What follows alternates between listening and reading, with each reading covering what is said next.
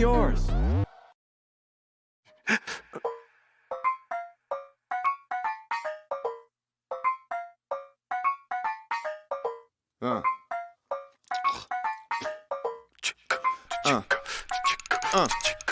Knocked his ass out and kissed him on the cheek. He fucked up just by thinking I was sweet. I run the city, might have thought I was some cliques. You never heard someone like this upon the beat. Tutti fruity, the booty duty is jury duty. Moody foodies, jacuzzis is filled with bougie booties. All of this money, don't know how to count it, man. I think I need a computer.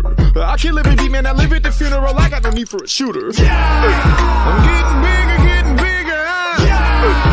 Do you wanna reconsider? Lost control of a killer. I'm getting bigger, getting bigger. The whole label's drug dealers, If you build it, homie, they will come. If you turning up to save me some. Drop down to get your ego on. I don't care for boring people. I think you're lame. I only politic with goons while out the frame. Better take another shot, bitch. It's not a game. I'll beat it out the frame. Baraka, waka, flocka, flame. I am a legend, you know that I have a problem with acting a fool. I don't talk to police, I know nothing. I swear to God that shit is not true. I'm a barbarian, hopping adrenaline, looking for something to do. I'm remarkable, I'm on a roll. If you need education, I'll take you to school. I'm getting bigger, getting bigger. Do you wanna reconsider? Lost control of a killer. I'm getting bigger, getting bigger. Wake up, brush off, get clean, look good. Put on 2 chains, flexing, but what's up? So fly, 2C, be you, look good. I win, you lose, fuck you, what's up? I don't care for boring people. I think you're lame. I only politic with goons while out the frame. Better take another shot, bitch. It's not a game. I'll beat it out the frame. Baraka, waka, flocka, flame. I'm the shit, I'm the shit, I'm the shit, I'm the shit. Now I think I will go catch your body. Fuck your bitch, fuck your bitch, fuck your bitch, fuck your bitch. And then I will go take a potty. No teriyaki, ya rock Kawasaki. If you're gonna you can hop in the shotty. She poppin' the molly, we'll cop in the squatty. Oh, cookie, loving the body. I'm getting bigger, getting bigger. Do you wanna reconsider? Lost control of a killer. I'm getting bigger, getting bigger. Sing this. 1 time. 2 time. 3 time. Hey.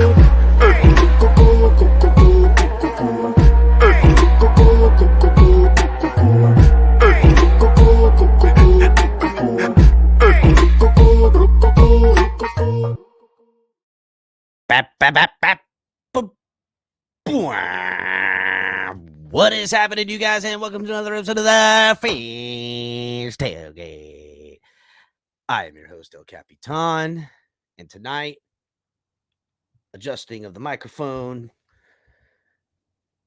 I mean, it's like a free agent frenzy. Never heard that before. Yeah, no, like shit is going off the hook. Teams all over the place. Dolphins signed one of their own and 2 out there. Not really big splashes, but the rumors be a circling.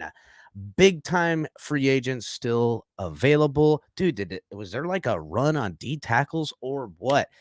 Honestly, dude. Man, that Christian Wilkins gonna be pricey coming up. I don't know. I say they let that homeboy ride out, and if they gotta tag him at the end of next year, we'll do that. Thank you. Because right now, these boys is signing $90 million deals everywhere. And, I mean, listen, that's what DTs go for now, guys. Let's be real. Defensive tackles get bread in the NFL. But, yeah, tons of signings took place.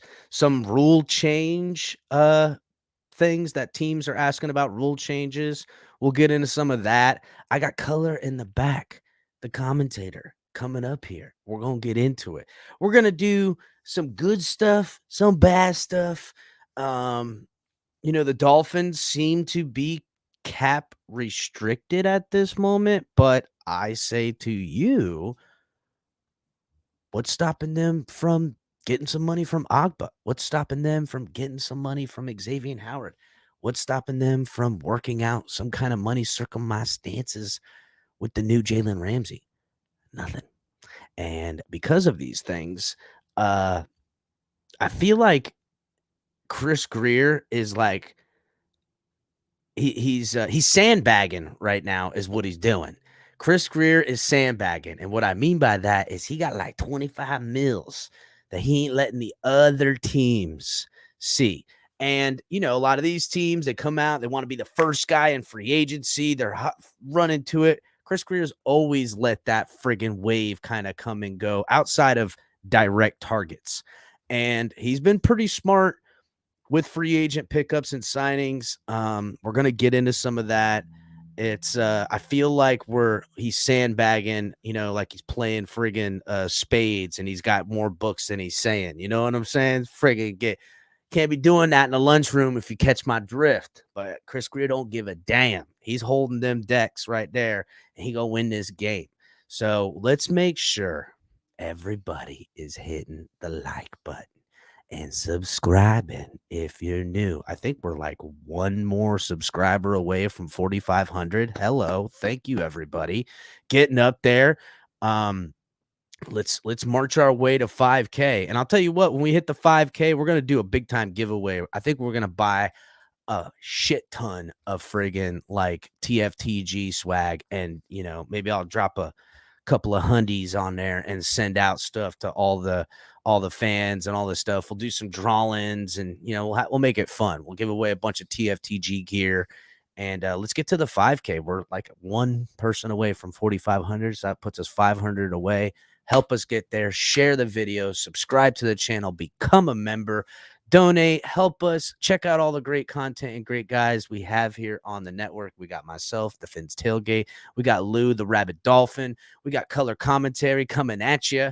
You got DTA doing the Dolphins debriefs. And then Ali the Persian putting the late night exhale on the back burner, but got some stuff with color cooking here soon too. And he's still going to be doing some of those broken takes episodes. Also, guys, make sure you can help support the show not only by joining the membership and hitting the join button or using Super Chat. You can always feel free to use Cash App and Venmo. Great ways to support the program. There's also a link in the description for Fanatics. Make sure you guys are checking out our partners over there in Fanatics. Officially licensed official gear. Get your new Miami Dolphins gear right now. Also, get some TFTG gear coming at you. New stuff. The guys have been checking out what HB and the back's been working on. We're getting real excited. We're getting real close to releasing some big time news. We'll find out how to show you guys everything. Also, check out all the gear. Got some new gear. Thank you. And check out our friends at Doobie. Doobie Energy Drinks. Need some energy. Need to get a Doobie. Go ahead and make it happen, Captain. And also our friends over at Backroom Collections, where you'll get 10% off using offer code TFTG. Make sure you guys are checking out. They're one of a kind canvas art, very cool stuff. It's definitely worth the check out. It's hard to say no to some of that shit when you're looking at a bare spot in your wall and going, I need some Miami Dolphins representation over there, and they'll have something for you. So yeah, guys, hit the like button on your way in. Let's get these likes up, and let's get this show on the road. What is going on, Color in the back? What is up, Color? What is up, man? How you been? Man, it feels like it's been a long time since I've had Color sitting to my, well, it's my left, but it's my right. So I'm like, you know what I'm saying? Because the camera gets Yeah, I mean, I've been way out of the loop. I didn't even know we changed our intro music, man. Yes. See, look, we in there like swimwear, dog. The new Pretty good features. stuff. Yeah, you like that? Yeah. That's Prof, Minnesota guy. He's fucking funny, bro. He's definitely got some music that'll make you smile and laugh. He's pretty funny. Yeah. So good yeah, stuff, good turning stuff. it up, bro. Turning it So up. I got Gotta a- change the game, dog. So I got a little bit of news. You were speaking about rule changes and all that. I've got some news that was brought to us by TFTG member Joe Rist. Joe, the man Joe, been a member since the get. I was chatting it up with him on a TD show earlier, and apparently the NFL has now officially named the concussion protocol Tua time. No shit. They did push that through. They pushed that through. Holy fuck. What a bomb. Good for him. And you know what? This makes sense, Color. He was talking about trademarking his name. I know, right? He finna get paid, bro. Yep. I mean, you got the Vince Lombardi trophy. You got Tua time. Oh my goodness gracious, Color. They're gonna be he gonna profit like a son of a bitch. He trademarked his name not that long ago, and now the NFL does him this favor by naming concussions Tua time. Yeah, they're done. But he can retire. Apparently the WBA is looking into adopting that for their boxing protocol, you know. God, bro. God, no.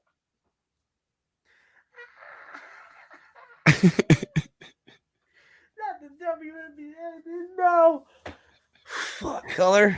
I had to come back and rocking it. Oh shit! Swift kicking the nuts over here. I thought Color was really bringing some breaking dry news humor, and shit. you know. It was good. Shout out to everybody in chat. Jay, what's going on? Yes, Jay, you right, dog. Guess what? Buddy isn't just a run stuffer. He's also pretty decent in pass coverage too. As Jay has pointed out here, PFF grade of 76.2. So it's pretty good. He's also great in coverage. Yeah, David I know. Long Listen, Jr., where did he come from? That name sounds familiar. he was on the Titans. It was one of the guys when we were talking about. I was like, maybe we can get lucky getting one of these other linebackers on the low. A guy. The problem with David Long, if we're being candid, is that he's a guy who's been injured. I think he's missed 12 games the past 2 years. But dude, I'm sorry. You know, we got to get linebacker depth. We got to get younger. We know what we're getting out of, guys like Roberts and stuff like that. And let's be real. Roberts is another year older, another year crashing into people. One of these times he's just going to, play 3 games and you're going to be filling it in with some guy off the street. This kid, although he's missed some time, he's still young enough to take the banging and clanging. And I feel like they're going to mix in Tyndall into this situation as well. And let's,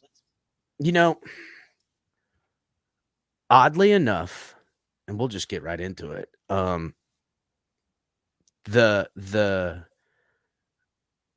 Levante David was the name I was hearing.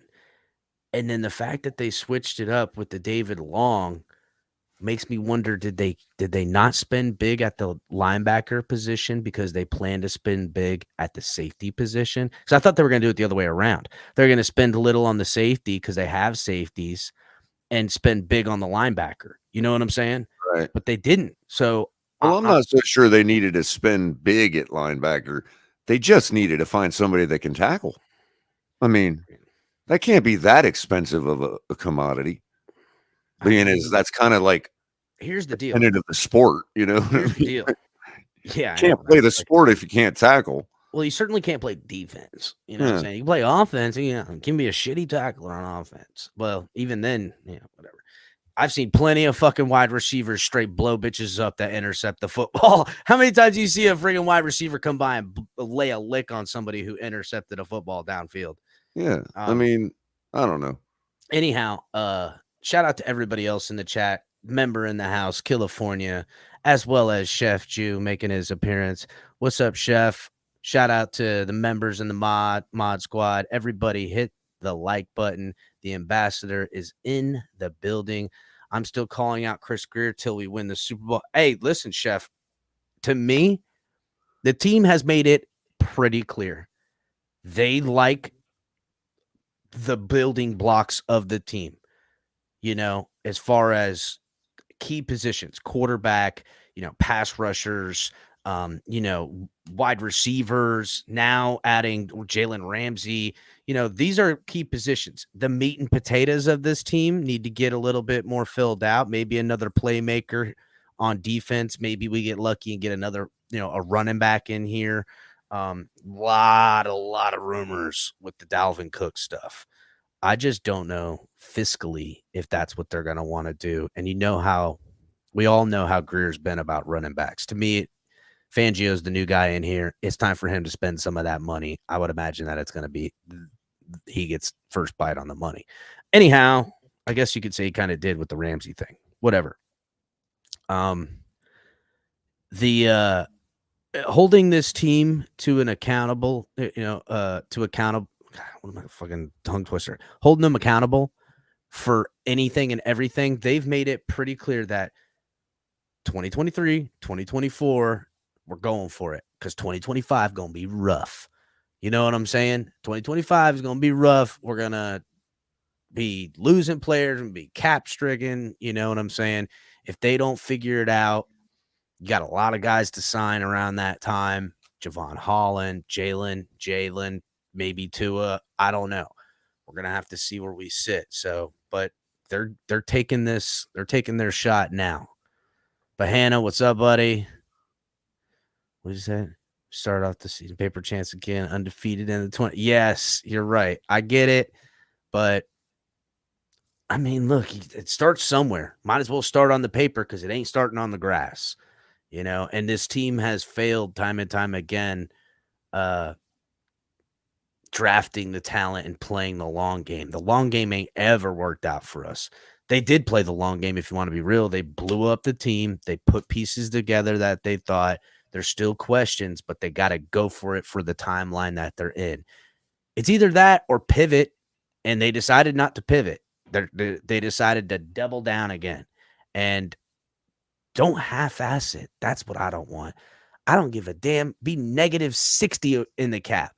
Go get anything and everything and go for broke. Because that's what you got to do in today's NFL. That's a fact. You got to go for broke. This team, I'm sorry, people, you ain't going to want to hear this. Quarterback's just not one of these freak athlete talents that are going to bail you out. If he plays good and plays consistent and stays healthy, you got a damn shot. But those are if, and if. I just named 3. Okay? But if you're going to go and do it, then fucking do it. Don't play. Don't try to, we're going to hang this. We're going to try to grow this guy. We're targeting people in the draft. Motherfucker, you ain't got no first-round draft pick. Yes, you might have somebody fall in your laps in the second. Maybe one of those tight ends. But for the most part, go for broke, Color. Am I wrong or what am I saying? You're not wrong. Ride this bitch till the wheels falls off or get off the damn bus. So is it apparently Patrick Peterson went to the Steelers? Yes. There's all kinds of stuff, dude. Well, look at that. What's up, Kevin? What's up, buddy? I don't like the Mike White move. We already have a quality. You know what, though? Kev, let's be real. 2 things with Mike White. 1, kid's a South Florida guy. He wants to be here. You know what I'm saying? 2, he's making dirt cheap money. Like, I think he can. I mean, it's cheap for the deal we got him on. And knowing Chris Greer, they could get rid of him next year. And it's a far cry from the $10 million fucking backups that have been garbage around this You feel me? So I'd rather take a Mike White on hold on, I'll tell you exactly what it is. Mike White, 2 years, $8 million, 4.5 guaranteed, 3.42 due at signing, and he has $1 million in salary for not he can make 3.5, 4 million play time, team achievements, play incentives. So, dude, you're talking 4.5 million. That is less than half what the Dolphins are typically spending on a backup quarterback. That is a guy that if you're asking him to play a lot of football, you're already in a lot of trouble. It's just a fact. Whether it was Teddy, whether it's friggin' Mike White, whether it's Gardner Minshew, whether it's Andy Dalton, any of these guys you're going to do as a backup strictly, you might as well go young and go cheap. And they did that. So, and who knows? Maybe he don't get, maybe he's quarterback 3. I don't see him doing that. But so I wonder if they actually tell him when they sign him, like, this is what we're going to have you do. This is all a show, and you just have to act like you're not as good as the starter. And I wonder if they actually have these conversations with these guys. Man. Yeah, they're like, listen, you can't come in here and show up QB1 because you're going to devalue what we have on him. Think they say some shit like that, Colors? How would you Or get? yeah, and like something like, well, you know, there's 32 teams and only one can be the Super Bowl winner, so our show is about this over here, and not, Dolphiner don't like the new intro song. Ugh, so it's just, What up, I Shake don't know. Money? No division title. Damn, not that. 2 years, 16 million for Mike White. Greer's a genius. That's not what it is. Just told you. That's, the hyperbolicness. Jamie, what's up? Concrete, what's going on, buddy? Scott, Peanut the Great. Fuck yeah, cool name. I like that. Peanut the Great. That's a pretty fucking cool name. Roberto, what's going on? Joe Risk, what's going on, buddy? Who else up in this month? I'm trying to get through. God Soldier, what's happening? Dre, I see you. Somebody important, what's going on? Marino's GOAT. Everybody make sure they're hitting the like button. There go my guy, Adam. What's up, Adam? Chase 1, latest member up in this You know what, though, guys? I don't know if you've seen the news, but the Bills ended up reworking Von Miller's contract and Josh Allen's contract, and now they got $32 million. They let everybody do their moves, show that they're losing players and that they're done for, and then boom, come out $32 million to the good. So, dude, that Von Miller contract is that Von Miller contract, if it doesn't yield fruit, will be looked at as an absolute blunder, paying a guy that age, as good as Von Miller is, that kind of money. Wasn't it like $160 million or some shit? Mhm. It was like, oh my God, Mhm. bro, holy fuck. Shout out to Liz, also becoming a member. Shout out. Hello. Joe. Oh another yeah, and member in thanks the for joint. the I didn't get a chance because Liz wasn't on that day, but she's sent a Cash App donation to my Cash App, so I wanted to she thank her for coffeed that. in a cup of colored you? No, well, she actually did it on Cash App, but yeah, Liz is so sweet. yeah, it was just out of the blue. She hit a couple of us, I think. And Michael K, with always his donations, paying to absolutely trash the organization. Breaking news, Dolphins suck for the 23rd straight year. Seems like I should charge him more than $2 to do that, right? I know, right? Right? And he's like, hey, I'm going to get every fucking dollar worth, you bastards. You know what I'm saying? Lou family up in this Or and we should tell listen. him to restrict himself to the number of characters. He's a member. That He get do whatever the per hook. fuck he want in these parts, dog. I'm sorry. He's a member and he donates, do whatever the fuck he wants outside of getting. I think Michael K gets it. He ain't gonna ever go over. Well, I mean, he did get a little politicky the other night, but that's all right. I mean, I got a box of candles, so the fuck does that mean, Color? Well, I mean, I don't need electricity. You know what I mean? Oh, I got you. Oh, fuck. Color fucking layered thinking. Andre's my guy. What's going on? Ballsack Sports at Ballsack Media. The Miami Dolphins have signed all-pro running back Adrian Peterson to a 1-year deal. Something tells me I shouldn't trust the Ballsack. What up, Amicus, my guy up here? On that note, SI is reporting that he's going to be making a decision about his career plan. Yeah, I seen that in the coming weeks. I'm pretty sure the decision is that nobody wants me, and so I'm not going to play until some running back goes down, and I'm going to take $2 million to come play 8 games. I'm pretty sure that's the decision because something tells me come play Merc in the playoffs. He's still not in the in the financially secure category. Shout out to Bowleg. I see you in there, buddy. Joe Levisque in Fangio's system out of the 4-3 or the 3-4. What are you asking? I don't understand what Joe's saying here. Yeah, he's asking. Is Fangio's so it's funny because they'll say, yeah, it's a 3-4, it's a 4-3, da da da. But really, you're gonna see 2 linebackers and 4 fucking down linemen. You could say who's playing what, these outside linebacker, but he's really fucking rushing the passer all the time. It's gotten completely off the fucking rails with who's what and what they Exactly. do.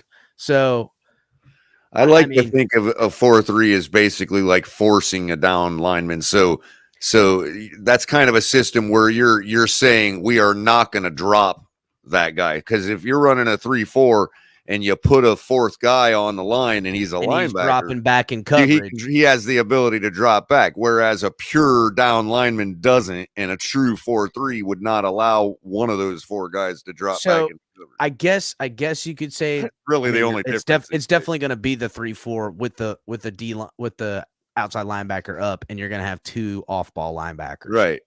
4-3, you're basically telegraphing that I'm generally not going to drop one of these 4 guys into coverage. Yeah, but I mean, listen, here's the thing, everybody, ladies and gentlemen, boys and girls, and children of all ages.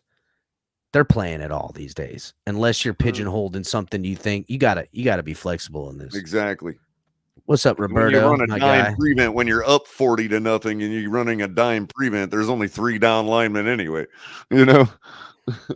So yeah, he said the bar for linebacker for the Dolphins is so low. We haven't had one since Thomas. I mean, Roberto is 100%.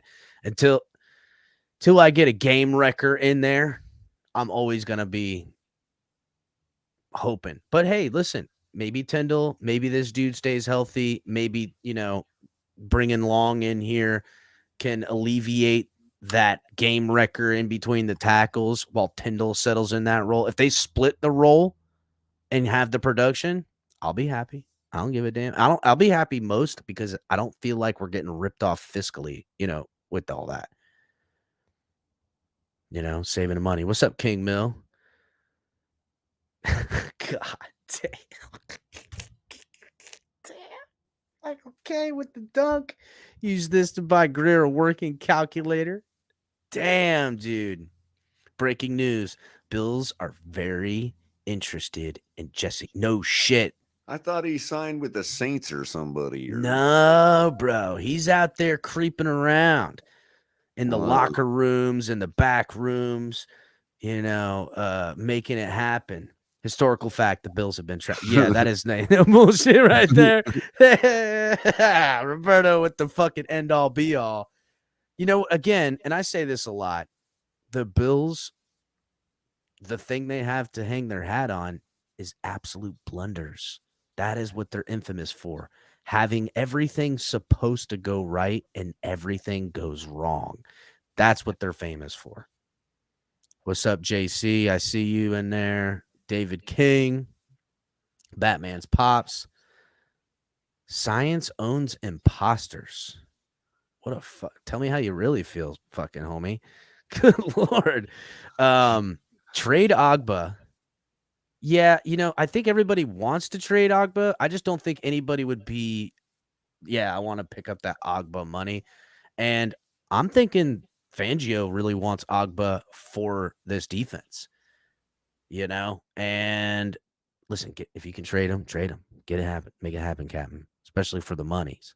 But I think they're going to rework Agba in the coming days and give that man $25 million up front and somehow find themselves with $12 million cap space now of what they've done or more.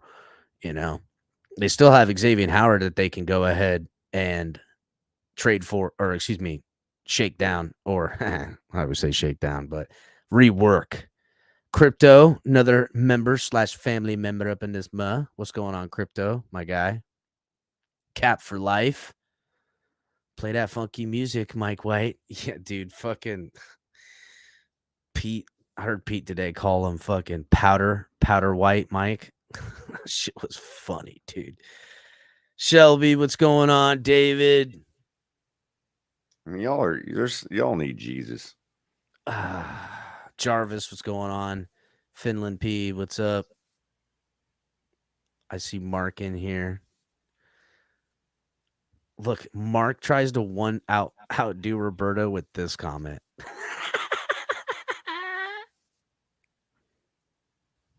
Oh Jesus! He said he was terrible Mark coming in with the Bills record and fact book. Is that Yeah. Mark I hear? Is that Mark I hear? He's up here. But Mark, what did you say I don't to know. Roberto? I could probably summons him. Yeah, let's see if you can summons the Mark real quick. I'll see if he's in here. Hey, Mark, you in here? Hold on a second. CCRR. What's Let me up, see if buddy? he's around. What's up, Jeff? What's up, CCRR? Word of mouth. What's going on? DTA, I see you, homie. Dolphineer. What's happening? Lucas, my guy. What's up? See what's going on. All right. I think I finally caught up. Guys, make sure everyone is hitting that like button, please. And maybe Color can find Mark. You know, I think he had something to say. Would be very nice. Ali, what's going on? I see you back there, bud. What's going on? Kill the like button, as Ali says. Jeffa, the Bills are trash. Yes.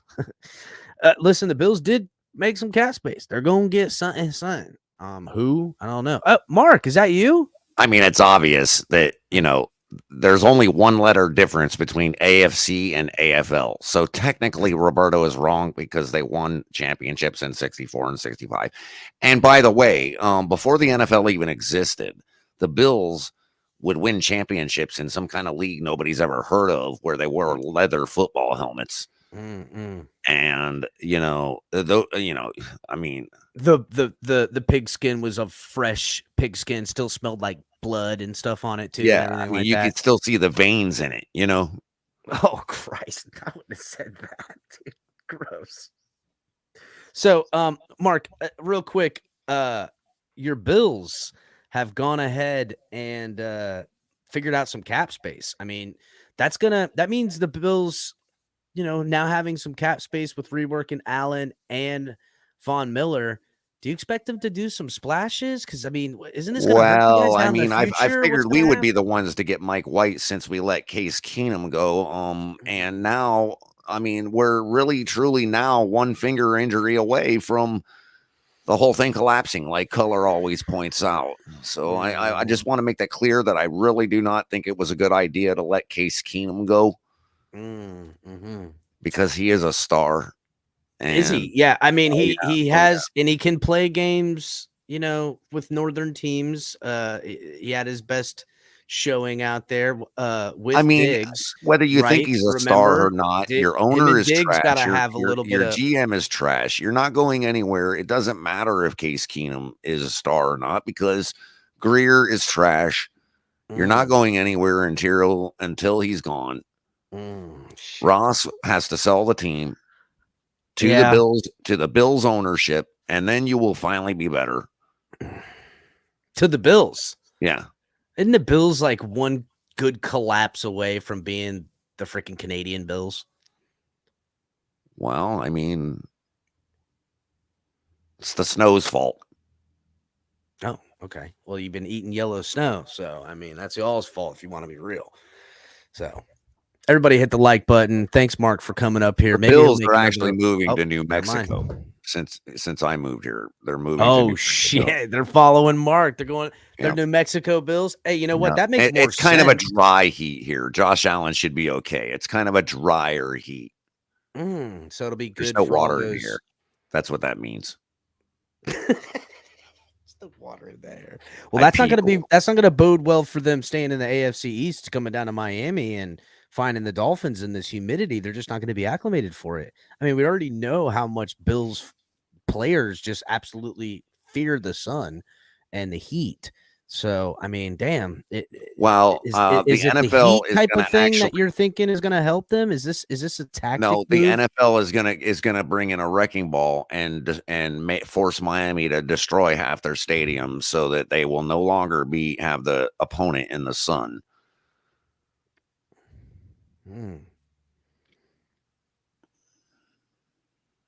No shit. Yeah. So you're just gonna. I mean, how much is the NFL gonna help out the Bills this year? Because we've seen how much they helped them out last year. Is the fix in? I mean, is that it? Well, I mean, the fix was in, and they still couldn't do it. So I don't know, man. Dude, they almost got beat with the Dolphins with Skylar Thompson. I know. I mean, let's be real. And then they actually expected they would compete the next week. I know, bro. And they stood no shot. They really haven't. How are the Bills going to keep up with now the Dolphins and the other AFC teams that have been just owning them? Do the Bills really believe that this is their division to lose now, or are they looking at the Dolphins and maybe the Aaron Rodgers led Jets, which by all accounts is supposed to be a done deal, yet Aaron Rodgers hasn't Two made words, that El happen. Capitan, and I'll leave you with these 2 words. Okay. Mike Evans. Mike Evans. Ali. I wish Ali was up here. He could help me with that. I mean, I don't know what the fuck. Holy cow. Color, if you can get back here, man. I just got thrown through a loop. Wasn't even prepared for all that. Ali, what I mean, it was definitely What did Mark. Mark say? Oh man, he says apparently they're gonna get Mike Evans. So, and that Mike Evans is gonna be the end all be all for them. And I guess that's where their heart is on. You know, So what I'm they're saying? gonna go get Mike Evans, who's injury prone, older than shit. Okay, go ahead. Pay him $100 million. Yeah, you see the number of viewers went up when Mark came around? That's crazy. Oh man, yeah, they love Mark around here, bro. I wish the number of likes would go up though. Everybody needs to hit that like button. I don't know. I think a lot of dislikes happen, but more people were here to definitely see the shit talking for sure. Damn. So, but hit the likes, get the likes up. Enough tomfoolery. We'll see if Mark comes back around. Anyhow,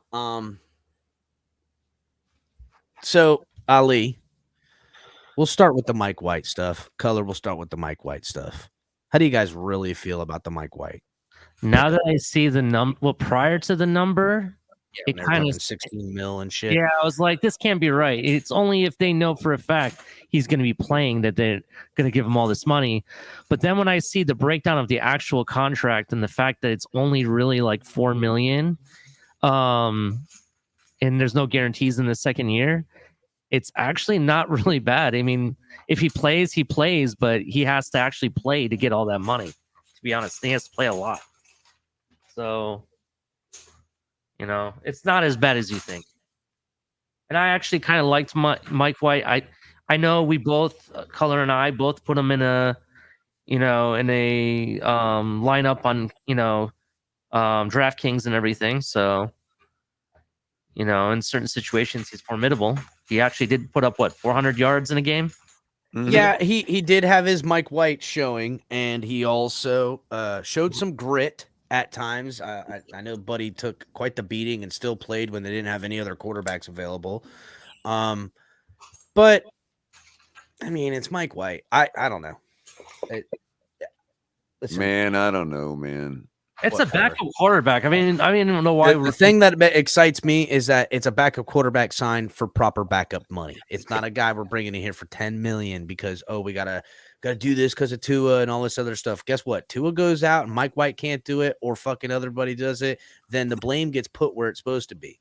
Not that we got to spend $10 million on a fucking quarterback that can also can't do it. You got to remember, it was the starting quarterback that went down. The failure of the backups, they're backups. The failure of the backups is that you're paying this fucking guy that's not going to get it done too much damn money. That's the real failure in this, alongside with your number one guy going down.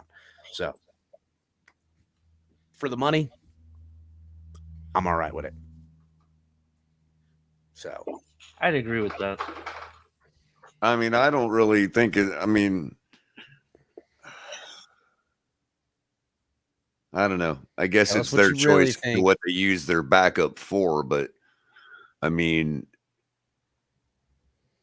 I don't really see our backups last year as failures. I think that they were failed by coaching and some other players. I don't think they played any better or worse than our starting quarterback did. Yeah, I mean, I think other people around them made sure of certain things, and I firmly believe that. I don't care if it call me a tinfoil hat all you want. I don't care. It's blatantly So- obvious to me that Mike White is going to have no different opportunity than Teddy or Skyler or anybody else that sits And behind. it's about not threatening QB1 is what you're saying. Yeah, and his sample size is small enough that So I want to generally believe that he's just a backup. He's just a guy, but nobody really knows what Mike White could be because, again, he's not going to get any kind of fair evaluation. Listen, I would take the silver lining in the situation by also saying at least they're not paying someone 10 plus million to be the backup guy. And also anything you get out of Mike White, if he does come out and play if and when, is going to be worth it one way or the other, whether he fails or And not. there's nothing about his name and his record and his, what he's put down, his tape. There's nothing that says you're a guaranteed starter. So yeah, he is a backup. Like, I'm not saying that he should have a shot to compete. What I'm saying is, again, we don't bring anybody in with that with the intention of that. So we have no intention of improving our quarterback position other than try to keep improving what we already got. Yeah, but I also think Mike White schematically, especially with the offense we're running, I think a lot of these types of quarterbacks, these system guys that can do some things, and then you dial up a play and, you got playmakers on this offense. I feel like he can do it. I feel like he can get a job done. What I mean to say is there's some people that believe that Heineke's a starter. There's some people that believe Minshew's a starter, or some of these other guys are starters. But there's nobody really like, oh yeah, Mike White is, should be looked at as a starter. And that's precisely why we brought him in. It's kind of like what the Bears did with Glennon. It'd be like signing Mike White to the Mike Glennon contract. You know what I'm saying? Right. I got you. So I'm kind of indifferent to the Mike White thing. Yeah, it's like you said, we got good backup for good money, for decent, for fair money. So that's good. We still got Skyler waiting in the wings. Yes, but again, and Skyler ain't going nowhere. But again, we do all of this, and we're dancing around the fact. In other words, they're not going to bring in a guy like Mike White if they intend on bringing somebody else in to even compete. Oh no, yeah, they're not looking and perceiving Mike White right as a competitor for Tua, which means there will be no competitor for Tua. That's my thing. $100 million. Why do we sit here and try to upgrade every position except that one? Because they never do. For 30 years. Once you make your first round pick and it's a top, it's in the first round. And it's a quarterback. That's it. That guy is. And why ain't Noah platter? Well, because he's a cornerback, not a quarterback. Yeah, I know. Bias, bottom line, positionally, and that's it. Because you let Noah Igbenogany fall by the wayside and he, never plays football again after the Dolphins cut him. You know what I'm saying? As far as, maybe it's picked up. No one will remember that, but they'll remember the quarterback he kept trying to shoehorn down their fucking throat. You know what I'm saying? That's the deal. That's it. It's these organizations, these teams, this everything lives and dies by the quarterback, which is why it's hard if you don't have the bugs are coming out telling us to get used to it. It's not a matter of get used to it. The question is, why should we have to? We know what's going on. We don't need a bunch of kids to come in here and patronize us like we don't know who our quarterback is. Our question is why? Why is our organization fooled by this man?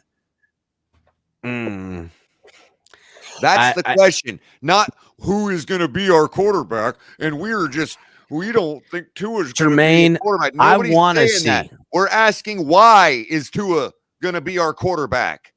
It's a joke. And Jermaine, you want to see what the talking is going to be when Tua plays 17 games and wins MVP. Here's a little preview. Oh, wow. He did something I didn't think he can do. Good for him. That's what you're going to hear. Are you happy? Little preview. You don't even have to wait. Who cares?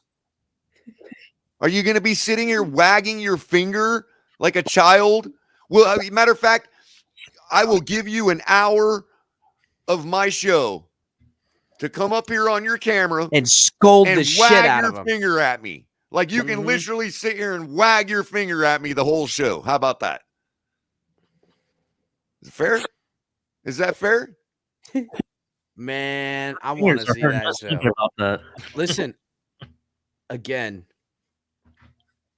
but here's the deal, Color, and it's the facts. We're Dolphins fans, so it's gonna ride that way. We don't have to, I'll believe it when I see it. As far as him playing a full season and being MVP, Well, that would be fucking. I would be ecstatic, bro. Let's be real. It would be don't mean great. to be so critical, but they lost me at the middle ground table after Green Bay. Okay, they lost me. I'm no longer on the middle ground table. Tua is a terrible quarterback and will never win us a championship. Damn, Color. Never? That's Never. a hard thing to say, never. Because it doesn't really take just him to win it. You know what I'm saying? Oh, Now, that's fine. don't get me wrong. That's fine. That's fine. Oh, until it's he got us to the playoffs despite not playing in them. Was That's that true. our team that got us to the playoffs or Tua? Yeah, Because Color, Tua is the only player, the only starter on our team that doesn't have playoff experience now. fuck. And when got I even some say that, backups with it. they come back at me with, well, he got him to the playoffs. Oh, did he? I thought the team got us there. Well, technically he didn't, because Skyler won that last game those last games to get him in like there. I said, they need to make their choice right now. Is it a team game or not? Well, that's just it. Goalpost will move both directions when you're talking about someone that I love. I will always protect my sweet baby boo Tua, or any player for that matter, if it is what they do. And that's just until a fact. further notice, I don't see anything different than any other quarterback that doesn't belong in the NFL. Starting in the NFL. I see Tua as no different than the guy we just brought in the building. None. Then Mike White? Ali, Tua's got to be better than Mike White, right? I would hope so. Being a fifth overall pick, I'd hope to God he is better than Mike White. Mike White was what? A 6th round draft pick to Dallas way back when? Maybe 5th round. I didn't even say know. one was better than the other. Capable? I said that I see them as no different, a package. Neither one are winners.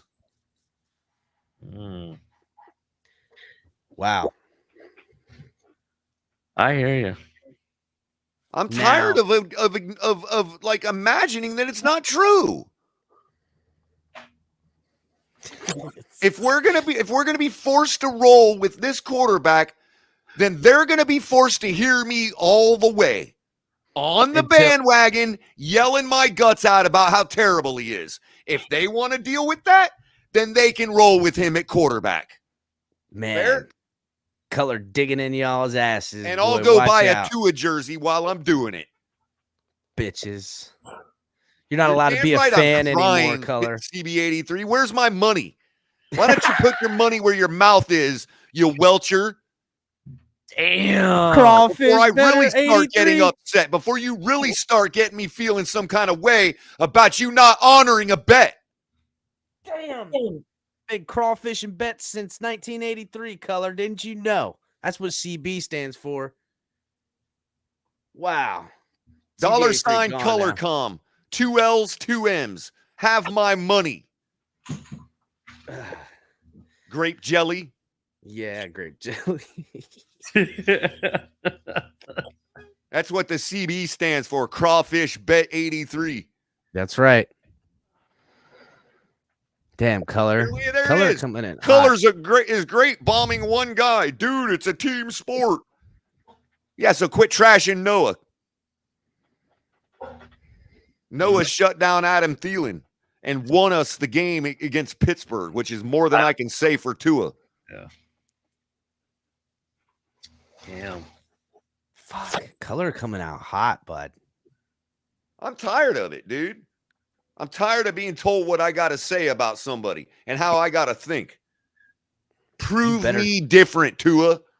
Prove me wrong. Well, yeah, back to Until what, this team gets rid of you, okay, I have no choice but to let you prove me wrong. Because I ain't the one in control. But if I was, I mean, seriously, you probably wouldn't have even been drafted. Damn. Now Michael K has to show up CB83 just to put a little And you salt know what? in the You wound. can, and he can sit here and try to turn it around on me all he wants. I'm not going to play this game anymore, CB83. Okay? Yeah, We're two CB. grown men, and you are welching a bet, and you know it. Are. Yeah, you do.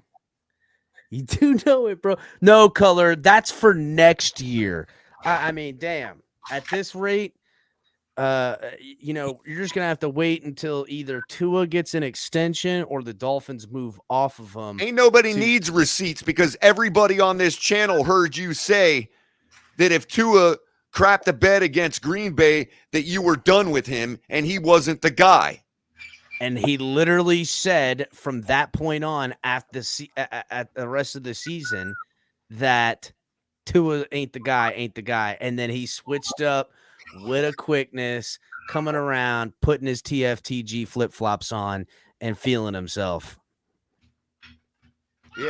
Yeah, because the team came out and said he's the guy. Oh, we ain't heard that before. Damn, Carlos says, Color, I've been saying I could play QB at Bama just like Tua did in my wheelchair. Holy shit. That's a hardcore troll by fucking Carlos. Shout out to Carlos with the $5 doney. Damn. Yeah, I mean, look, I can't do anything about CB83 welching a bet. All I can do is say something about it. Everybody, dude, CB83, you can keep throwing the word receipts out all you want. You have zero credibility. Yeah, you do. You've done lost it, bud. All you do is come around and insult everybody. You shouldn't have taken a bet with him anyhow, Color. It don't matter what they say. You've decided you don't like me as a person, so you don't even hear the things I say about Tua. When have you ever shown his father's interview? Huh? On your show. When have you ever done that? Has he even seen it, Color? Are you even one of the 1,200 people that watched that YouTube video? I bet you don't even know whose channel it was on. Oof, man. Coming for your neck, CB. Coming for your neck. And you deserve it. You crawfished on a bet, bud. Crawfished.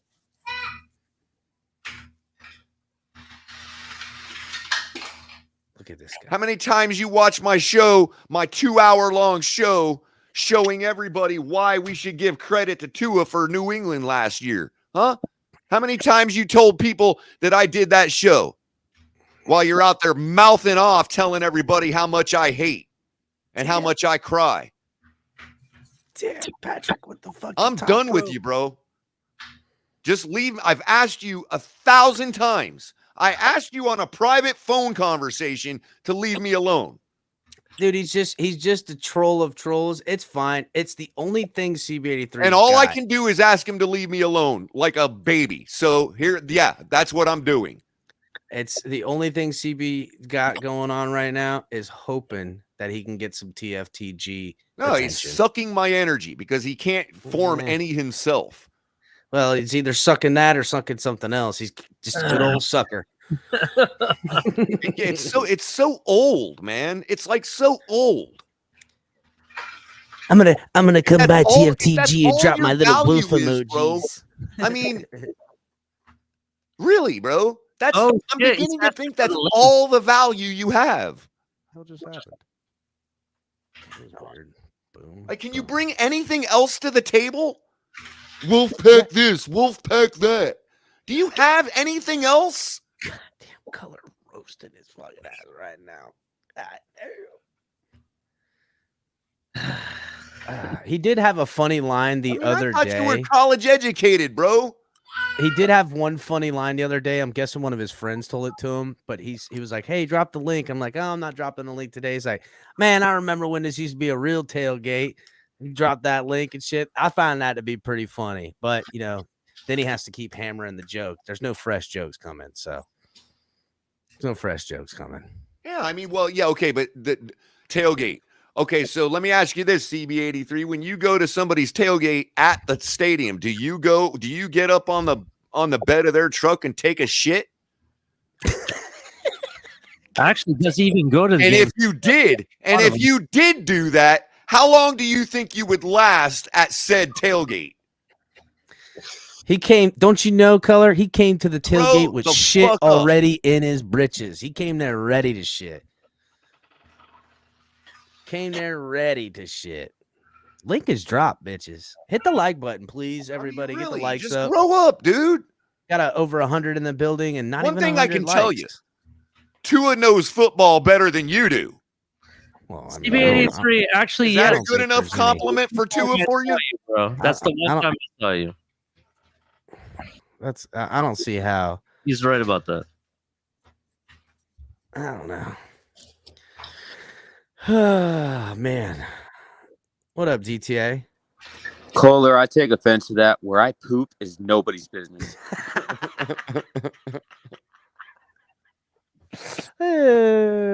Mark popping in here. Hey Crypto. guys, how you doing? DTA, I forgot to include you because I didn't see you there. I give you my face tonight, but there's only so much people can take. Oh fuck, Mark. We would love the fucking Mark reveal one of these days. And look, here he is. Oh, no, These okay, days, hold Happy on, hold Ton, you on. Let me missed do it, that bro. No, I'm actually lounging in bed right now because I have a headache. Hey, he Mark, showed we his don't see your face the other face, day. Mark. Mark Shut actually up, Mark. showed his face the other day. Shut Yeah, up, Oh my Happy Mark. Ton. fuck. Yeah, he You did. gotta He watch did it before on Sugar D's channel. You gotta watch Late Night Exhale, bro. Yeah, That's he Shut up, showed his true, Mark. I face. mean- We don't Bro, want to bro, see I your check it out. face. missed We don't it. want to hear your I face. thought guys, I bear the horror of my I thought face. straight up Oh before my I heard fuck. or before I saw Mark's face, just by hearing his voice, I just pictured a Ron Jeremy with like a handlebar mustache, and it's totally opposite. I thought he would look more like Dan Aykroyd, bro, to be honest, and I was wrong too. Hey, he looks like the dude from I Price was is thinking Right. kind of Nobody Dan gives a Aykroyd-ish shit. too. But Nobody really gives a look shit like he's the a dude from Bills Price fan. is Right, Mark? Drew Carey? Not Drew You Carey. talking about Drew What's Carey? that dude from He Price looks is like Right? the What's his dude name from again? Price is Right, yo. The Talking about the Oh, old yeah, one? Drew Maybe Carey. Hey, Billy- Color, He does what are you kind of look like an trolling? older Honestly, Drew Carey. that's exactly what I thought Mark would look like. Is something kind of like a little Drew Carey-ish. No. gotta What's fucking the Drew guy? Carey? Is that the guy from You know Price what's is Right? funny? I I thought was it was. gonna say he did look like somebody from Wisconsin or Ohio or something like that. No, looks like Well, he's from North Wisconsin, I Ohio, thought Dakota. Buffalo. I we're all the didn't think same. it was Drew Carey for the Price is Right. Isn't Exactly, it Mark. somebody You else? get the drift. I was Hey, thinking you Mark's were- a Yeah, damn. I the Mark's a Midwest. bitter relation Dolphins to the fan. Dolphin land. Turn Bills fan. Nobody gives a Yeah, shit. the Price is Right, but the team is wrong. Yeah, we know. That's why we beat y'all last, Mark. Hey, Mark. I was thinking, I was brainstorming the other day, and I brought an idea to Capitan for a T-shirt. Maybe should I tell him Capitan, or should we? no, Yeah, let's absolutely. make Yeah. a T-shirt. Remember, Let's make I a gonna T-shirt. do was it. born Yeah. with the We'll wait till we got it in the merch store. Mark, so we you don't care. steal the idea. I'm just gonna Okay, say all right right, now, hold on. Shelby, I Let's disown real quick. you. Hold Let's up, real They'll quick. be rocking it tonight. Mark. Hold on. Hey, is this a tailgate or is this a picnic? Let me know, bro. It's a tailgate, man. But you better be bringing some That food. shit was weak. Yo, bro. do we have a Hey, bracket going on? How long the you been waiting to tailgate drop great that again, line, Cap. CB83? Make the tailgate great again, man. You either got to bring weed, All right, we're gonna make it great. beer, or food. There it is. I Great brought as a fuck Tylenol. right How now. does that work? Uh, So, like, Hey, I'm on make one the tailgate Tylenol. great again, man. Okay. All right. Who's it's this always white been great. son of Brian Cox? Who's that? Hey, Color, you done? Hey, you done crying? You done crying, The Color? white I'm son done, of man. I Ryan got the Cox. You guys tissue out. I realize, wiped like, it. I you're dried my, it like, all. Good you're Word. my goodness, favorite man. What's talk got into guy. you lately, man? All right, let's do one at a time. bored, frustrated, man. Carlos, shout out to Carlos. If we don't Man, make a deep playoff run with Tua and Greer, I don't think McDaniel goes. I don't think Greer goes. I don't think Tua goes because to me, this team is always very happy to make up excuses. We have 2 years. If we don't win a Super Bowl in those 2 years, this is a failure. I don't know Hey, we're whose going to head the is on the Super Bowl, chopping boys. block, but those three guys will probably be back for a second year. Unless Tua Color, goes we're down going to with the like a Super Bowl, season-ending boys. injury You within hit you know. I'll be honest with you. If Tua goes down with a season-ending injury, I think you got a better quarterback in Mike White. Yeah, we do. Mike White season, baby. Yeah, shut up, Mark. Dumbass take. I watched Mike White take shots in that Buffalo game. Man, CB83 like coming nobody's in here ever taken. hot. Man, Mark's terrible, man. These dumbass takes from these Bills fans, man. Get out of here. Hey, easy. Well, on, man. man. Getting a little White hot better there, than Tua. Are you throwing Amicus in that too, bro? Nah, Amicus cool, but fuck Mark though. Damn, Mark, you're just gonna let him fucking talk? Like, damn, dude, like Mark don't ain't get got me no wrong. choice, man. Mark is in the definitely witness sucked the protection freaking program energy right out in of me sometimes. New Mexico. I rock with Amicus, man. Amicus, the homie. These other dudes out here, these fake Bills fans, fake Dolphin fans, bro. Fuck them, bro. Shit had me dying backstage, bro. All right, so CB83, did you come up here to pay color or what, dude? That's what we're all fucking really Yeah, pay wondering. the man. Pay the Hey, man. color. Cash So out. for color, this is what I'm gonna do for color. I'm gonna go back. I'm gonna find the exact episode we made the bet. I'm gonna clip it. I'm gonna send it to you, and then I'm gonna show you exactly what the bet was, so you can shut the fuck up and pay me. I'll tell you what, I would really appreciate that because I'm gonna go back and do I'll it tell you myself. what, I would. Hey, just love- because you add the F word to what you said doesn't make you right, bro. You know what? You know what? color. I'll do this. CB83. I'll say this: if you don't produce the tape, it's because you went and found it and found out I you were will fucking go wrong. produce. That's Hey, what's you gonna don't happen. Delete shows. You don't delete shows, right? No. I mean, I had to delete virus shit that I had from a while back, but I don't think that one's deleted. No, I haven't deleted anything in a long ass time. I had some virus shit going on earlier. That shit was before the season. It was like right before the season during training camp. Yeah. During that time period. Yeah. You're right. So hopefully you didn't delete that. I don't know. We'll have to go. I'll have to go back and check. I don't know. Fuck. I got a question for you guys because I don't know the Dolphins' schedule. I don't know the dates yet. Man, But Mark, is we know Vegas you don't going know to about the Dolphins, man. Miami, or is Miami going to Vegas? What? No, he's I asking. said, is Miami going to Vegas or? I don't know, but there's a rumor Miami is going overseas. Miami's going to play in England or Germany, apparently. Oh, no. They already announced we're not. They already announced We're not? Thank God. Fuck Yeah. playing in England and fuck playing in Germany. Beautiful people, beautiful countries, but I hate playing. There's Mark. That's Mark. Mark, take the glasses off, Mark. That was that's a fake TFTG me. That was platform me. is That was doing me is- from the other night. It's very innovative. No, I was asking because if Wow. anybody, if the Dolphins are coming out to That's Vegas, we Mark. can all meet up there and go to the game. Mark, Why are you guys laughing at that's this dude? pretty close to what I kind of thought you looked like. I kind of figured there was some glasses. And, glasses, like didn't have eight glasses, glasses, you know, I got all that stuff going on. Ali is like, I cannot believe that's what Mark looks like. It looks like Drew Carey, his but like hands on 20 his years hip. older. God. Fuck. pretty awesome. Mark. Mark, you got to turn your camera off, man. These dudes are clowns. Don't listen to him, Mark. Be No, be that was proud, my buddy. camera. That was the camera from last night. That was Be proud, Mark. I think you should doll up next time you come up on camera too, just to stick it in. I will. I'll do it in the morning what are you after saying, my Cap? shower You're and I saying brush he's my not hair. That's what I'm saying, Mark. I want to see. I want to see Night on the Town, Mark. Next time I You fucking saying he's see not you. pretty enough? Crap. Is That's that not what you're I said, bro. You're the one telling him to turn his None of camera the off. time. I'm over here That's what- building the man up. You just a damn You hater, said doll him up, CBA3 tearing man. motherfuckers down. Shout out to Carlos with the $5 donate. If we don't make a deal. Wait, that might be a duplicate. Carlos might be wanting a refund.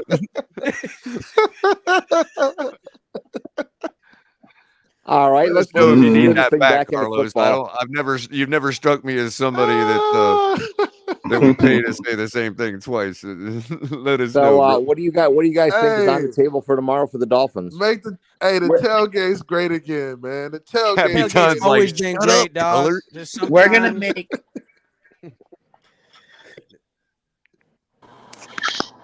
Okay, I'm back. It should be Uh-oh. back like in August, right? What? the bet. Yeah, because I'm Oh, back fuck, about CB83 or fucking DTA is on your ass. Yes, DTA, CB83. go. It's back before it's like It during could literally training camp. be anywhere in the off season, DZ. Okay, because I'm back about 8 months right now, 7-8 months, because that'd be around August-ish. Yeah, it has to be. I think it's around August-ish. I was Do actually. you remember if it was Finn's Tailgate or Late Night Exhale or? No, actually, this may be Color. Isn't this way before that? Yeah, honestly, it was probably before Late Night Exhale existed. Yeah, it's before that. Just look for fucking. It's before. I'm gonna tell you. Hey, look. I can tell you guys when it was. I was in Tallahassee when we made the bet for training, so I got to go back and look. I was in Tallahassee for 2 weeks during the time we made the bet. All right. Okay. That's kind of zeroing it in. When I'm zeroing. Well, I'm zeroing it in. You would know when you were at Tallahassee, right? Yeah. I'm gonna look it up in my email right now. There you go. What were you doing in Tallahassee? I can't do two things at once. I shouldn't have asked him. Okay. What were you saying, Greg? Sorry. Oh yeah, Florida State game. We're gonna get a big boy offensive lineman tomorrow. Oh, you think? I hope so, or else I'm gonna be pissed. All the other linemen is leaving us. We can't afford Orlando Brown, though, can we, Chris? No, we can't. I'm just being an asshole. He'll take a pay cut. I don't care what we can and can't afford. I want to be like the fucking Saints, negative 60 million, over the fucking cap. Give me it all. I don't know, man. Listen, we tank the team one way. Let's tank it the other way by just saying we ain't gonna be shit in 2025, but 2023 and 2024, we're gonna go all in every way. I don't give a fuck. Anybody who ever had a jersey, break the bank. Yep, I want to be crypto. I want crypto money being paid. I want people getting under the table deals with fucking sports cars and fucking motorcycles and fucking boats and shit. Do whatever. Just give them cash. Give them cash. Damn. Exactly. Ross needs to get a dolphin mask. Go rob a bank like that Chiefs fan did. So, he don't need to rob no bank. He's got the money. Leave me. Carlos, referring to his question earlier, says that if after 2020, first of all, I don't know. Greer probably will fall upward, but it's pitchforks and torches. If this team in this year and next year just falls fucking flat, everybody out this month. I don't give a damn. I'm running the owner up out of here. I'm running the He's got to sell it to his daughter. I'm gonna go listen. It's the same story over and over. They're just packaging fucking, beautiful paper and sign-ins. It's a marketing scheme. They're fucking us. That's it. And I'll never stop. I'll still do all the shows and the shit, and I'll still, sell hope like the rest of the fucking motherfuckers. That's all they do is just sell hope. You got to in some way, because if not, then why the fuck am I even watching the games? Yeah. But I mean, listen, I'm gonna be real all the way there anyhow. Fuck them. You know what I'm saying? I don't give a damn. But if they're gonna sell me hope, then I want it all. I want everyone and everything. Go get me Derrick Henry and Dalvin Cook. Fuck it. I don't give a shit. Dalvin's coming to the Bills, baby. Get them both. Fuck it. Go get freaking Austin Eckler while you're at it. Have the three-headed monster running backs back there. Everybody trying to. Let me ask you a question. Yeah. Out of those three, who would you rather have? The most, Derrick Henry. I mean, Henry, man. Be real, bro. No, I know. mean, I wanted to schematically, I could see Dalvin Cook, with his pass catching abilities, really I'm just worried great. about his injuries with Cook. Yeah, I agree. To me, if you're gonna give me this player or that player or any other players, I'm always gonna go which one looks like the freak athlete. And it's an easy choice. Freaking Derrick Henry is a mountain.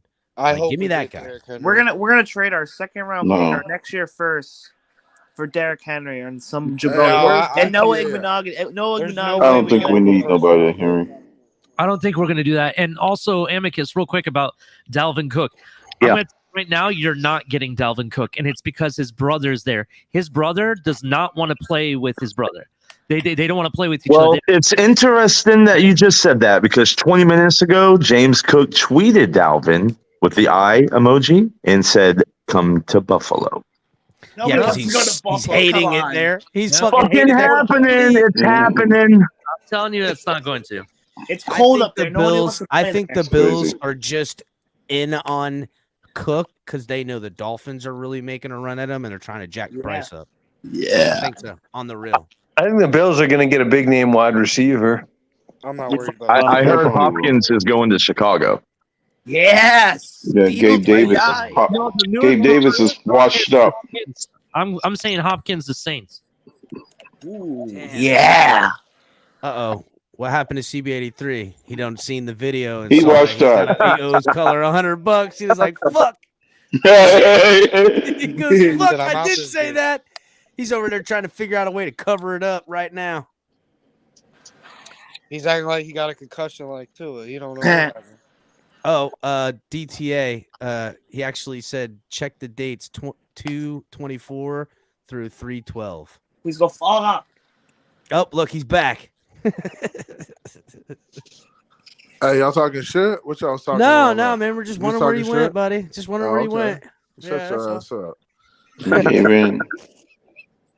Hey, I said DTA the dates too, bitch. You know Yeah, it's I on just- now, Color. No. Gold. just- that was star. What thing is, the concession happened at the end of the It season. That's wasn't no more damn reason. concession. Crypto, shut your ass up. It man. is. You always know come damn up with well it some was a terrible- concession. Bro, get That out was a of here. concession. You Ain't no totally damn conceded. You was basically on bent knee. The only thing that What did is come out was the basically? drool. What is Everybody basically? You was on bent knee Crypto, conceding you the gotta, bet. Crypto, you gotta do better, man.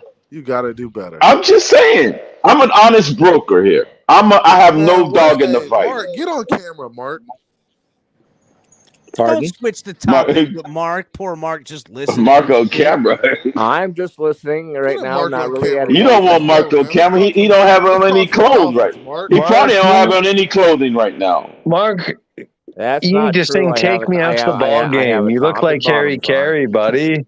More Harry Hey, Carey. Mark, when did you, Mark? When did you switch? Hey, let me ask Mark a question real quick. Mark, what year did you switch over from being a Dolphins fan to a Bills fan? That's a very Oh good no, question. Mark has I never. was- no, he's no, no. always This is a really said good he's been a question. Dolphins fan. I was a Bills fan. I had season tickets in '64 and '65 to the two championship seasons, and I had season tickets all the way up to the time I went in the Navy. But then I kind of fell in love with the Don Shula Dolphins of the 71, 72, 73 era because I liked the way they played. I liked the coach. I love Don Shula as a coach. And frankly, the Bills in the 70s were like pure shit. And So you were- how so can when'd you not switch fall in love over? with Marino when he first came in? And I kind of like reacquainted and became a big Bills fan again after they had sucked long enough to get good players in the USFL to fold. And, from like 88 forward, I've been like pro Bills completely. But I root for the Dolphins and I still root for the Dolphins except for the two games they played Buffalo. That's pretty crazy, man. I had to put you down there with CB83, man. Oh, you had to put me on the bottom, huh, Color? That's how you do the black people. You put us on the Oh, bottom. really?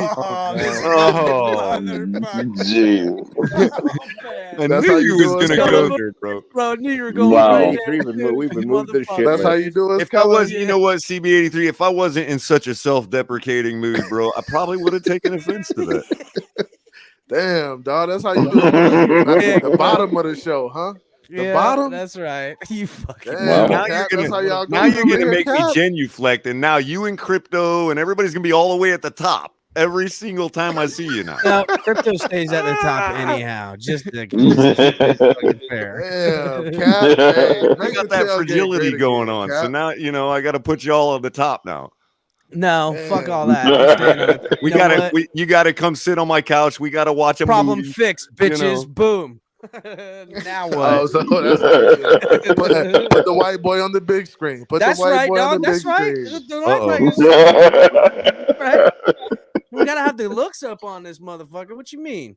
That looks like I ain't mad at you. Oh, I ain't damn. mad looks at like you. dark hair. Hold on, CB83. This is. Are you gonna put Mark on the big screen, Cap? Hold on, y'all, Put you, Mark on the you big black screen, guys Cap. stay out of it Hey, for Mark, a get second. on Right, camera, dog. Mark. Hold on, right. you black guys stay out of it for a second. Capitan, you got some dark hair going on. You almost look a little Irish, or Native American. Big screen. It ain't like he said Native American settled inside the white community either, bro. Yeah, I don't know. I don't really. He ain't answering that. He's got to be politically correct. I don't really give a fuck. I mean, Cherokee, yes, there is some Cherokee, blonde hair. Indian, Scottish, Irish. I'm a fucking mutt, dude. I am American. I'm Floridian. That's where most of my roots trace back to fucking Florida from like the 1800s and shit. So, like, yeah. No, but for real, CB83. When I was growing up, because I got really thick blonde hair. And but growing up in South Florida, like if you saw me when I was a kid, you'd have thought I was like one of these blonde-haired, blue-eyed Cuban guys because of my tan. You know what I mean? Like, yeah, you get tan. Tan back in the day, huh? Oh, dude. Color be surfing and shit. See, that 10 years in Missouri screwed my melanin up, bro. I haven't recovered since then, bro. Damn, you do Missouri dirty like that, or Missouri did you dirty like that? No, it's just not as sunny there, like you know. For 6 months out of the year. So look, to get back to some football for fucking once. God bless him. I've been on every fucking thing imaginable at this point. Pro Football Network has Miami winning the day, by the way. Who? Pro Football Network has Miami as a winner for day one. How? We did nothing day one besides signing David Long. David Long is a great signing. He's an excellent signing. That is re-signed Duke Riley. We had holes at linebacker. We brought one of our guys back. We got Long. He's gonna play for us in the linebacking core. If you look at it on paper, the inside linebacker, off-ball linebacker position is full at this moment. And we didn't overpay for anybody. That's the reality. No, we did not. I mean, skeptically, I guess you could say. But what did we win? I mean, I guess if we get a trophy, there's space in the Buffalo Bills trophy case for it, but I don't know. Yeah, but I mean, we got linebacker color that can shut down tight ends. We win every offseason. Well, I was just we just don't win when it counts. Plenty of room for imaginary trophies in Buffalo's trophy case. I like the Mike White signing. I think he should be given opportunity in camp to beat out Tua. See, now I knew you were going to say that, Jordan. No, Jordan, it's going to happen anyways. He's going to play about 5 games. Oh, fucking right he is. You just struck the nerve that I was trying to not strike earlier because I honestly don't believe that we're even in the realm of talking about a quarterback competition this offseason. Well, you know what? If Mike White comes in, he plays better. Go with him. He's big. It'll happen during the regular season. That's Mike White is a prototypical quarterback. If they were going to do that, then that suggests they believe in him. And there's no way that this organization believes in Mike White. No, on the contrary, I think they're going with him because he's young. He's got upside. The guy's 6'4", 225 pounds. He's from South Florida. That may be true, but he won't get a chance until the regular season. Jordan, I don't give a fuck if Mike White is slinging fucking laser beams. He is not suiting. I'm just asking, and it's fair. I'll take whatever. Well, then he'll lose the team. McDaniel will lose. He's the not team going to get any Mike reps in better, camp, and he's on camp. Look, these veterans don't want to lose. Okay, but wait. The question is, do you think that they brought him in with the intention of actually scratching a lottery ticket of saying, "Hey, we only paid $4 million to find out that this guy's the next Tom Brady"? You really think that that's what? I think they brought him in because they're resigned to the fact Tua is going to miss 3 to 6 games, and this guy has a history of coming in and playing good at least half the time. And he's also got upside. He's young. Who is this guy? Who is this guy? If you're bringing a guy in, CBA, you have to understand where I'm coming from. Bro, so you think he's going to play guy? If you're bringing in a guy because you know going to be hurt. If you're bringing in a guy that you halfway believe in because you know your starter, your starter is going to miss 3 or 4 games. You don't think that person should actually be the starter? Do you think Tua is going to miss another 5 games? Yes. Honestly, I know he's going to miss at least 3. It's a rite of passage. He's going to miss. That's a rite of passage for Tua. I would like to pony up. Look, I'm ponying up money. I want to answer these questions fairly. Oh yeah, no one's taking that fucking bet, bro. Yeah, it's a rite of passage. Not because we're scared to bet, because we want to collect multiple times. and me and Pete have exchanged money, but for multiple bets.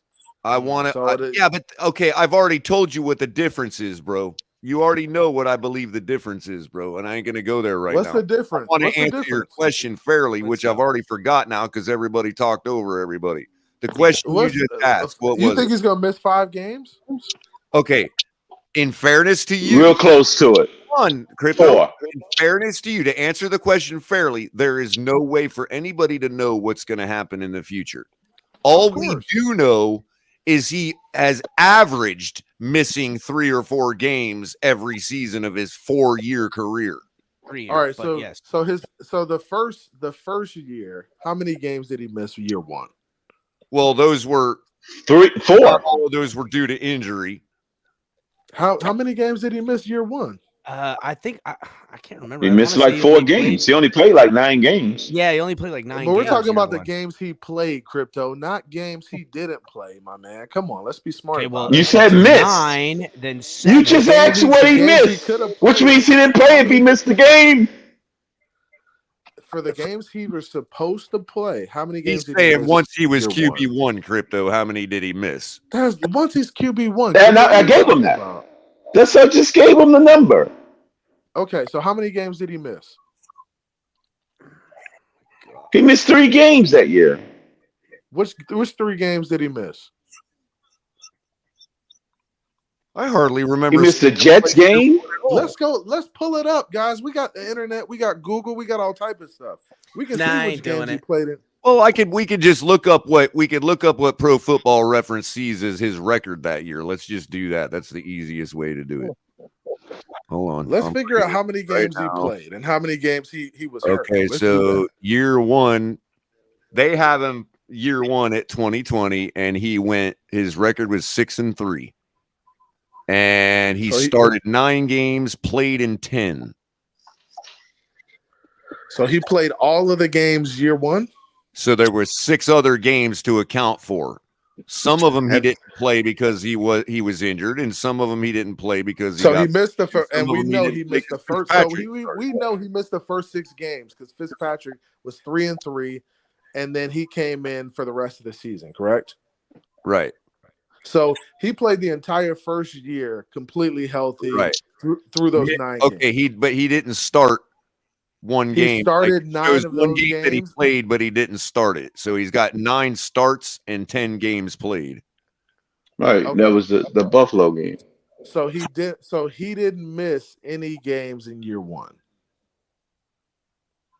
Correct? Not technically once he became starter, no. Okay, excellent. Well, he was pulled by Flores during that. Yeah, Denver but game. And he was pulled. He's pulled 3 times. Yeah. Look, I more. agree with that. He was pulled in what, two games? Denver and Oakland, right? Right. So pulled in 2 games, Oakland. played completely healthy in that season. 9 games, didn't get hurt. Year 2, what That's happened? 9 games though. That's less than 12 that he played the following 2 years. That's a small sample size compared to 12 games. Christo, Year 2, he started. Started in 12. Played in 13. Because he came in at halftime for the Ravens game, so that's not a start. He missed what, 3, 4? Well, there's 17 games last year. So he missed 3 or 4, and then he missed 3 or 4. So 4. And, right. And you know, so on average, as I said, on average, he's missing 3 to 4 games a season for over 3 years. That's not true because he didn't miss any games the first season. So on average, you can't count that though. CB83, he didn't play the first 6 games. You don't know if he would have missed games in that first 6 games. Guys, you got to take the average. What's 9 divided by 3? What's 9 divided by 3? He played completely. What's 9 divided by 3? 9 what? divided by 3 is 3. That's how many games per season in his career he's missed. He didn't miss any games in the first season, though. Oh my God! That is. You're giving him credit for playing games he didn't play. CB83. Hold on, Crypto. When Vegas tells you 3 games per season on average, you tell them that he didn't miss any his first year and see if they care. So the answer to your question was, it don't matter what we think he's going to do. I only make a bet on what we know he's done. And thus far, he has not completed one single full NFL season. But how many quarterbacks I have on no average? expectation. And the reason why he played 9 games because he was recovering from an injured hip. That's why he started in week 7. So I have no expectation. Crypto's just yelling. He's not even saying I have anything. no expectation that that anything is going to be any different this coming year. All right, so and if the Dolphins are smart businessmen, they have to be logically thinking the same thing. It is not all right. So let's matter of can we consider this? Can we consider this for a second, guys? Let's consider this. So he came in at week 6, played the whole entire season being healthy. He comes in. No, he didn't play the whole season. No, I'm not letting you get away with that. He missed 6 games due to injury. That's why he waited till week 7 to be put in the game. Crypto. Let him get it out because it's gonna land flat. But let him go. Go ahead. Thank you, please. No, because let him land. He said he played a season he didn't play. Gaslighting me. Stop gaslighting. No, you are. Just let him land, Crypto. Go Dude, ahead. you can't hijack the word that you own. You can't be hijacking the word that you own. He came in and played 10 games for the Miami Dolphins year 1. Year 2, he gets hurt. What week was it? Week 2? Week 1? Week 2. Week 2 versus Buffalo, right? Yeah, he got hurt in the ribs. Rib injury, right? Mm-hmm. So instead Jesse of Davis to blame for that. Instead of just letting him try to heal, they put him. Brian Flores puts him on IR, right? Isn't that the case? He puts him on IR. It's because he had 9 fractured ribs, broken in 9 different places. What are you talking about? Yeah, but I don't want to blame Brian Flores. Why are you blaming Brian Flores for doing his job and keeping him out so he can heal? So now, guys, do we understand what was going on during this year? Like, Brian Flores now here we're getting into all the context of why he was slighted. So let's take out all. He was injured. Okay, right. The man broke his rib. Hold on. None of which happened this year. If we're gonna do that and we're just gonna whitewash the entire friggin' deal because what Brian Flores hidden agendas, then let's just go off of 1 year, not all 3. And 1 year tells us that. All right, so let's go off 1 year sample size. What it means, Mike McDaniels got hidden agendas because he missed games this year. What's good for the goose is good for the gander. Man, Crypto, you just talking, bro. I don't even know what you're talking about. Like, listen, what are you talking about? So when we break it down, we look at it. He's hurt. He goes to injury reserve. Tua clearly could play. He clearly was on the sideline ready to play in Baltimore. He could have played before that, but he ends up coming in at halftime because Jacoby Brissett gets injured, right? That's the case, and we end up winning the game versus Baltimore. And we were winning wire to wire. That was Jacoby Brissett's wins. Here, listen. I hear this a lot about people when they talk about games and this, that, and the third. Playing a full season's great, but I need a guy who's going to play the 20 games. You know what I'm saying? But not all quarterbacks play the 20 games, though. I get what you're They saying. do. Brett Favre played them that 17 seasons in a row. You just relegated our quarterback to the rest of the quarterbacks. That's right, and that's not what I need. I need a guy. You literally just diminished Tua. Jalen Hurts what? Jalen Hurts didn't play 20 games. Okay. No, he missed 2 games, but they was fine. Games, guys. 2 games. That's it. 2 games. Listen, I'll tell you what. Tua misses 2 season games and goes all the way to the Super Bowl. I will then never be talking about him. What kind of games and injuries is he going to have at that point? But you're asking me to make a prediction. And I'm not going to make a prediction based on opposite evidence of what we've seen for 3 years. Trevor Lawrence was a playoff quarterback. He played all 17 games. So, Cap, what it sounds all 17.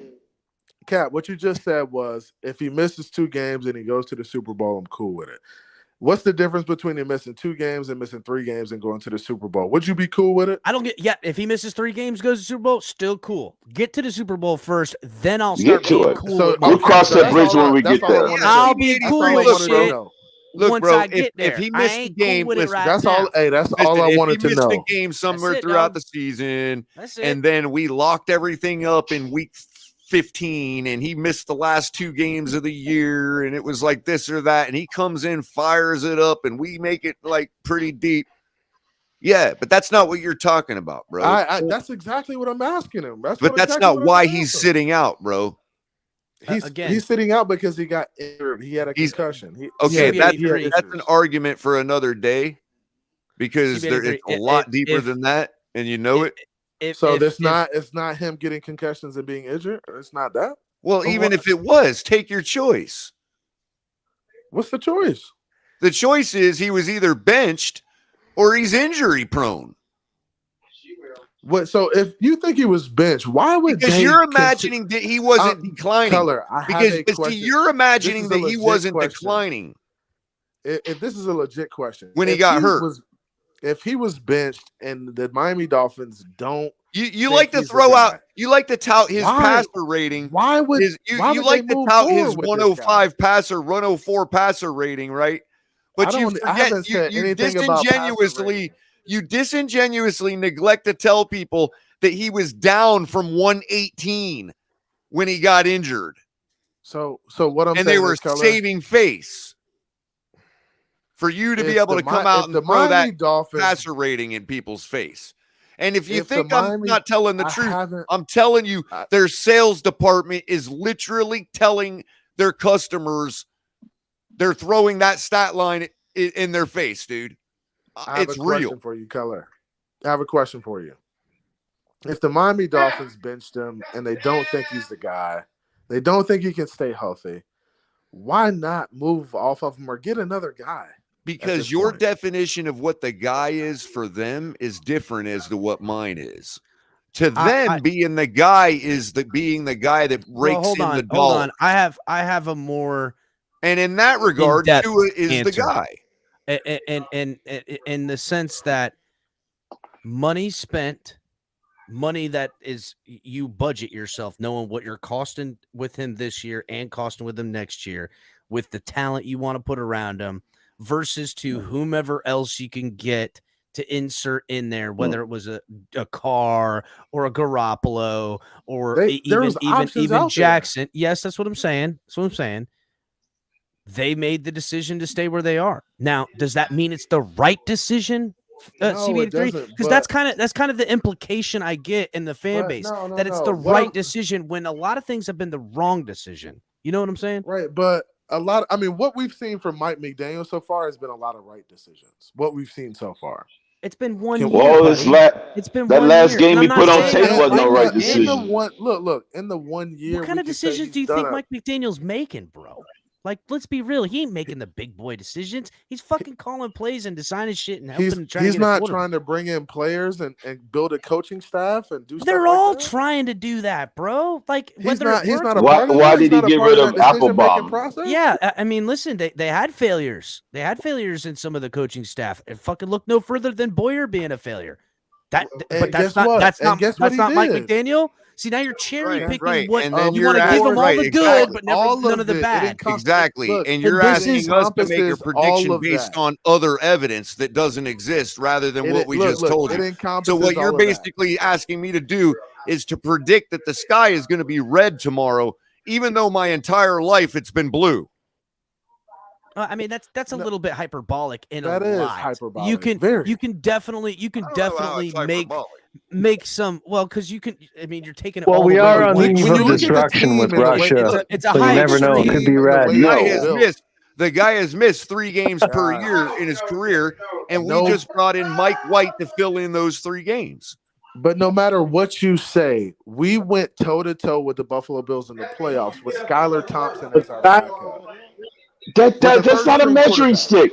We went toe-to-toe with them with both quarterbacks. I'll tell you what, if it was toe-to-toe with, say, the Bengals, that means the coaching did something right. So let's hold on to pause it. So if we go toe-to-toe and our defense plays lights out in the playoffs, and we go toe-to-toe with Tua and our defense is shit in the bed, like, what do you think would happen if Tua? So now, yes, if that was the case. Because what do you think that would happen when the defense shits the bed with Tua? You love to live in these hypotheticals, Crypto. Find it. You just gave a hypothetical right then and there. So you talking with a forked tongue. So what happened? How you gonna say I like to live in hypothetical when you just I'm gonna tell. one? Hold on. I will tell you what happens. You want to know what happens, CB83? If it was the reverse role and it was the defense shitting the bed and Tua playing lights out and a close loss against the Bills in the playoffs, we'd all sound a lot more like you. That's what. Exactly. You'd be saying the same thing. Exactly. Look. That's not. So what I asked you was, hey, if you have a defense that's playing well, and you have Tua under quarterback, can you win these games? You could. But there's no guarantee that Tua will play well and the defense is playing well. You're assuming they're going to play well together. Wait. You all keep pointing to the defense, but you actually think that I'm supposed to believe that Waddle catches one of those 3 balls just because Tua threw it instead of Skyler? No, what I'm saying is one of those balls will not. A lot of those balls will be thrown to guys instead of being thrown away or not being seen, because he can see the field a lot better than Skylar Thompson can. You mean like in the Green Bay game when he missed Tyreek Hill and threw the interception to close the game? Now you want to cherry? Is that what you're saying? That's not, because I'm giving you an example of what you just said that he's guaranteed to do. You're cherry picking. That's what you're doing. I have seen the same. You just cherry pick. You have all year long, and I don't know how you can say that with a straight face. I just answered you. So in the game, if we have Tua playing the game in the playoffs, there you go. You just use a hypothetical. You said if. You preceded the top with the phrase with if, which is by definition a hypothetical. Then you try to excoriate me for using a hypothetical. I'm asking you a hypothetical question. You're being hypocritical. What is hypocritical about asking you a hypothetical question? Because you just excoriated me by being hypothetical. But you get to be hypothetical. About what? What were you hypothetical about? You just saying I'm being hypothetical. About cherry picking a couple plays where he missed guys. Okay, that means there's no guarantee that he wouldn't have missed it against Buffalo. You got to look at the sample size, man. That's all. I'm giving you the sample size. When he plays, late in the season, when the games were on the line on Christmas Day. What was Tua? What was and the on Christmas Day? And CB83, this is the problem. The sample size is 30-1 in favor of Tua, yet the play looks exactly the same. What do you mean by that? Let's expound. How many games has Skyler started in his career? 2. One of them being a damn playoff game. And we lost to the Bills wait. By how many points? How many points did we lose to the Bills by in the playoffs? Skyler played 3 games. But 2 of them was against the same team. To the Bills in the playoffs. Let's not do that. He said started, not What do you played. mean let's not? Started 2 games. Skyler came in on the second play of the game. Let's not do that. He played. Okay. He wasn't ready. He wasn't prepared that week. That wasn't his reps. So because it was, he went in that cold turkey. Yeah, let's be real, CB83. If you remember what that offense looked like as far as what players were on the field, what plays they were calling in the third quarter, you could tell that they were down to like nothing. They had, and 2 of his starts was against the same team and a top 5 defense. Crypto, I'm trying to figure out what that matters. It does matter. Complete point here. You still lost the complete point here. We lost to Buffalo by how many points in the playoffs? Ali, can you help me out? 3 points. 3 points, bro. 3 points. How many did Tua lose? How many did we lose to them at home in the critical game at the end of towards the end of the season with Tua under center? 3 points. 3-4, and the defense played shit. And how many years has Tua played with our team? 3 years. And where was he drafted? 5th overall. 3 years ago. Right. So you're talking about roughly a 30-1 sample size. Yet a 7th round rookie has us with the same chance to beat the Buffalo Bills in the playoffs, minus 3 drops by Jalen Waddle and 2 guys. In a defensive score and a fantastic game by the defense. Multiple turnovers. No fantastic game. They gave up 34 points. It was a fantastic game. You can't play a better game than that on defense. They gave up 34 points. It don't matter. You can't play a better game. Oh, so now it matters when they gave up 32 points against the Bears. Y'all want to say the Bears was bad. They played bad against the Bears because Tua was in that game. You're diminishing what they did. Once again, anything you point out still has to be relative to a 7th round rookie compared to a 5th overall pick. It don't matter where you year. Look. Let's not do this. No matter where you draft the guys, you're still coming in as the same. Okay. Tom Brady was drafted. Right. In the So that means Tua should have been drafted in the 7th round.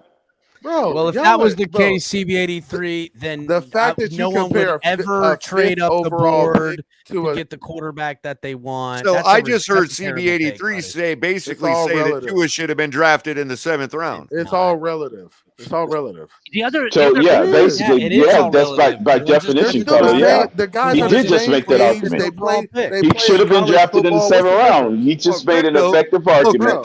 Crypto. If he believes that Skyler should have been drafted in the 7th round, and he just said that guys aren't always drafted where they should Skyler should have been drafted, then that means that Tua should drop, or they should both come to the middle. What are they, both third round picks? Mm-hmm. They're both football players and they're quarterbacks. That's what they are. Well, and it don't matter where you draft. They're both. I think I can say one thing. There's guys who bust out early. Guys bust out late. It happens. The one fact it's a gamble. It's a crapshoot. The one fact that you guys haven't mentioned, and especially when CB83 brought up the game that he came in after the first play and it didn't look good. Well, that is because your coach, Mike McDaniel, specified that, he only got maybe 10 or 15 snaps, percentage of the snaps with the starters compared to QB. So now we're gonna make excuses for a backup quarterback. So I didn't make the excuse. And that's where the excuses go. I didn't make the excuse. They garner that. Coach said. I'm not making excuses. Backup quarterback. Make an excuse for the backup quarterback. That's what they're supposed to garner the excuse. It doesn't. Hey guys, starters are not supposed to get the excuse. Again, we're making an excuse for a 7th round rookie. You guys do not give the same due to guys on the offensive line who come in every week cold. They don't prepare as the starters. Are they 7th round? They don't. They rotate in and out of that more so often than the starters do. Hold on a second, everybody. This whole freaking fandom tears into y'all don't Austin give Jackson. Nobody no we tear into Austin Jackson because he's been a failure. The Eichenbergs of the world. Now, I'm not saying that Tua's been a fucking failure in every aspect, but when you're measuring these ways, you're pivoting, and I get it. It's no pivot. What I'm saying is y'all make excuses for guys you want to make excuses for. Are any of those guys 7th round rookies? Look, no matter what they are professional football players. They prepare. So now everybody's on the same blood playing field. Expectations should be the same. Ready to go. That's chemistry is no thing. Chemistry is not on the board at all. Are you guys going to give Mike White none of us made the excuse. Hold on. None of us made the every point you make only applies to everybody but Tua. Mike White will not have the same ability to play with the ones as Tua will have. He still will need to come in and perform. I won't if Tua gets hurt. That is how you going? That's asinine to expect him to do that for everybody, bro. Hey, all CB83 is doing is pointing out the reality. Bro, the reality of it is nobody gives a shit. Don't tell me about the labor pains. Show me the fucking baby. You come in and play football. I don't care if you don't get reps or you do get reps. Yeah, you're saying that because you're a male chauvinist. That's why. Yeah, okay. Oh, I'm a male chauvinist now because I want guys to do Tua in the playoffs because he was able to play. Yeah, you're terrible with that dumbass analogy. Terrible dumbass analogy. I'm a male chauvinist because I want guys to come say that dumbass analogy. Man, you gotta grow up. Just disregarding somebody with labor pains, yeah. Crip, did you tell that to your own mom when she gave birth to you? Man. Yeah, get you off the panel. Terrible. Rails. Make the tailgate great again. Kick crypto off. Real quick. No. CB. keep you off. That's why it's not great because you won't hear spewing nonsense. Hold on, Crypto. I understand the play for keeping Tua. Why? Cap restrictions. You drafted him. Investments, improvements, hope, all these things. But to say that we're making excuses for other players and not, all Ali did was quote exactly what Coach said about Skylar and why he it didn't said, fall and on that's him. so It wasn't that's an what he excuse. said. It was a fact. It's a fact. I don't look. I don't. It's a fact. None of the backups get to play with this. They don't get starter reps, bro. That's the NFL. Okay. That's not everybody. That's not every team. About that and all you're doing we don't distribute the reps like every other team. NFL football. No, it's not. That's not every team. What we're saying is, a lot of us are saying is that is the problem. No, that is the nature of the game. That's the problem. You don't understand that. The backups do not get one rep. Every team has different percentages where they backups get certain percentage. It's different. It's not fixed. Backups are not fixed in stone. You've got a quarterback that's not going to get injured. Take reps with the twos. It's the same play. If you think you got a quarterback that's not going to get injured, then you're safe doing that. Color. But we don't have that quarterback.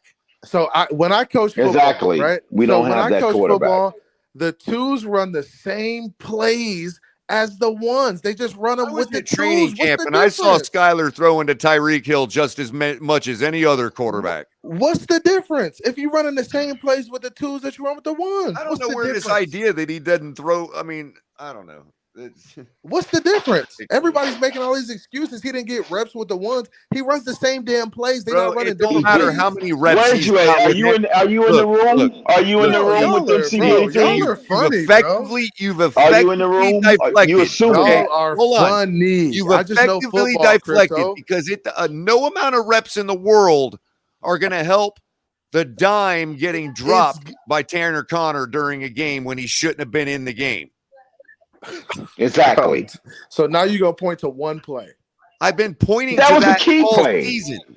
So you're gonna point to it's a key play and a turning point of our season. So Color, you're gonna point to one play and say I've been pointing to it all season. It was huge. Once it gets addressed, I'll stop pointing to it. If you want to just quit dismissing it, so maybe I'll stop pointing. What I'm going to do is, how about wait? Hey, CB, I'm I have a question validating your feelings, Color. I'm saying that was a play that he could have made for Skylar, and he didn't make the play. What else can I do? I'll bring up. Yeah, and it was dumb people in the stadium that I was sitting next to glad that he dropped that pass and glad that he missed the field goal so he wouldn't look good and overshadow Tua. I witnessed it. I witnessed that nonsense. And I'm going to keep saying it. So what happened? Yes. So what's the conspiracy? That actually happened. They was freaking rooting that he fucking missed that field goal. So who? Yes, I witnessed that. Field goal. Who? Yeah, he missed a field goal because that would have been Skylar Thompson getting the credit for a come from behind victory. So Dolphins fans want us to lose. Yes, all the two in their fans. Yes. Absolutely. Bro, y'all are crazy, bro. Did you hear this shit, Cap? You hear this? I said it. I said it dozens of times throughout the season. CB83, if you want to call Crypto a liar, that's your prerogative. But he's simply telling us what he witnessed. But this. So you think Dolphin fans want the team to lose if it means putting Tua on a pedestal? No, his fan base. Well, you think fan base want the same thing? So what's the difference? That's new. I never heard that before. You never heard that, and I've been saying it dozens of times since that Jet game. That's bad. That's bad. I don't know anybody. That's the most despicable stuff I've witnessed in my whole life with the Cummings fan base. Okay. Hey, CB, you asked. You want more plays of players dropping passes. The playoff game also. So you think they're dropping passes on purpose, Tony? No. I'm asking you a question. Well, the reason we're bringing it up is because you're discounting them and putting it all on the 7th round rookie. I'm asking him a question. I'm answering because it's the same question for me, bro. Yeah, Tony, do you think they're dropping these passes on purpose because Tua's not throwing them the ball? Yes. What? Come on, I differ there. Okay, hold on. This quickly. is what I'm talking about. Let me clarify quickly, CB83. You're not clarifying nothing. He just said and the whole stadium wasn't flaming waddle. They was talking about the Jet game, not the Minnesota game. I believe. Hold on. I default myself to Hanlon's razor. Bro. I don't ascribe malice to that which can be explained by incompetence. Okay, bro, that's ridiculous. What I'm saying is, for myself, hold on. For myself, what I'm saying is, the more you blame one guy for everything, the more I'm going to point out where this other person didn't catch the ball. It's the same thing you do with Tua when it comes to things like plenty of times that guys do not and catch I'm going to bring up for Tua. Tua has dropped balls too.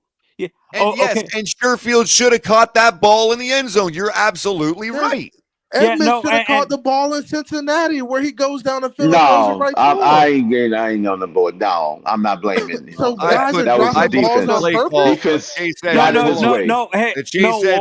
wasn't as clear cut. Hold on, Anthony. The Chase Edmonds ball hit him in the hands on the first drive in Cincinnati. I put the Chase Edmonds drop on Mike McDaniel because you only do something like that when you've got a lead. You don't do something like that when you're desperate for a score.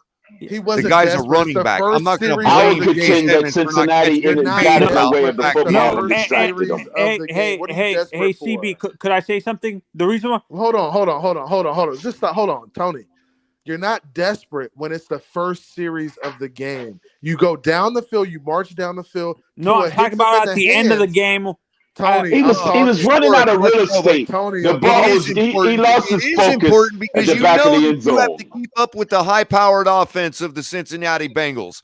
So that is critical. You can't make excuses and cherry pick when you want to. No, I'm not cherry picking. I'm talking about the playoff game. No, I'm talking about the playoff game specifically. Bro, y'all sound real crazy out here tonight. I'm just letting y'all know. 83, I'm blaming the same person for both situations.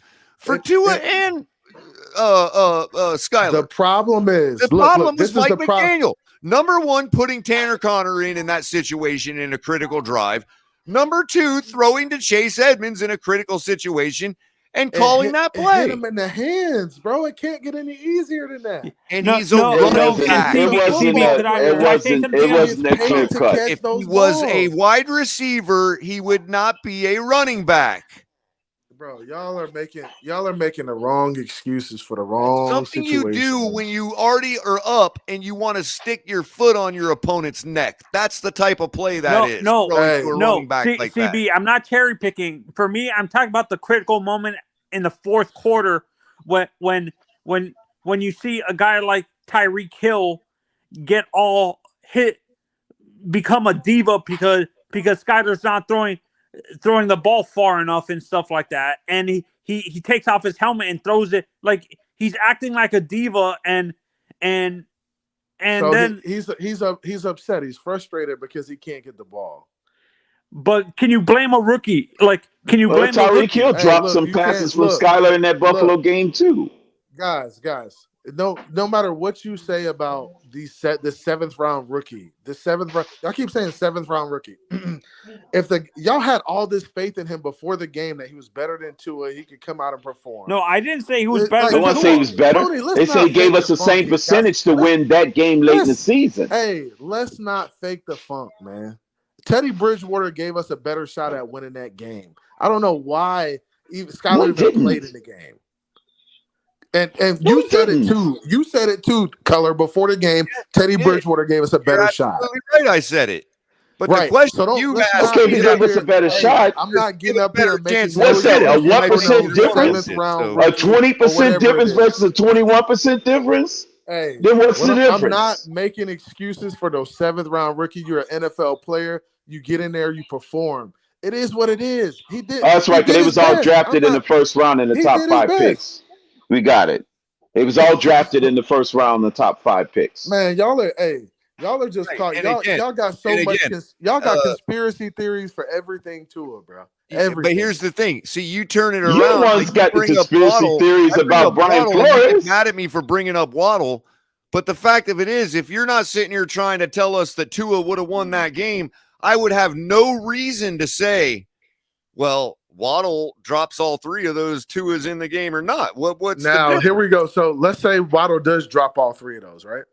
Let's say and Tyreek Hill drops a key third down. How does Tua? It was more. Gesicki drops a pass over the middle that would have broke it wide open. Can I ask? It's just more than just the Waddle 3 drops. Can I ask a question? So, Color, yeah, maybe Waddle does drop three of those because they're from Tua, right? Now, are there going to be plays that Tua makes that Skylar doesn't make in that game? Do you think that's the case from what we've seen on film? You can't say because you don't know if the Green Bay or Charger game shows up. From what? Hey, see, this was the problem I have. There you go. Based on recent history, no. Yeah, you don't. Right. You can't say that because you don't know if the Chargers game shows up and rears ugly head. So in the Chargers game, in the San Francisco game, did Tua make any plays in that game to help us compete in the game? I'm sure he did. So he also did plays in the game that got us out of the game. Skylar makes those same plays? I think he did. Or yes. More. Or more. You think he does? I think he did. So you think we Skylar only lost to them by 3 points, bro. So in their house Skylar in a playoff game. So he won. Let's not conveniently forget he trailed 17-0. Please, he erased a 17-point deficit. Please, Crypto. Please. What are you talking about? Please. Hey, did he not? Did we not trail 17-0? Yes or no? Look, guys. At this point, did we not trail 17-0? Guys, at this point, is Skylar? What was the score in the second quarter? 17-0, right? Thompson, Crypto, you're just yelling, dude. I'm trying to ask a question. I'm not. I'm asking a question. Were we down 17 points? Bro, you're just yelling. I'm not answering. I'm not. I'm asking a question. Were we down 17 points? That's not the question I'm asking. That's not the question. That's the question I'm asking. That he overcame. Hey, Color, he didn't fold. Color, I have a question. He did not fold. You guys conveniently forget that. You get selective amnesia. We trailed on the road 17-0, and he didn't fold. Color, is Skylar just as good as Tua Tagovailoa? Body of work, no. But recent history, yes. Can we answer? I didn't ask you, Crypto. I asked Color. I would say that the results aren't any different. I mean, so they're equal. And I already have said on record that I think his arm he's more talented a thrower of the football. So he's a better player than Tua Tagovailoa. Oh yeah, I guess. Okay, so you think he's a better player? Tua has more body of work. That's it. That's the edge. This is the thing. There are guys. Listen, there are guys that get paid millions of dollars to evaluate players and to evaluate the roster. I mean, maybe there's things that and maybe there's things that are important to them and important to winning in the NFL that Tua has that are better than Skylar. But you're asking me, a person saying who's more talented, a quarterback. Well, if you're asking me who I want to throw the ball around with in the backyard, I'm calling Skylar. Man, I'm talking about who you want to win you a football game for the Miami Dolphins. I ain't talking about who playing catch. Okay, that's a good question. The guys in September or January. Hold on. The guy's a 7th round rookie. And the only point that I've been making is the fact that you could even ask me that question is a problem of Tua's, not Skylar's. Who is better? Who is a better player? You should add the suffix in Crypto, what month. Shut up. You're not bringing no substance to the argument. What are you talking about? Player? You're just trying to steer the conversation. That's what you call a leading question. That's the terminology they lawyers use. You're asking leading questions. You can't do that and get away with it. I'm not going to let you get away with it. Do y'all hear this? Do y'all hear this nonsense on this panel right now? No, do you hear yourself? Stuff up. Who is a better player, Tua Tagovailoa? In the month of January, who's a better player? This man Crypto is ridiculous. Who in the month of January who's a better player? Anybody else on the panel want to answer? I think Crypto's making some excellent points tonight. Good job, Crypto. A+ for you tonight.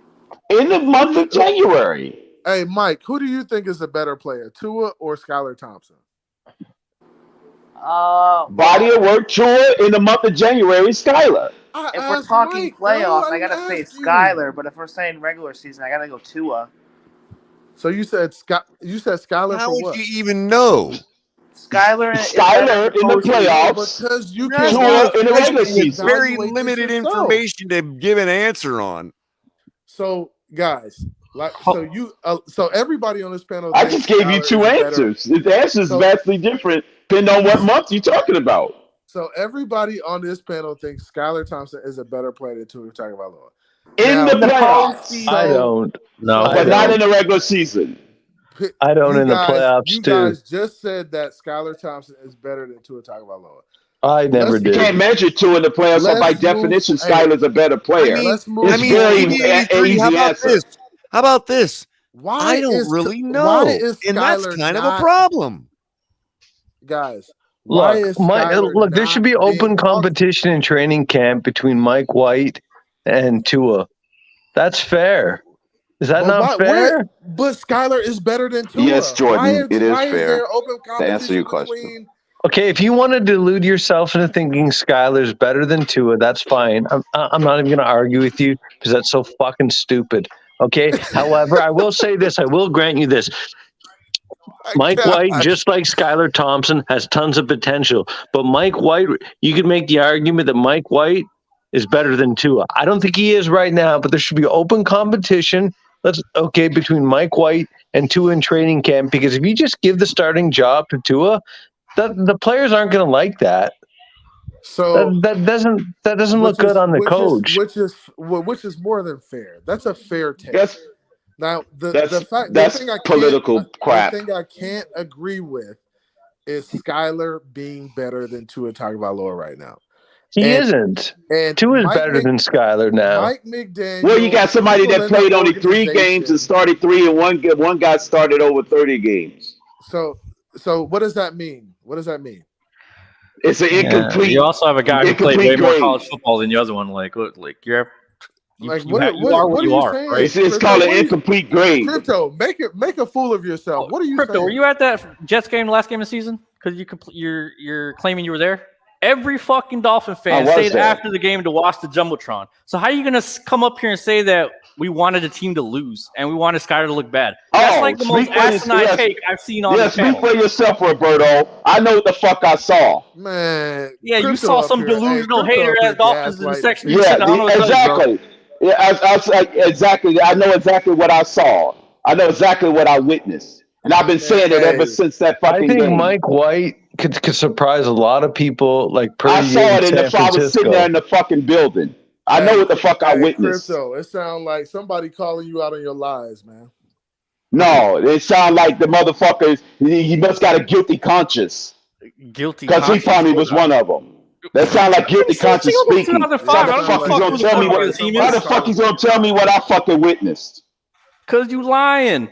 Why you cursing? No, you're fucking lying. Yeah, you don't know what the fuck you're talking about. Jay, I'm cutting off alcohol. How the fuck you gonna tell me what I'm saying? No more alcohol. How the fuck you gonna tell me what the fuck I witnessed? Man, I think you need a cooling off. The fuck you gonna tell me what I fucking witnessed and I've been saying ever since the fucking game? Bro, what I love were you fucking there? Yes, I was there. Were you talking about were you I there? know what fucking section were you in? I'm in section 346.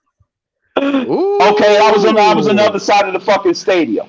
So you're on the visitor side. I know what the fuck I saw. You're on the visitor side. Hey.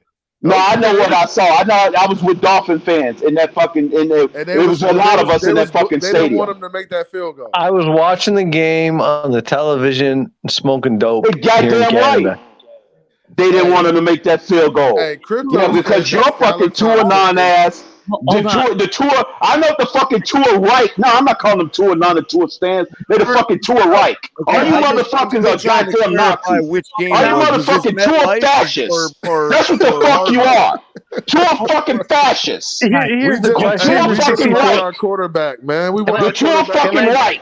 I know the fuck I witnessed. Hey, man, get him off the show, man. Hold on. Crypto. Was Tua really concussed against Green Bay? That's the $64,000 question. Or was he just stinking the fucking joint up and they blamed it on him being concussed? Yes, it was a convenient excuse, Jordan. That's exactly what it was. So now he had a delayed reaction to a hit that happened 24 hours prior.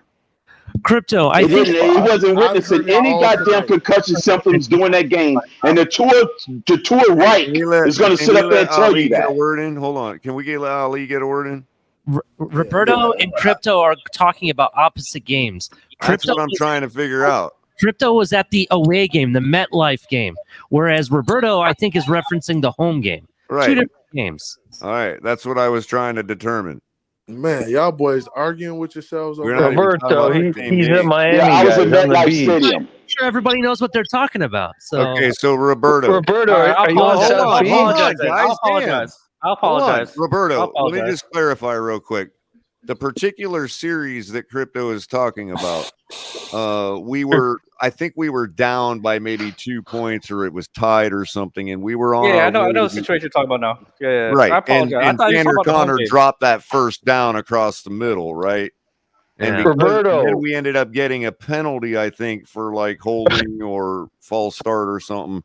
And Roberto, that backed us up. Are you on South Beach? Hold on, Jordan, hold on. And then at that point, we were attempting a field goal, which would have been easier to make had Tanner Connor not dropped the football. Not only that, but we likely had momentum to go ahead and score a touchdown on that drive had that pass not been dropped. But when that field goal attempt was made, that's when Crypto is referring to him witnessing people wanting people rooting against. I just wanted to clarify all that for the record, so we're all arguing. People rooting against the Dolphins because Tua's not in the game. Dolphin fans rooting against the Dolphins. That's what he said. Tell them about them lopsided predictions, 41-6, and we supposed to lose to the Buffalo in the playoff games that people was giving. Yeah, what does that have to do with anything, though? What does that have to do with it? That's basically trying to be right about a score that they wasn't right about. I have heard it all tonight. Skylar Thompson is better than Tua, and for some reason, we're bringing in Mike White to. I mean, I wasn't there. I'm not going to tell you whether. Not for some reason, Mike White was signed today to be the second string. Guys sit up there. I was at Hard Rock for Skylar game was in the game where there was lavender clean into the home section. So the people that, there's obviously a lot of people that didn't think it was important for us to beat Minnesota, considering the turnout or lack thereof in our own stadium for the Vikings game. So I've pointed that out. You can call me a liar all you want. I've got it on video. So, whatever. Yeah, it was a lot of purple in that game. I was at that game. I've heard tonight. I've heard a lot of biases, a lot of hate towards a player. He's our quarterback. Like, no matter what you want to say about the kid, the only hate for a quarterback I've heard is our quarterback at one point. Right, that's neither here nor there. Can I finish? I just want to land real quick, and I'm gonna get off. He's our quarterback. Land then. He's our quarterback. So more like crash and burn. Whether you want to support him or not, I'm fine with whatever you choose to do. I'm gonna choose. I'm a Dolphins fan. I root for everything's Dolphins, so I'm gonna choose to support the kid. Go out there, root for him. Are we playing tomorrow? Hope he stays healthy, and hope we get a Super Bowl. The Dolphins are making the right moves. They're filling the holes all the fans knew we needed to fill, and they're supporting the quarterback and rocking with it. So I'm gonna rock with it too, and I'm going with whatever Mike McDaniels, Chris Greer, Steve. I felt this way in 2002 with Jay Fiedler. Congratulations. Yeah. Okay. Hey, I appreciate you guys having me on, Color. All right, it was great, man. Appreciate you guys. All right, man. Have a good night. All right. Rashad, tell me how CB83 is so wrong, man. He's not. I'm sorry to say it. I'm sorry, he's not. I mean, did we upgrade? Yeah, we did. Did we get the upgrades we wanted? No, we didn't. It just depends on how you look at it. Some people wanted a linebacker. Some people wanted O-line. It's still possible. I mean, you upgraded the defense for sure. I don't think that's arguable. I mean, if we're being honest, we upgraded tremendously from what we had last year, and we still haven't even addressed the offensive line, and we only have one running back in the room that was a third string.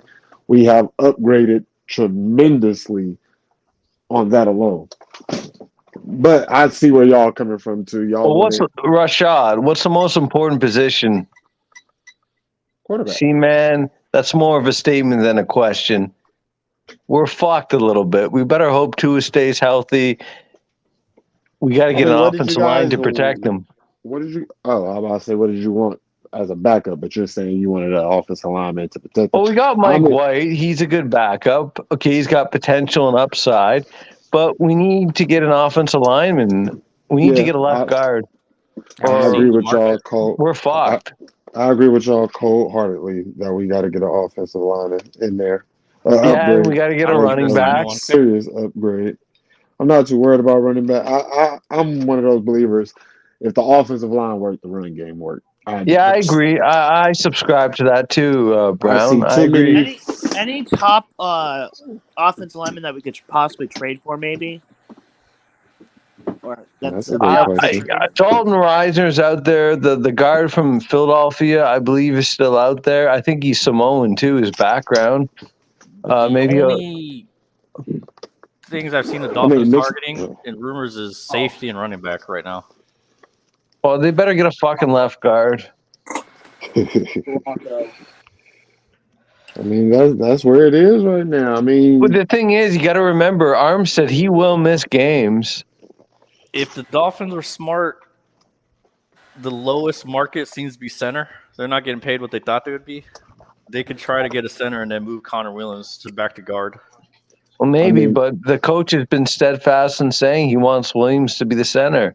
McDaniel keeps saying that ad nauseum. I think we're priced out of any kind of tackle market. So you're right. Well, probably, but I'm talking guard. I'm not talking tackle.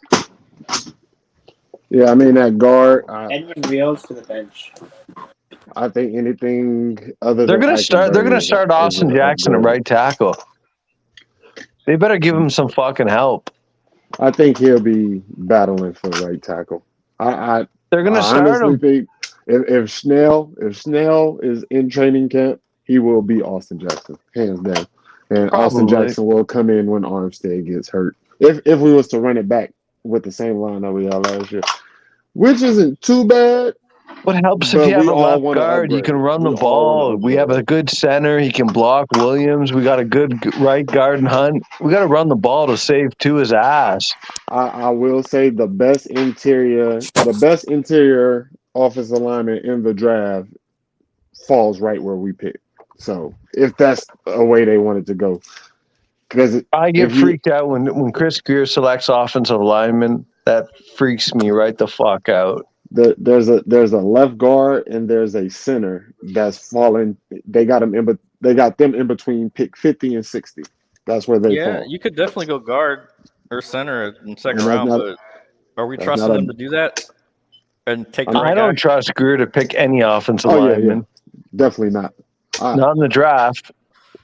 Well, I don't know, because I honestly feel like he falls back to his coaches and coordinators when he makes picks. Maybe I don't take him as the one who selects he's just the GM. He does the contracts in my eyes. He does no scouting. He don't know these players. I don't think Tua was his guy. I think Stephen Ross said, y'all messed up with Lamar Jackson. Get me a quarterback now. And everybody was out. Everybody, even us, we'll never know. Maybe we never knew Herbert was going to be where he was. And once we couldn't get Burrow, after he tried to give up 4 picks to go get him, he tried. And we're still mad at him because he missed on Herbert. It's not like Tua was the first one. What really pisses me off about the Lamar Jackson thing, man. I knew Stephen Ross wanted him.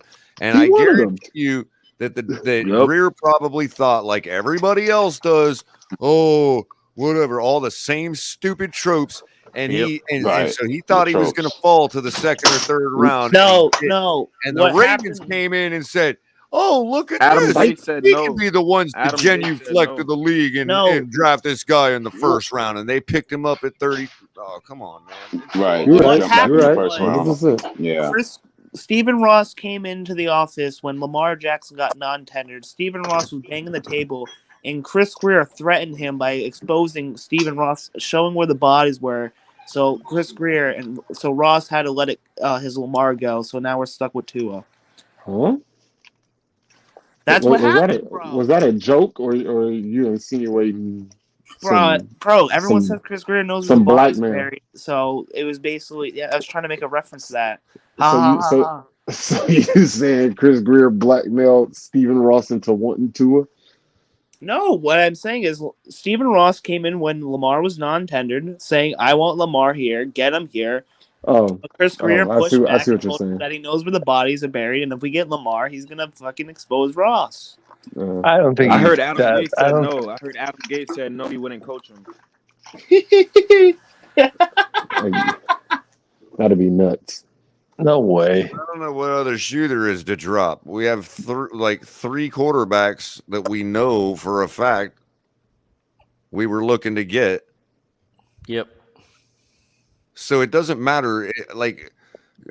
Anybody from anywhere wearing an Aqua shirt can tell me that Tua is their guy, and maybe he is now. Yeah, you could argue that now. Last season changed their mind. Ron from Jersey, how you doing, Ron? It's like if nobody wants to buy your station wagon that's all junked out, eventually you're like, okay, well, I'll put some Walmart hubs on it and it's mine, man. You know what I mean?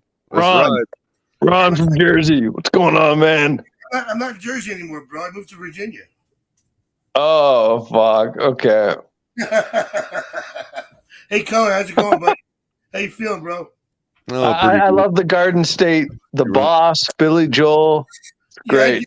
Yeah, I did too, but 50 years was enough. Okay. Time to see the rest of the country. So what do you think of the linebacker signing? I think it's a great signing. He's great in coverage. I am very much biased towards. I want Bobby Wagner on this team worse than anything. I think he's a first ballot Hall of Famer. I think he's Alrighty. Y'all better be on your best behavior. I'm gonna step away for a smoke because I can't smoke in my new room. So Crypto Roberto, if you go at it, I'll be able to hear you all the way outside. And that's how I'll know I gotta come back in. I'll just go on a rant for a little bit, Colin. My litmus will be if I can hear Crypto as if he's talking to me like a normal person, then I know he's in here yelling at the top of his lungs. So like I was saying, Be back, guys. Bobby Wagner to me, Keep it civil. Is a top 3 defense. He's an immediate Hall of Famer the minute first ballot, 9-time All-Pro, best linebacker graded in football last year. At 32 years old, still got plenty of juice. And if you look, somebody brought this up the other day. I think it was Lewis, because they were talking about Edmonds coming to Miami and the fact that he's only 25 and he could be there for 10 years. And I was on the fence, and they pulled up a stat. It was impact plays while on the field. Bobby Wagner had more impact plays last year than Edmonds had his whole first 4-year career.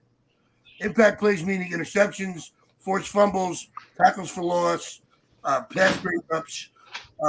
Bobby Wagner is like his intangibles to me are worth $3 million on the salary cap. The fact that he's on the field and he can be a general and a coach on the field, putting guys in the right position. Mm-hmm. We're not going to have those stupid pre-snap penalties. We're going to make sure guys are where they're supposed to be. No one's going to be lined up off sides. He's a professional Hall of Famer on the field. He's a coach on the field. He played in Fangio's system before. I think he gives the second level the same elite presence that the secondary and the front seven have, because you already have guys like Jalen Phillips and Bradley Chubbs and Christian Wilkins on the front line. You got Jalen Ramsey now, and that's in the backfield with Holland back there, and hopefully maybe Poyer coming as well. I mean, you add to the second level a Pro Bowler, a Hall of Famer, and a field general like that. And I think immediately you have a top 3 defense to go along with whatever it is, top 10 offense. Is he out there still or no? He's still available. And I mean, it's not a. You got to pay him $10 to $12 million a year. It's a bargain, because the intangibles you get from a guy like that are immeasurable. The guy's played in all championship games. He's played in in Super Bowls. He's seen it all in the NFL. And we got younger guys on our defense that are talented. That they have a coach on the field with them, showing them how to be professionals, showing them how to do their job. You don't have Ron, if we have to pay him $12 million a year, I think we're overpaying just a little bit. Pay who $12 million a year? He's a bargain at that price for the league, but as far as the Baker. Miami Dolphins, it's not a bargain. Are you talking about Baker? Talking about Wagner. No, we're talking about. Yeah. Oh hell yeah, that's a steal. $12 million a year. $12 million a year is a little expensive to me for an aging linebacker. That's a steal for his last years. It will bring. And you save $8 million on Baker. He got 2 years left. Right. His position, he has 2 years left, and I will pay $12 million for 2 years, like $24 million over 2 years. Absolutely. Easily. And it's an upgrade. This is our window To potentially win a Super Bowl. He makes Baker expendable, so that you're going to save his $8 million a year, because you're not going to have Baker anymore. You got Long now and Wagner in the middle. You don't have to draft a linebacker. You can go after your tight end now, or your running back, or your offensive lineman, whatever you want to do. But to me, Bobby Wagner's the missing piece of his defense. I mean, Bobby Wagner is the only linebacker. Bobby Wagner is the only linebacker out there that will upgrade a Vic Fangio system. Vic Fangio don't use linebacker. He uses linebackers to tackle. That's all it is. He wants them to meet you in the hole. And cover running backs out of the backfield. And tight ends. That's it. He don't want you dropping back 15, 20 yards. He don't need you running sideline to sideline. I want you to see ball, get ball. You're not going to see Jalen Phillips dropping back, covering wide receivers down the field this year. Wagner is the only linebacker I see in free agency who reads a play before the hype. Absolutely. He sees the formation. He sees the motion. This is what they're doing. He's the quarterback. You go this way. You go this way. He's the quarterback of the defense that we need on the field while the game's being played. I've never seen Edmonds audible the defense. You get him for like 10. I'm tap okay the with defensive that. line. I've never seen him slide the D line.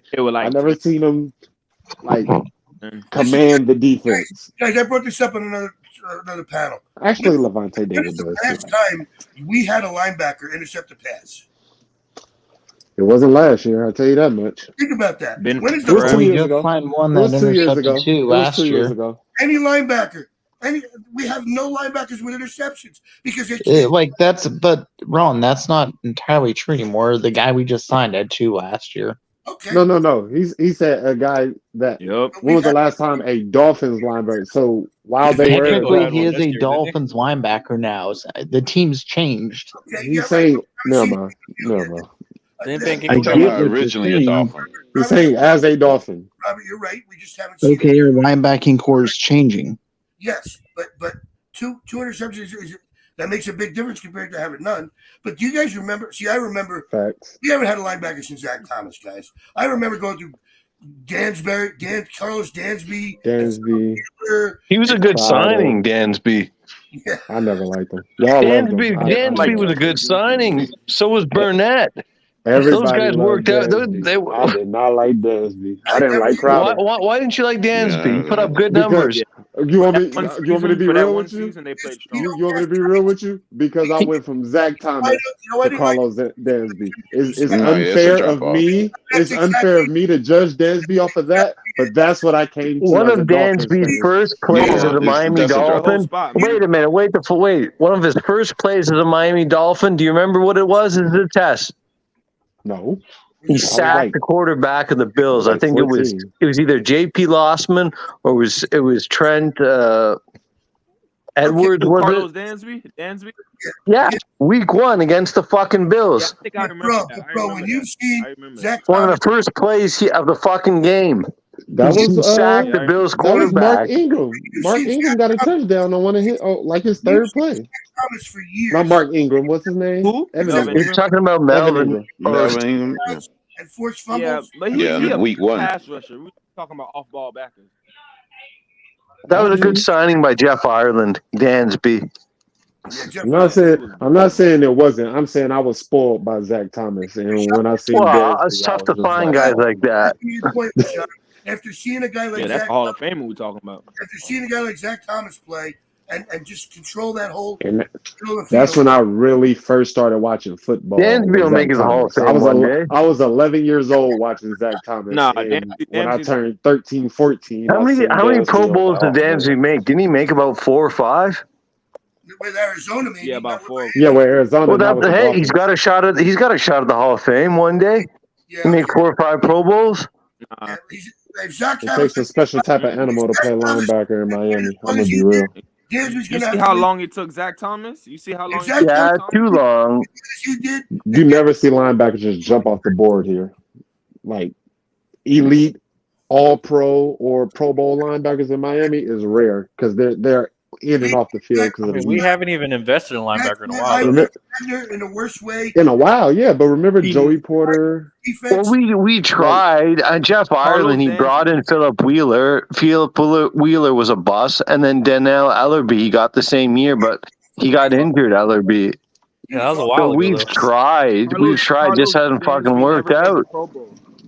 Carlos Dansby never made the Pro Bowl, but he was He never made one Pro Bowl. Not as a Dolphin. Not as a Dolphin. He He didn't probably make did one- as a Cardinal. Oh, he definitely did as a Cardinal. Only linebacker after Zach Thomas worth his He made salt. second team All Pro None. one time, None. 2013. One time, second team All Pro. Ryan Cox is the only linebacker since Zach Thomas. You're telling me Carlos Dansby never made a fucking Pro Bowl as an Arizona Cardinal? That's what Wikipedia is saying right now. Wikipedia is saying. Well, that's he not a never made reliable Pro Bowl. source, Wikipedia. Yeah, they tend to change that and audit that. from Well, time to anyone time. can change it. I fucking never used that in Who the university. hell would change Carlos Dansby? Well, I just want to say they actually do have good moderation these days, so people can change it.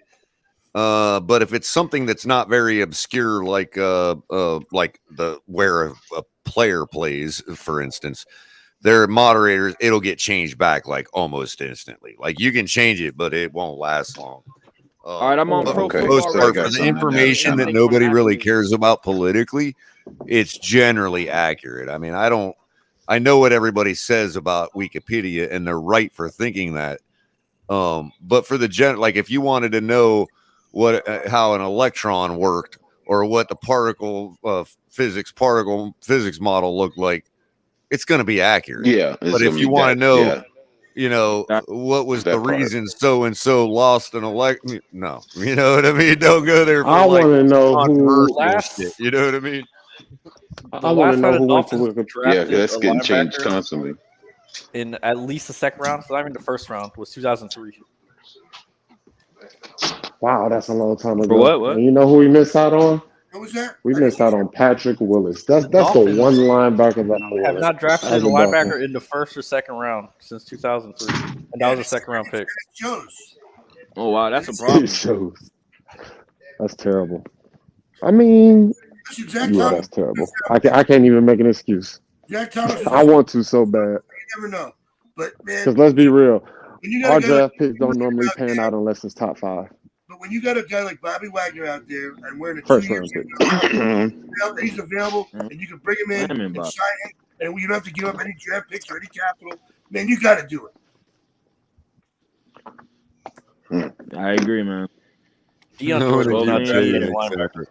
He was And drafted this as is edge. not to patronize you, Jay. This is actually just to make a kind of a joke out of things. But check this out. So this is what I'm talking about right here.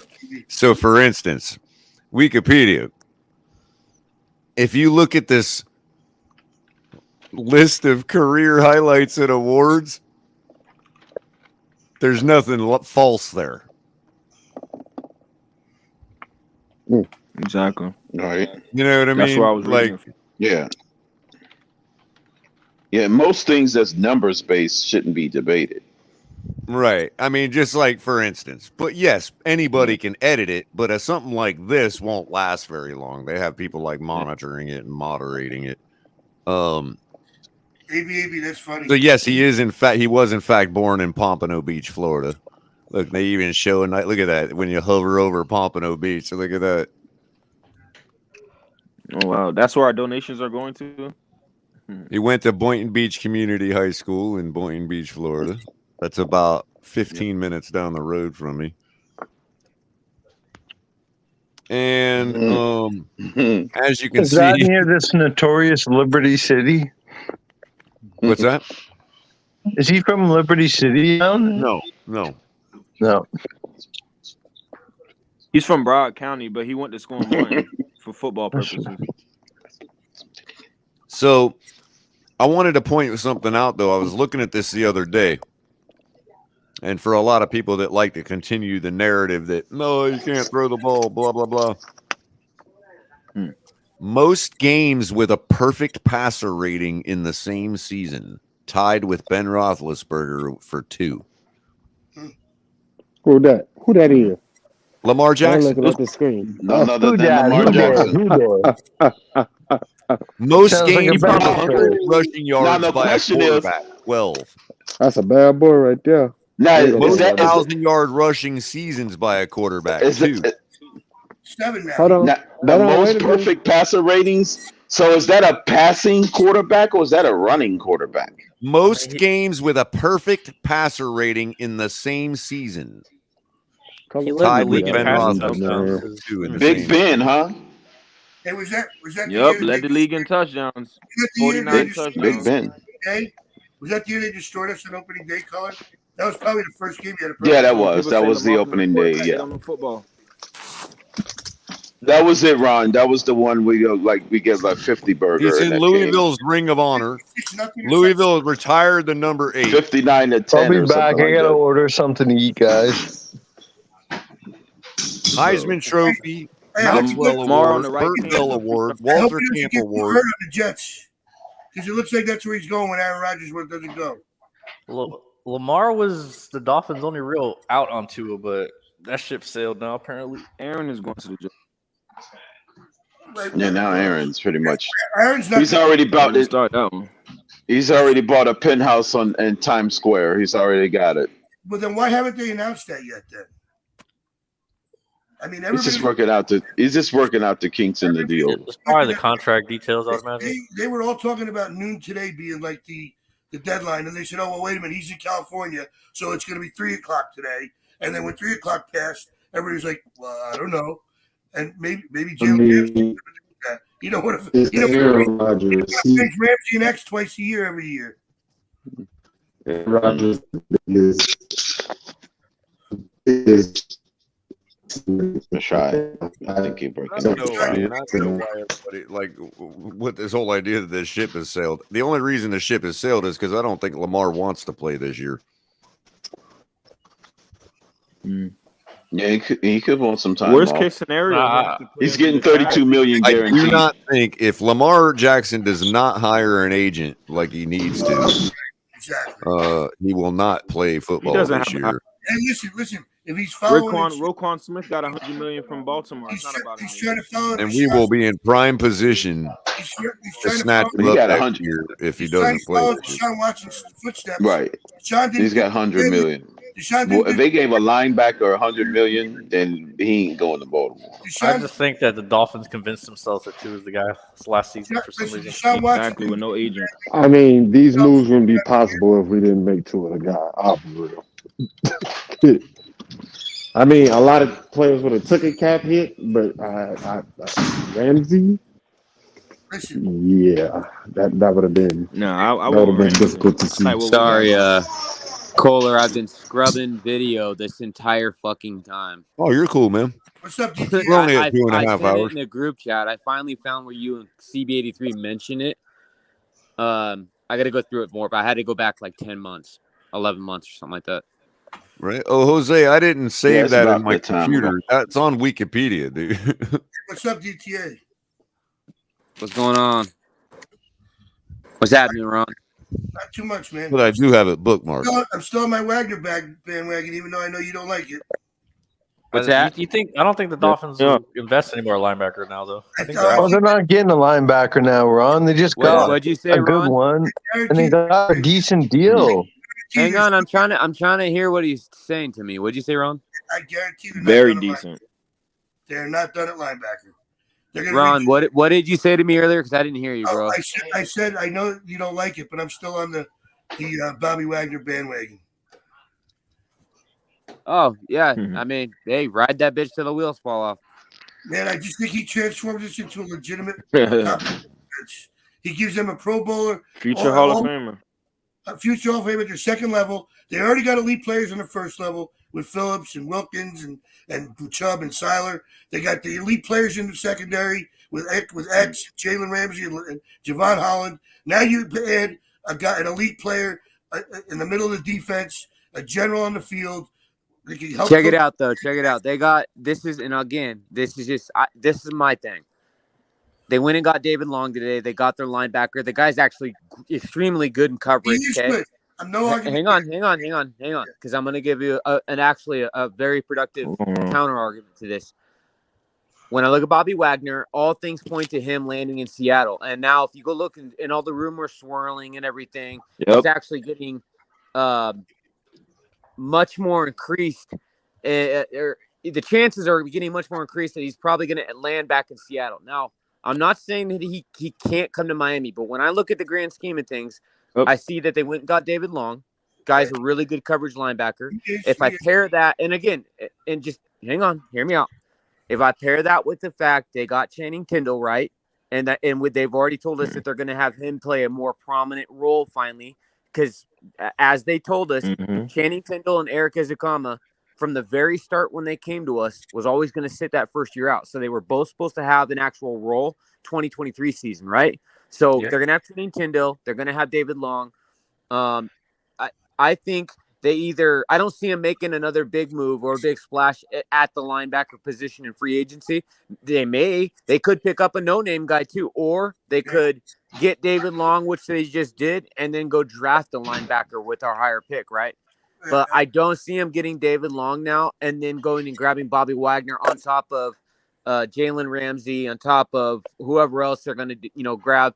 We still have other needs to meet. And David Long just kind of reinforced my thought on them. Like, if they hadn't grabbed David Long, I could still say that I would say that there's still a high chance that we could be in the sweepstakes for Bobby Wagner. But because we got him, I don't think that we're going to see a name like that. They re-signed Duke Riley, and I'm not saying you're wrong at all. I want to give a shout out to Larry O, because he made a point today that I hadn't really ever thought of before, and man, I think a lot of people fail to take it into consideration. There are only like 2 or 3 actual dates that we are required to be, that we're required to make the salary cap. Right. Every other day of the year, we could be totally over or under. The first is the opening day of the new season. Which is what, 3 days. This game is all about moving chess pieces around. I'm just tired of these people making the same point over and over again about not having enough this or that to get a given player. Yeah. You know what I mean? Like, we have yet to go into debt. Yeah, look at Sean Payton. You know what I mean? Yeah. Like, teams that are going all out, that are going for it, they carefully, craftily spend their money. They build some up to get more, and then at some point when they're 100% sure it's time to pull the trigger, they will freaking start using up some debt and put themselves over. Right. Can I say something, Color, real quick? I'm not saying that's going to be on a quarterback. I'm just saying that there's so many people. Like, it can't be an issue. Go ahead, Rashad.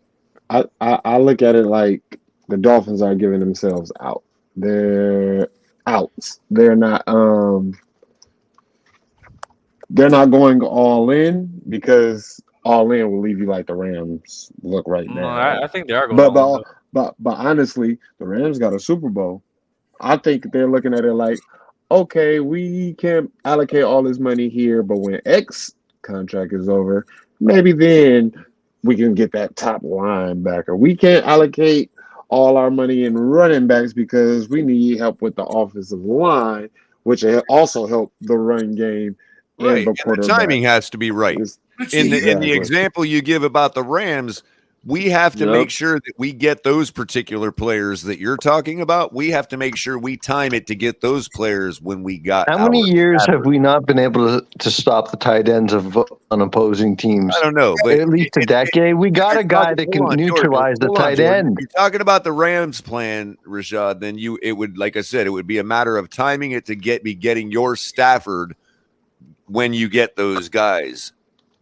And so being all in is really a matter of, were the Rams all in when they were in the Super Bowl playing against the Patriots with Jared Goff? Would you consider them to be all in at that point? Ooh, that's a great question. I would say yes. I would say yes. No, well, but see, the thing of it is, if they went out, I say yeah. See, I think they were on the track to being all in, and Jared Goff was probably maybe better than they thought, or they overachieved. Who knows? That team overachieved. Overachieved. You could say that. That team was legit. But they saw the one fix that needed to be made was quarterback. It wasn't though. I look at it like if Todd Gurley didn't get hurt, they would have been team in offense that year. That team, it was their defense. It was not their offense. So if Todd Gurley didn't get hurt, they would have won that Super Bowl. No, it was they was the top ranked offense that year. They couldn't run the ball once Todd Gurley got hurt. If they would have beat the Patriots. Todd Gurley set the whole game. Not one snap. 13-3, right? That Super Bowl. So it was their defense that had them in that game. No, Ron, what you're missing is that got them there. It was their offense. It was their offense that got them there. Their defense was good enough to stop to slow the Patriots down. They just was missing their number one offensive contributor. I think we got it backwards. I think the offense helped them get there. The defense carried them. No. Ron, the offense was prolific. You're forgetting about Todd Gurley's top running back season. He ran that offense. Okay, he was the offense. Well, that was pretty balanced because Goff had over 40-something hundred yards in that passing that year. All right, he had a pretty decent year. And where was Goff? 4,500 yards. And where was Goff in his rookie contract when he went to the Super Bowl that year? Was that his 5th year? Year. Yeah, he had already played 5 years. Was it 5? Yeah. They traded him for this year, didn't they? Yeah, I think he was at the end of his we were on that contract. plan, and Tua didn't take us as far as they needed him to, like Goff did the Rams. The reality is, we're probably still on that plan, and this is the year. Right, that's why I'm saying I want Bobby. Color already said we go deeper than we did, but we go deeper than we did, but everybody is more shocked than the Rams fans were when they traded out Goff for Stafford. I mean, our number one priority should be getting a Pro Bowl or close to Pro Bowl. I can't even fathom trading your quarterback after he just got you to the Super Bowl. Do you think if we get close, but he can't quite cut it, right? At the end of next season, you think we pull a Rams? It depends how it goes down. Pull the rug out under Tua and go get another quarterback? I think it depends how it goes down.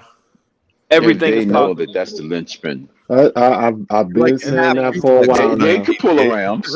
We have multiple options. We have multiple options. We can bring in the guy. I couldn't hear you, Fuller. Sorry. All right, didn't hear color either. No. He was asking a question about Rashad precisely about what we were discussing, and so I was telling him he was in half duplex tonight. That's precisely what we were talking about. The Rams plan. That's what I call the Rams plan. We can do the Rams plan. We can do the Chiefs plan. The only thing of it the is plan that we're doing right now is the Rashad. Though we've been talking the Rams plan all off season and most of the during this season. Right. And now all of a sudden people are realizing and talking about it more. But hold on a minute. Sure, there's one piece of the puzzle that makes that even make more sense. Jalen Ramsey, right? Yeah. Right. But that doesn't mean we're on the Rams plan. We could be on the Jacksonville Jaguars Blake Bortles plan. You know what I mean? Oh God! Think about this though. It wasn't just Matthew Stafford. Yeah, Put that they energy should in they the should air. have beat the Patriots. Wait a minute, it wasn't They only had no business beating up. They had no business losing to the Patriots. Oh, that game year. was fixed, in my They opinion. cheated. They had Crypto, a quarterback that only they threw had 90 yards awful per game. referees in Awful that referees. game. Exactly. That was Awful they referees. cheated in that fourth quarter big time. wasn't only that. That game was fixed. It wasn't It was only the Yeah, whole that was game. definitely. It was the Jacksonville whole team game they got with robbed. Tua instead of Bortles. Wow, they might actually win that game and get to the Super Bowl that year. You know what I mean? The game was fixed. Listen, That game was definitely fixed. There's no way they can have Brady not in that Super Bowl. If you don't That was that's fixed. still on Blake Bortles' shoulders for not having a good enough football name for the NFL to want him to be in the Super Bowl. But guys, listen, it wasn't only them getting Stafford. If they I don't know. I think that's a perfect name, Carlos. They don't get Really? the Super Bowl either. Bortles Yeah, it's like Green? Skylar Thompson. That's a perfect name. Oh, hush. Cut it out. Cut it out, Christoph. What I'm saying is, Not today. when they it wasn't just getting Matthew Stafford. It was they got Odell Beckham. Don't forget, they don't go to Super Bowl without Odell Beckham. Yeah, bull crap. They were doing just fine without Odell. Without Odell, yeah, that was just a luxury piece there. It might not have Didn't Eli Manning have better They would have stats probably won without him. without OBJ? Yeah, he was more like ice cherry. He was like a cherry on the sundae for them. That's all that was. I disagree with that. I think he was down the stretch for them to make for them to win in the playoffs. No, they needed Odell Beckham. they was already on their way. Ron, Odell Beckham Jr. had no effect on them getting swept by the 49ers in the regular season that year, 58-36 in 2 games. Okay. Odell Beckham had nothing to no effect on that. Okay, what about the games they won though? Oh, they only beat them one time. That was in the playoffs. I'm not talking about the Niners only. I'm talking about down the stretch. Well, he was hurt in the Super Bowl. He got hurt in the Super Bowl. Yeah, he didn't finish. Yeah, he didn't finish. Playing good. And they moved and they clicked right the along. second half. Didn't he catch a touchdown pass? Right. He got hurt. He was on his way to being Yeah, MVP that's of that game before. before he got hurt. Yeah, that's what I'm saying. He got hurt after they had already built the lead. I don't know, man. I think there's No, they trailed. The Cooper Cup Yeah, they came touchdown back put at them the end. ahead. Yeah, they came back at the end. They came back and they held them off. Okay, Yeah. fair enough, Ron. But do you think that it makes any difference for Jared Goff as opposed to Stafford with Odell Beckham? A big difference. Yeah. In other words, do you really think that Odell Beckham is the No. and this is an honest question. I'm not trying to gotcha here, but do you think that Odell Beckham is the difference between Jared Goff and Matthew Stafford? No, I think the additions that they made going into that year, knowing they were going all in, all contributed. No, it was Stafford, it was Beckham. They added some other pieces on defense that year. I agree. Stafford was all of which. Was the big Remember, Jared Goff took them to the Super Bowl and only lost by 11 points. But the thing is, Goff on that Rams team, they don't even make the Super Bowl. They would have lost that game to Tampa, where Brady came all the way back, and then Stafford wins the game at the end in 40 seconds. No, there's no question. That kind of gunslinging is what they needed. That's why they made the trade. There's no question. Yeah, I tend to agree with you there. That's precisely where I'm getting at. I think that they knew Jared Goff would have turned the ball over that many times. Point. That's the key question that put him in that predicament in the first place. He was turning over the ball like wildfire. I can't do now. What I'm saying though is, where are the people crying for Jared Goff or canceling people out of the Rams fan base? Because they like Matt Stafford. It seemed like they never really believed in Goff, even when they took him to the Super Bowl. Well, they drafted. they made a decision to pay it off for him. So no, they believed in him all the way until they didn't believe into him. I don't think anyone him. They drafted him. He Didn't they give him an with extension? them They for the gave him an move and everything. Yeah. He was a St. Louis Ram. Yeah. they traded him after they He gave him was their guy. Yeah. Oh, they believed in and by him. the way, had a pretty stellar career on the way before that Super Bowl. When he got to the Super Bowl, it was with McVay. Goff's a decent player. He's not terrible.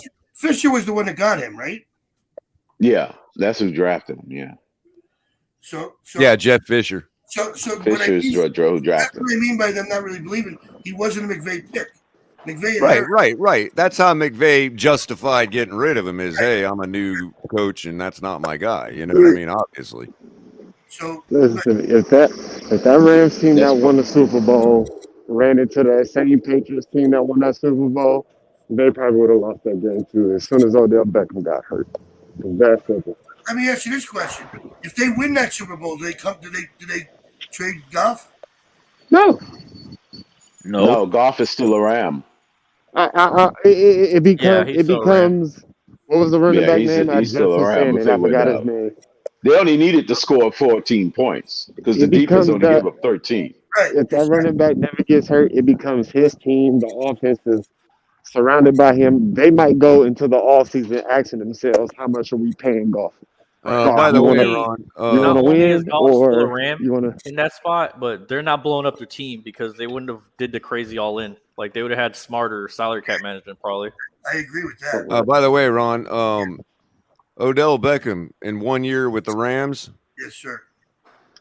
He started 7 games, played in 8. When did he join him? He joined him was targeted 48 times. He joined him in November. He's in the mid-season, no color, so he didn't play. Okay, he was targeted 48 times, 27 receptions for 305 yards, 5 touchdowns. That's the difference right there, the 5 touchdowns. 38 he yards did his per damage in the game. playoff. 38 yards per game. Along of 54. He's more like a number 3 in that offense. What was his numbers in the playoffs? He was only responsible for 16 first downs, and his catch rate was 56. They still had Robert Woods, right? What were his numbers in the playoffs? No, I think Woods was hurt. Yeah, that's probably why they picked him up in mid-season. But what was his numbers in the playoffs? It just seems like in the playoffs he probably had better numbers in the regular season. Role. Maybe I'm wrong, but it seemed like to me I remember him playing a bigger role down the stretch. I'm just look. I'm not disagreeing with you. What I'm saying is the move that got them the Super Bowl win, all things being equal, was the quarterback. Because if they don't get Odell, I think Matthew Stafford does the same thing. Instead of a 14-3 outcome in the Super Bowl with Jared Goff, they had a win. I think it's a mentality. They didn't need Odell. In other words, Jared Goff didn't have Odell to get into the Super Bowl. The way that Patriots defense was set up, they lose that game, bro. Goff wasn't just going to throw it up to Cooper Kupp like Stafford was. Yeah, you couldn't throw the ball on that Patriots. But he was. He was the ball more. You all think that last year was Cooper Kupp's first breakup? The dude's been putting up 20 plus. He was the best player in football that year. Color. That Patriots defense had defensive player of the year Stephon Gilmore. J.C. Jackson. I understand what you're saying, Rashad. I know why they lost. What I'm saying is Jared Goff got all the way there and didn't have Odell Beckham Jr. Yeah.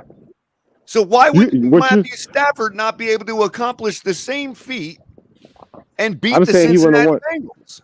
I'm saying personally, this is me personally. Matthew Stafford he's in the same realm as Jared Goff to me. He's in the same freaking realm.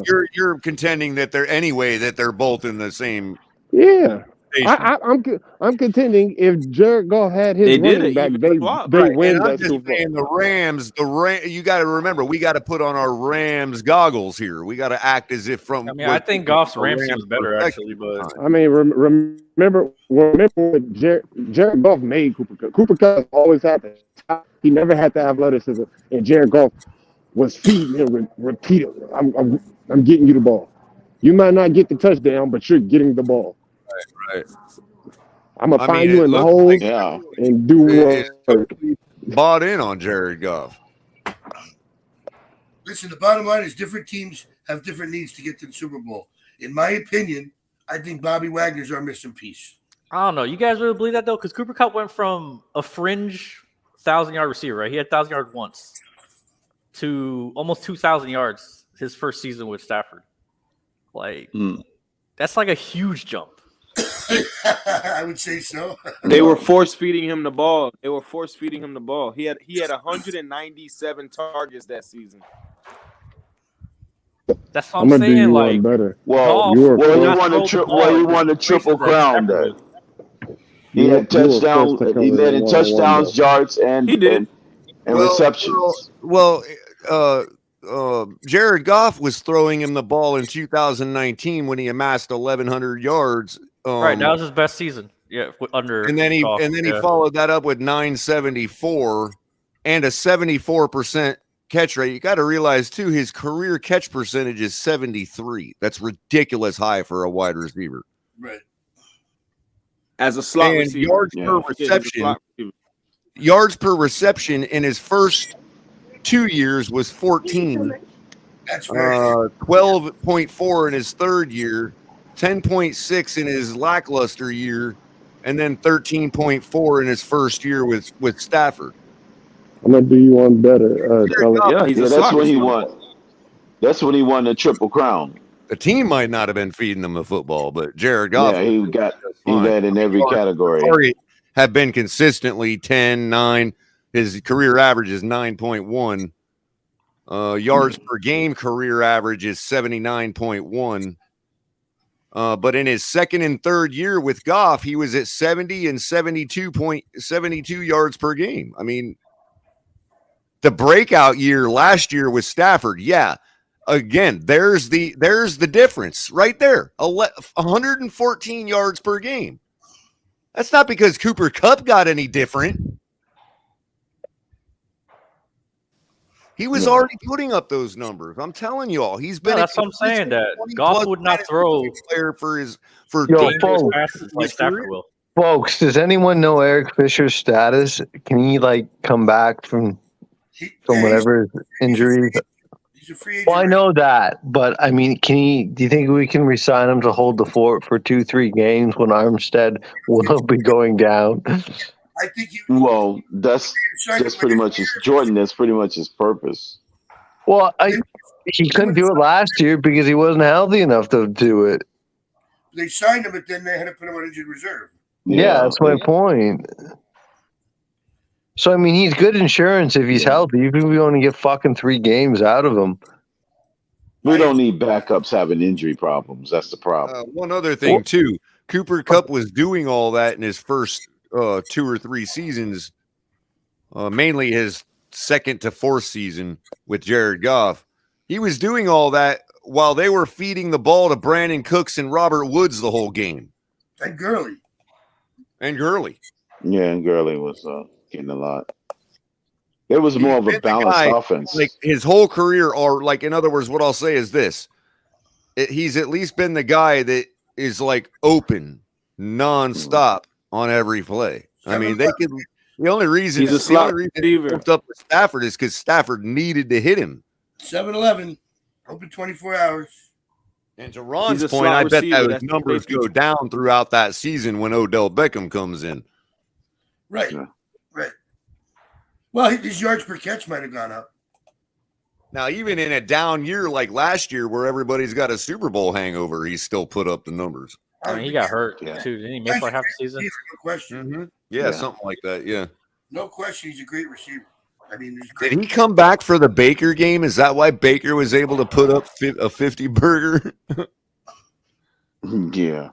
Is that what happened? I don't think monster game. Now Tampa Bay is buying into it now because they about to make him start quarterback. Tampa Bay's trying to tank. No, they said that. Well, they don't need Baker if they're gonna start tanking. He's gonna destroy that plan.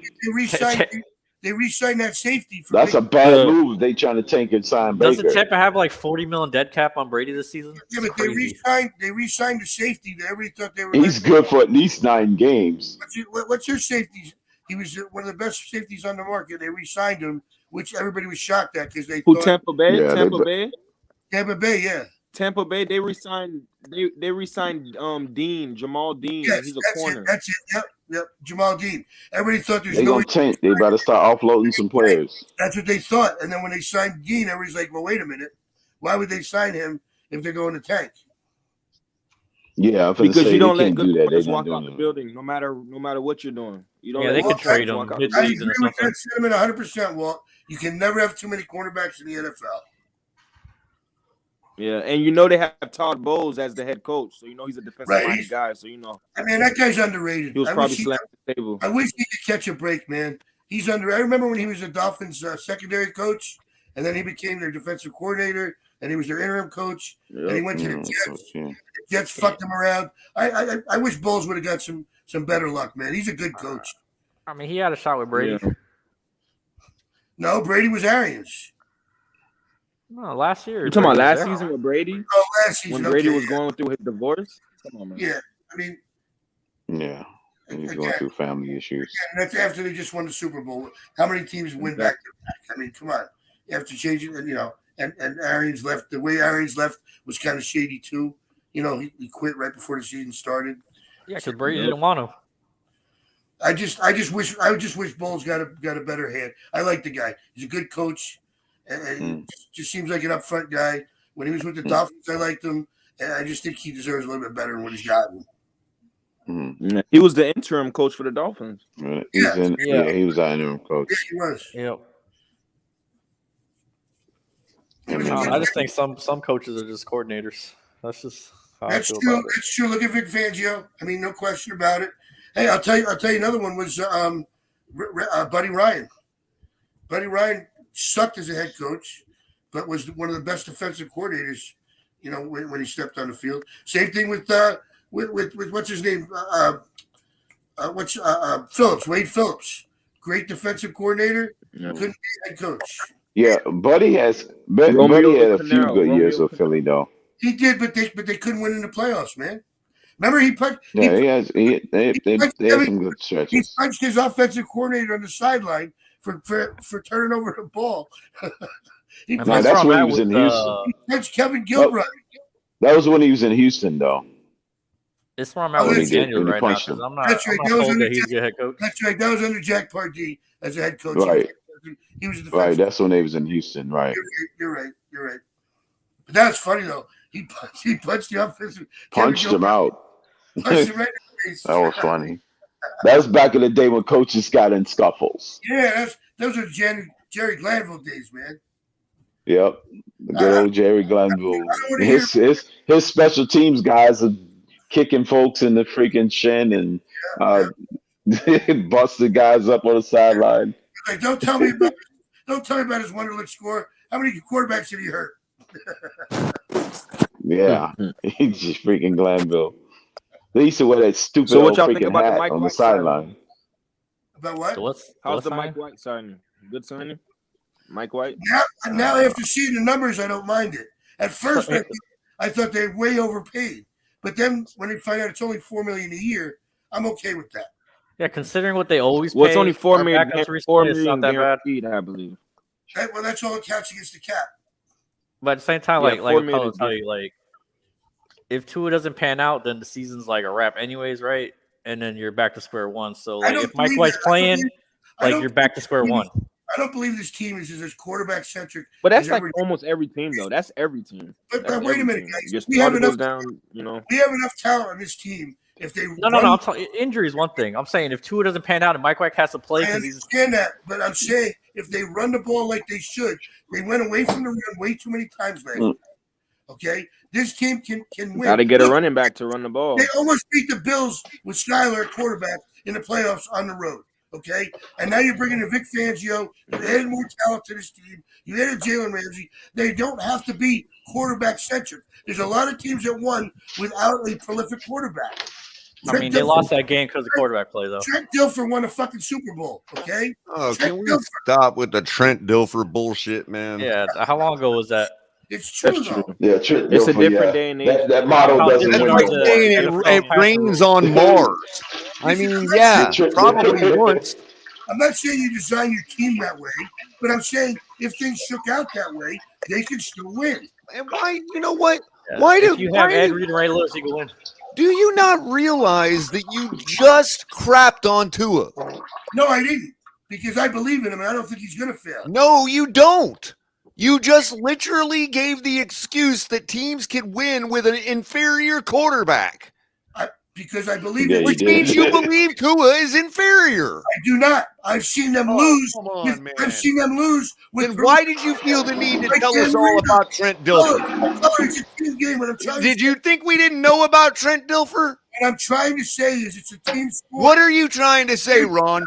That teams can win with a Trent Dilfer?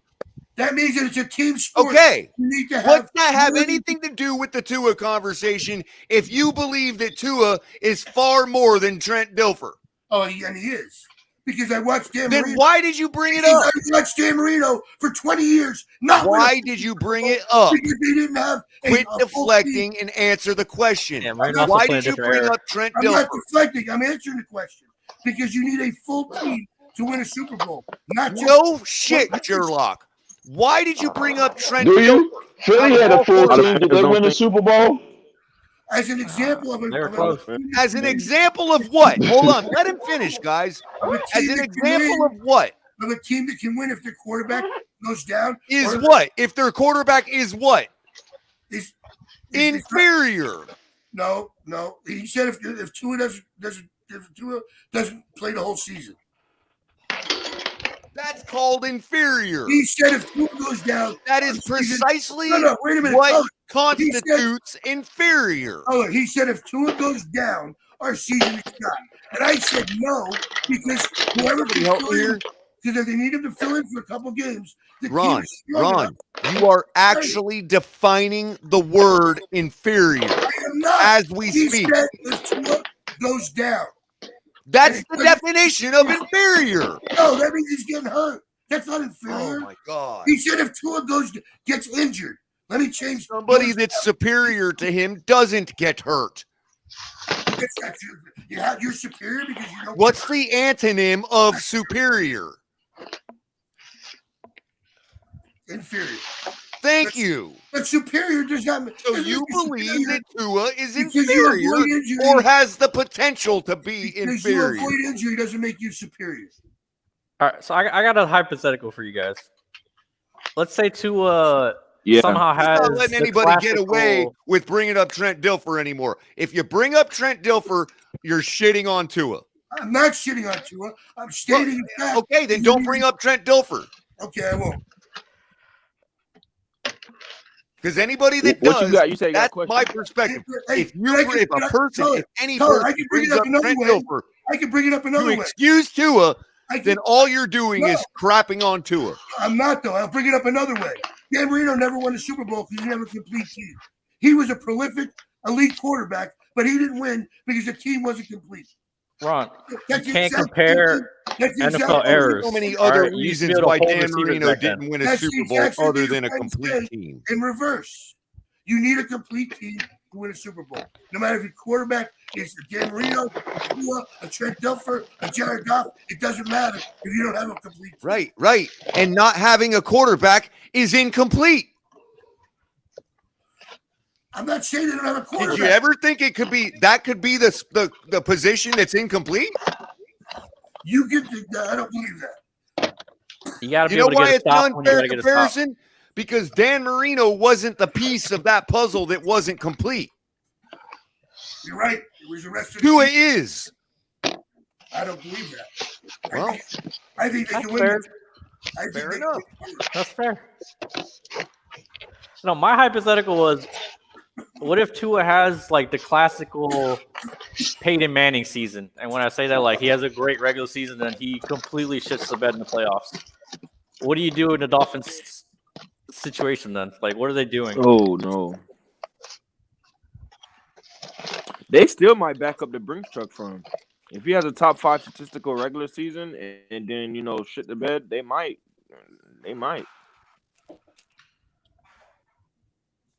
They just sign him to an extension. He's here for another 2 years, guys, unless he's traded. If he plays good, that's probably like the most likely scenario, right? He'll have a good regular season and a bad playoff. Obviously, the best case scenario is if he ascends and he's our guy, and then you have a 3-year solid window. The interesting scenario is like he's just cheeks next year. So then you try to get off him, but now you're into that 5th year, but it's only 20 mil, so you eat and try to get another quarterback. I don't know. TD has a phrase that describes that. What was it? Good enough to not be good enough. Not to be good enough. Yeah. The question is. Yeah, that's it. Yeah, good enough not to be good enough. The question is, who do you have as an alternative? Yeah, that's it. At that point. Yeah, that's your it, first fella. round pick in the draft. That price. First round pick, you're starting all over again. First round pick's not winning the Super Bowl. Yeah, we're not going to lose enough games. You don't have for to the start first all round over pick again. next Why year. would you be starting all over again? You don't see how stacked this team is? This team is stacked. You don't have to be starting all over again. No, we're not starting over because when a person needs to be on have that argument, all of a sudden the salary cap goes out the window and we are money bags again. Right. That's my point. The point is, the reason why they exercise his 5th-year option, in my opinion, is because if he doesn't do what they want him to do, which I think he will, but if he doesn't, there's really no other better alternatives that are going to be free agents next year. And you're not. I doubt they're going to go with a rookie they're going to draft to put on this team and expect them to go to the Super Bowl. They're in a Super Bowl window for the next couple of years. So what? 3 years or 2 is good. You have a 3-year window. What is your better option? My point is, what is your better option from salary cap wise and talent wise at the position? There aren't any. Well, Lamar Jackson was the option. How are we in a Super Bowl window if we refuse to get a quarterback that can contend in the Super Bowl? See, but I believe he can contend, Color. What evidence do you have to support that? I watched him play every game. He hasn't even been to the playoffs. Okay. You both have valid arguments. Yeah. He showed some promise last year, right? I did not play the way he did last year. He showed improvement. He showed some improvement. But they would not have made the playoffs had he not played the way he did. But Color is also right there. So in other words, is he Tony? Because it's literally Is he Tony Romo or Andy Dalton 2.0? God, it's like show me the evidence of where you see all this. Yeah, he's hovering around fantastic quarterback play. I don't know. Maybe his quarterback rating was higher than anybody else in the league. I didn't ask you about his quarterback rating. I asked you where you saw all this great quarterback play. On the field against where? When? Chicago, Cleveland, Detroit. You mean both those games that we actually almost lost? No, we almost lost because our defense gave up 30 points. Because You know what, because of the wonderful things he does. What the fuck, man? The last 6 games were very bad. The last 6 games for Tua was very bad. You don't. You're allowed to use your opinion. I'm allowed. Yeah, he went out on a dud for sure, which is why everyone has like the most sour taste in their mouth right now. Concerns and questions. Every member of that defense that you're talking about has playoff experience now. Yeah, they do. Yeah, true. Absolutely. Yeah. And Try again. Tua doesn't. Who doesn't? Who is the only Technically, starter on our team that doesn't have playoff experience? Color. Was it because of his play or because he got injured? He got. I don't give a damn. I do. We don't even know if he was actually cleared or healthy enough to play against Buffalo. Even if he would have been, he would have been rusty. He would have been cleared against the Jets.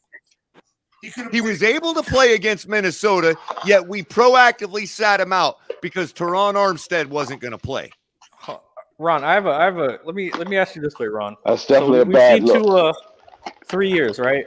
Yep. And in his defining ending of the season moments, right? In the 3 straight years. So the first one versus the Bills on the road, we get absolutely murdered, right? Then the second year, we go on that late run. On the road again, we get murdered by the Titans, right? Then last year, we're at home this time. We need that Green Bay win. Yep.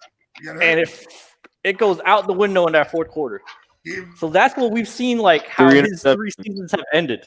Yeah, every person that I talked to in the offseason chalked up Green Bay as a W. Everyone. They did. Yeah. To the point where it was guaranteed. By the way, but like, I mean, I could be honest with like what I'm seeing.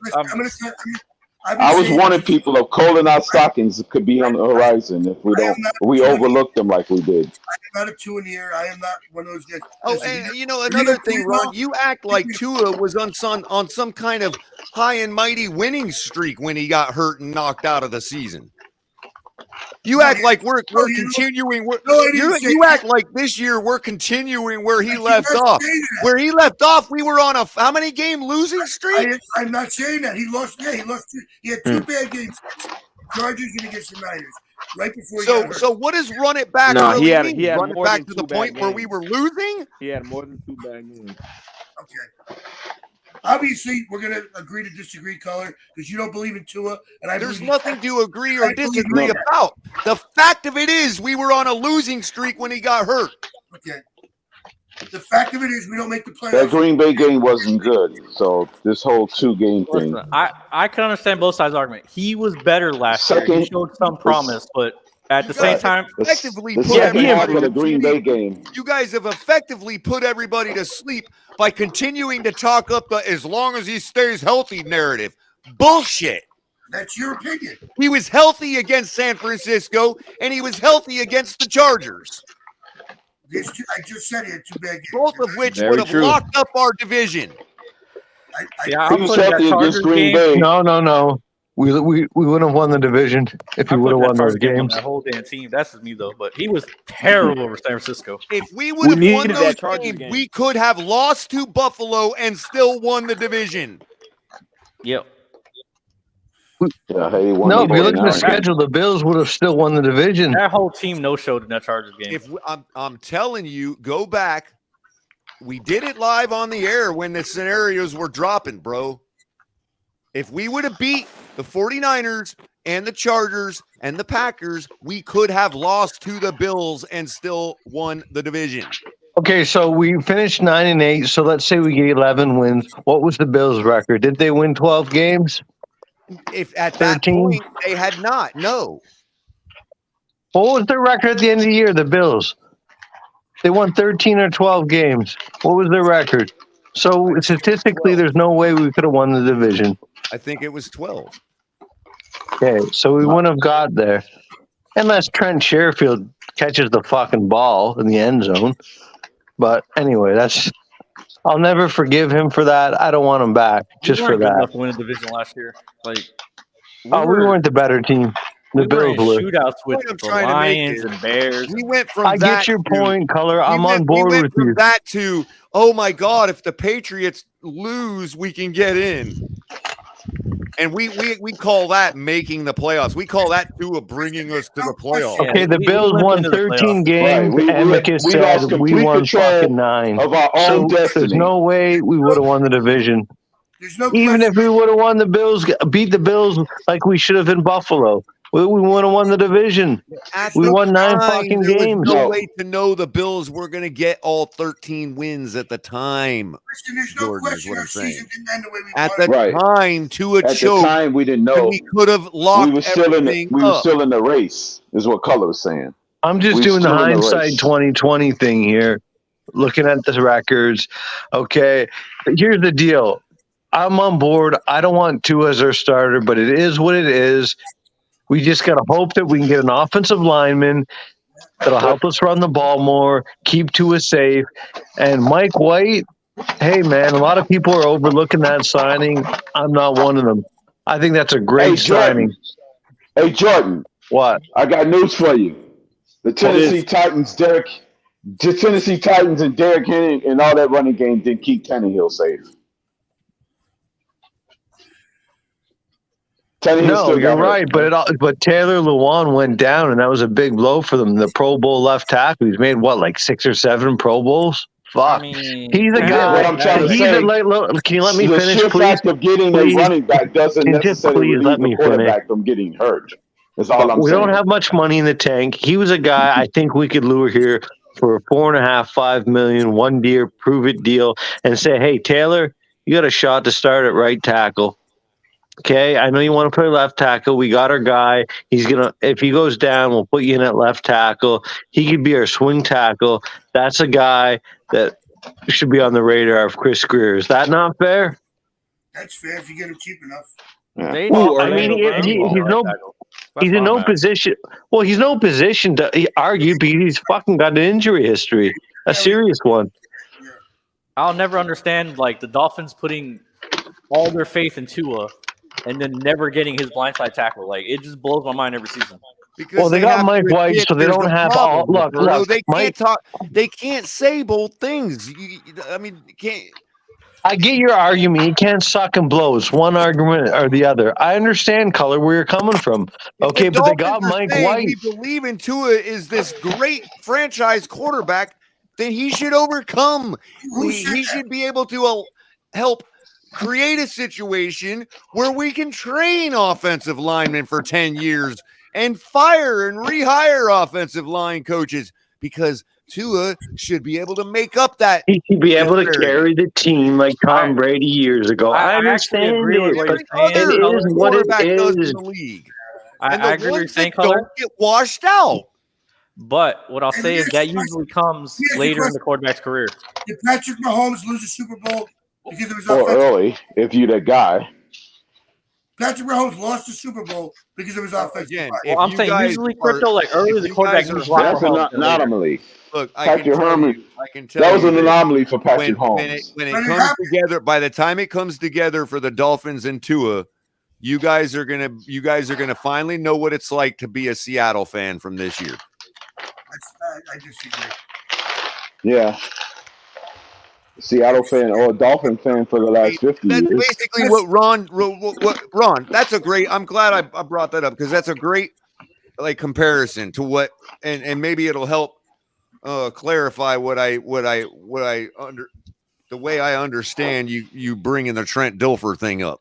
Okay, it's like if somebody were to say to me, "Well, give him time. Look at Geno Smith." No. Exactly. It's literally the same argument. No, it's not. How is it not? My argument with Trent Dilfer had to do with it being a complete team and not being all on the quarterback. That's all. It's that's okay. all But Tua has more talent than Geno Smith. Did it on his own, or did he finally get a complete team in Seattle? No, Seattle's not complete right now. Maybe the light bulb finally went on for him, like it does for some players. Tua has more talent than Geno Smith. Look, a more veteran quarterback makes. Well, the numbers are pretty the same. Pretty similar this year. When you say something like a light bulb finally went off, how is that any different than me saying, well, my eye test tells me Tua is garbage? Well, the problem with Tua is the light bulbs go on all the time in his fucking head. No, I can't see what eye test you're looking at when you watch all the games. He makes all the throws we need him to make. He's got elite. Maybe he's always been that way, and things just didn't work the way he wanted them to. Okay. Listen, again, I'm not going to change your mind. You're not going to change mine.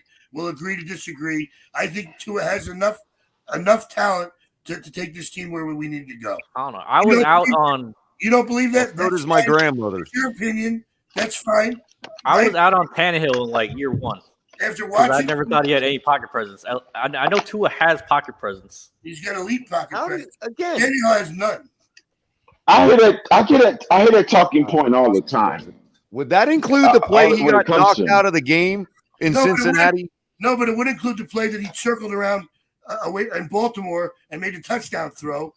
Look, he got knocked out in Cincinnati because he was concussed against Buffalo. He played through it. Hey, Ron, I hate to be the bearer of bad news. Yes, Tua did that, but that play comes a dime a dozen when it comes to quarterbacks. I've seen a lot of quarterbacks do that. Are you guys listening to me? I've even seen Buffalo. I've even seen Zach Wilson do that before. Does that mean he has elite pocket presence? I'm just saying. I mean, that's the only one. Like, be careful when you start singling out plays to give an example of his pocket presence. And it was his because I can easily go find a bad quarterback that does the same thing. There's a lot of other plays that he's shown a lot of elite pocket presence. That was just the one I thought. Yeah, you know what? You guys make a fair point. He does have pocket presence. He's in the pocket too much. He has too much pocket presence. That's fair to say. He's there too much. That's fair to say. He doesn't run enough. He doesn't. I agree like with he's that. present in the pocket too much. Sometimes he should just take Exactly.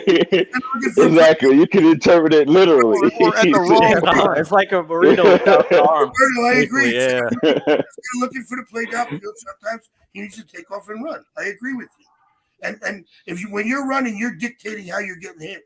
You don't get hurt as much. When you're running away from the line and you're off balance and you get pushed, yeah, the odds you get hurt are much greater. But like I'm saying, like his injuries, like if you look at him, right, like the one versus the Bills where he broke his ribs, like Jesse Davis Ole's block, it's like 2 seconds, he gets creamed. That's not really his fault. The first concussion versus the Bills the next season, he gets pushed late, somehow freaking lands on his head or whatever. That's his fault. Right. That's why he has no offensive line. That has nothing to do with the offensive line either.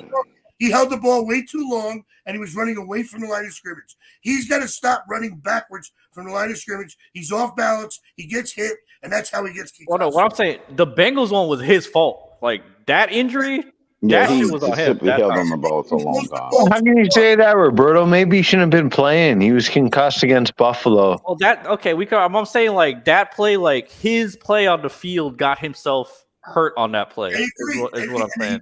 The doctors got him hurt. He couldn't have been playing. My issue, maybe he was concussed for the whole season. With the fact that he got hurt on that play. His injuries are My issue is that when we start comparing him to somebody like Lamar Jackson, it's not a matter of he just wouldn't have got injured on that play. That play that Tua got injured and knocked out of the game on would have been a touchdown for Lamar Jackson. Oh yeah, not just complete play. Can I say one thing to Curtis in the chat? He's bringing up the fact that we signed a linebacker and a cornerback, and we're talking about Tua and basically telling us to shut the fuck up. The quarterback, buddy, is the most important position on the field, so you shut the fuck up, buddy. I got nothing against you. You're a good guy, probably, Curtis, but you shut the fuck up, brother. Thank you. At the end of the day, our defense will be great. Spoken. If our offense ain't scoring points, we're not going to do anything. Listen, if our offense can repeat what they did last year, and our defense would fit with Fangio, and you should have told him to go listen to some old Cyndi Lauper hits. Time after time. Well, that's okay. Exactly. Time after time. We know the corner is proven. The corner is a Super Bowl champion. What else is there to talk about? Yeah, the new linebacker. Okay, question for the panel. Can the new linebacker tackle? Yes or no? Discussion over. Let's get back to Tua. Yes. I mean, what is there to talk about? One is a Super Bowl champion, and the other, all we need him to do is tackle. Right. The only thing to talk about is if you think we need another linebacker or not. You got to cover backs and tight ends too, Colin. Does he even tackle? Does this linebacker? Yeah, he does. Actually, he does. I'm being facetious. But the point is, are we one tackle away from the Super Bowl? That's the question. No. We might be one right tackle away, but not a. Listen, if our offense plays, our offense does the same thing they did last year. We need some more pieces. And our defense steps up to I'm just saying. They always like to say, "Are we one quarterback away?" But are we one tackle away from the Super Bowl? I think we're supposed to spend 3 hours talking about a linebacker and a corner. One that's won a Super Bowl, and the other one, hey, he's a linebacker. The only problem we have at linebacker is they can't tackle. And we've not. Hey, they need to Color. They need to fix that in training camp. That's a 2-week fix. No, you stepped away when I. That's something you can fix literally overnight. How many games did we lose where we couldn't get off field on third down? Ask your question. That's not true, Crypto. Color, I asked this earlier. When's the last? Why not? When's the last time? Let Ron talk. When's the last time a linebacker on our defense made an interception? Do what? I said tackle. I ain't said nothing about getting interceptions. Tackles are not game-changing plays. They're not impact plays. I can't remember. Ask Zach Thomas how he got to the fucking Hall of Fame then. I didn't even hear the question because I can't. Curtis, if you want to come up to the panel, please come up. The question was, when was the last time we had a linebacker intercept a pass? Not one that was. It doesn't matter. 2 interceptions versus none is not that much difference. Please tell me what the question is. When was the last time? Besides Ron, I can't hear you, Ron. When was the last time we had a linebacker intercept a pass, Color? That did what? Intercepted a pass. A linebacker. I mean, really, I don't know. When was the last time we had a quarterback that 2 years. went to the playoffs? 2 years we haven't had On a playoff game. 2 years. Before that didn't keep us out of the Super Bowl, Ron. I got news for you.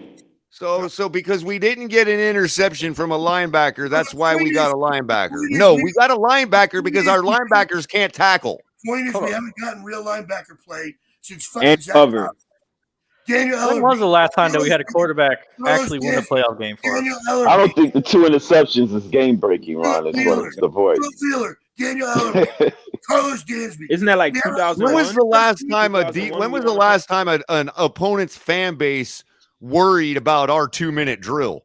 Well, no, because when we won that game, the 2001, that was Lamar Smith with like 300 carries in that game, right? If I recall. Yeah. Yes, that was the last time we won. Right. The actual When was the last time a Ron, quarterback that was against the actually won a game? Colts. When was the last time That was him. That was Jay Peeler.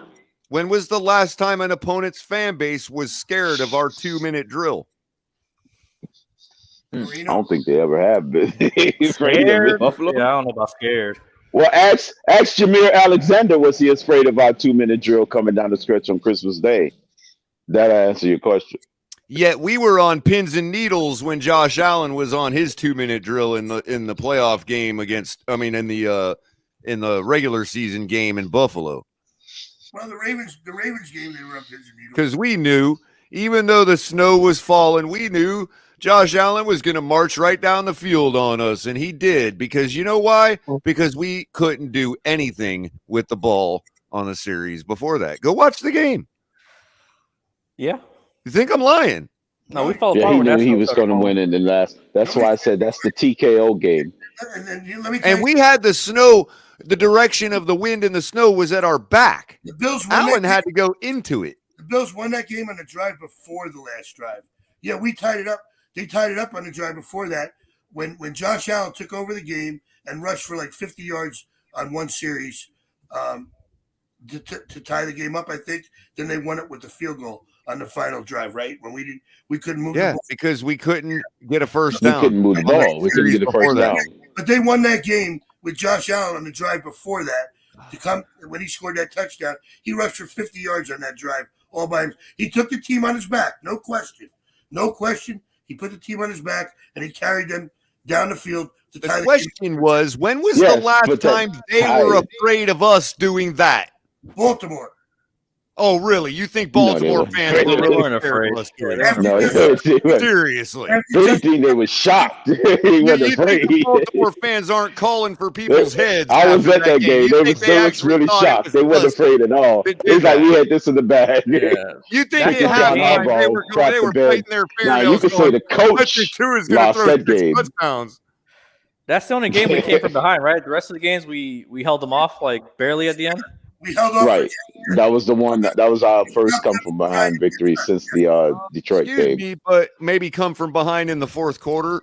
But Detroit was owning us in the first quarter.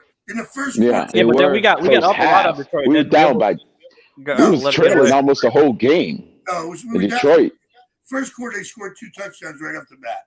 We was down 14-0. And how many did we score right off the bat?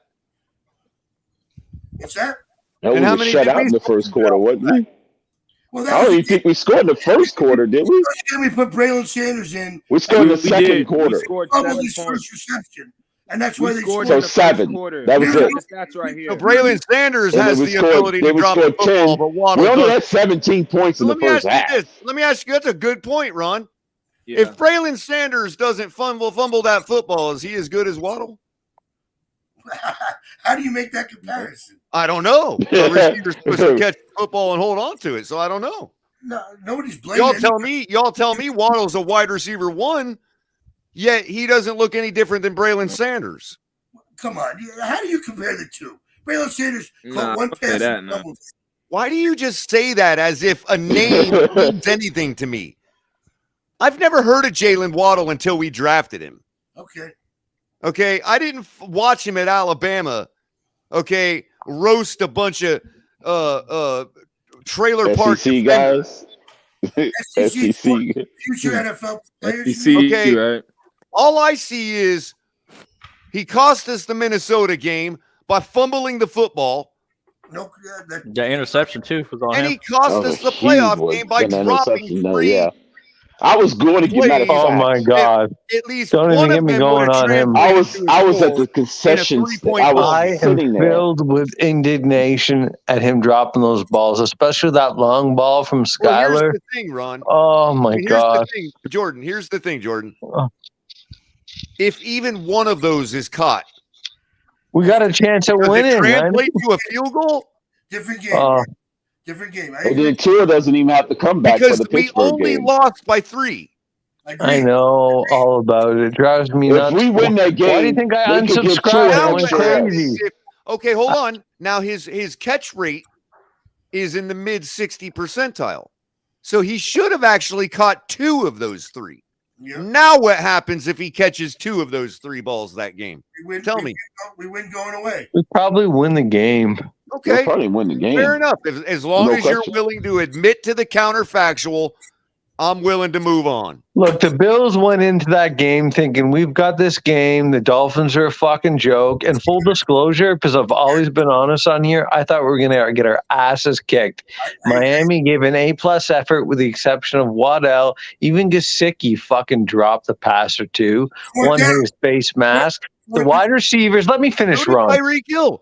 Tyreek Hill dropped an important first down early in the game. But what did the Super Bowl champion do? He corrected his mistakes and didn't drop another one hardly the rest of the game. Yeah, he redeemed himself. Yeah, he but redeemed look, himself in that we game. should have Like won a that wide fucking receiver game. one does. We should have won that fucking game. No question. That would have been big in the playoffs at the That Ralph. game felt like that Raiders game the prior year. We had no business losing that game. We was up 14-0 right out the gate, and we freaking lost that game. Oh, that would have been reminded me great of to that beat Raider Buffalo game. in Buffalo in the playoffs. They would have went fucking nuts. I know Bills fans better than you guys know them. I live right near the border. I know. Okay, they would have went absolute fucking nuts. Pause a second because no hard feelings, Curtis and Jordan don't hold no hard feelings toward you either. I'm sure. I don't, dude. Curtis, I know where you're coming from. You don't. You're not causing any problems, bro.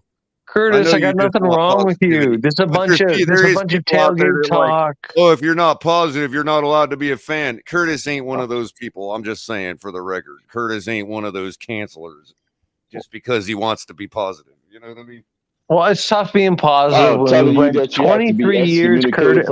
Curtis, 23 years, almost 2.5 fucking decades, not a playoff victory. Fed up with this team. We better win. No, we better win this year. I go into every season thinking we're going undefeated, bro. There's any animosity. Oh, Roberto, how old are you? I'm in my mid-30s, Roberto. I don't have time for this. I wear this on my sleeve, and I'm a diehard Dolphin fan for 50 years. I'm always going to be optimistic because I want them to win.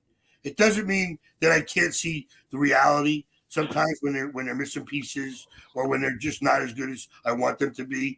But I do believe that they have the roster that can win this year. Yeah, well, okay, do me a favor this year, Ron. You're supposed to. And I'm not saying you didn't. I'm just saying when we at the Fins tailgate turn it around and go at Buffalo fans, y'all don't need to be leaving us high and dry and hanging with no backup like y'all did this season. I never do. If I'm here 100%, Scholar. I would never. We were the ones sitting here throwing two-in-ear arguments at the Buffalo Bill fans while the two-in-ears wanted to sit here and ask for everybody's receipts. Scholar, I'm not a two-in-ear. I'm a Dolphin fan. Right. I'm not saying you are. I'm just stating for the record. He doesn't. Okay. Yeah. When we were out there fighting the good fight, turning it out towards the other team's fan bases, the two-in-ears were busy X-checking everybody's receipts instead of fighting that fight with us. Listen, the bottom line is, Well, it's the off season now, and I'm allowed to say whatever. I just want to say this for the record: ain't going to be like it was last off season. I already said all the things I said last off season. I ain't going to say them again. If you want to hear all the shit I said last off season, go watch the videos. I'm not having that debate again. Yeah.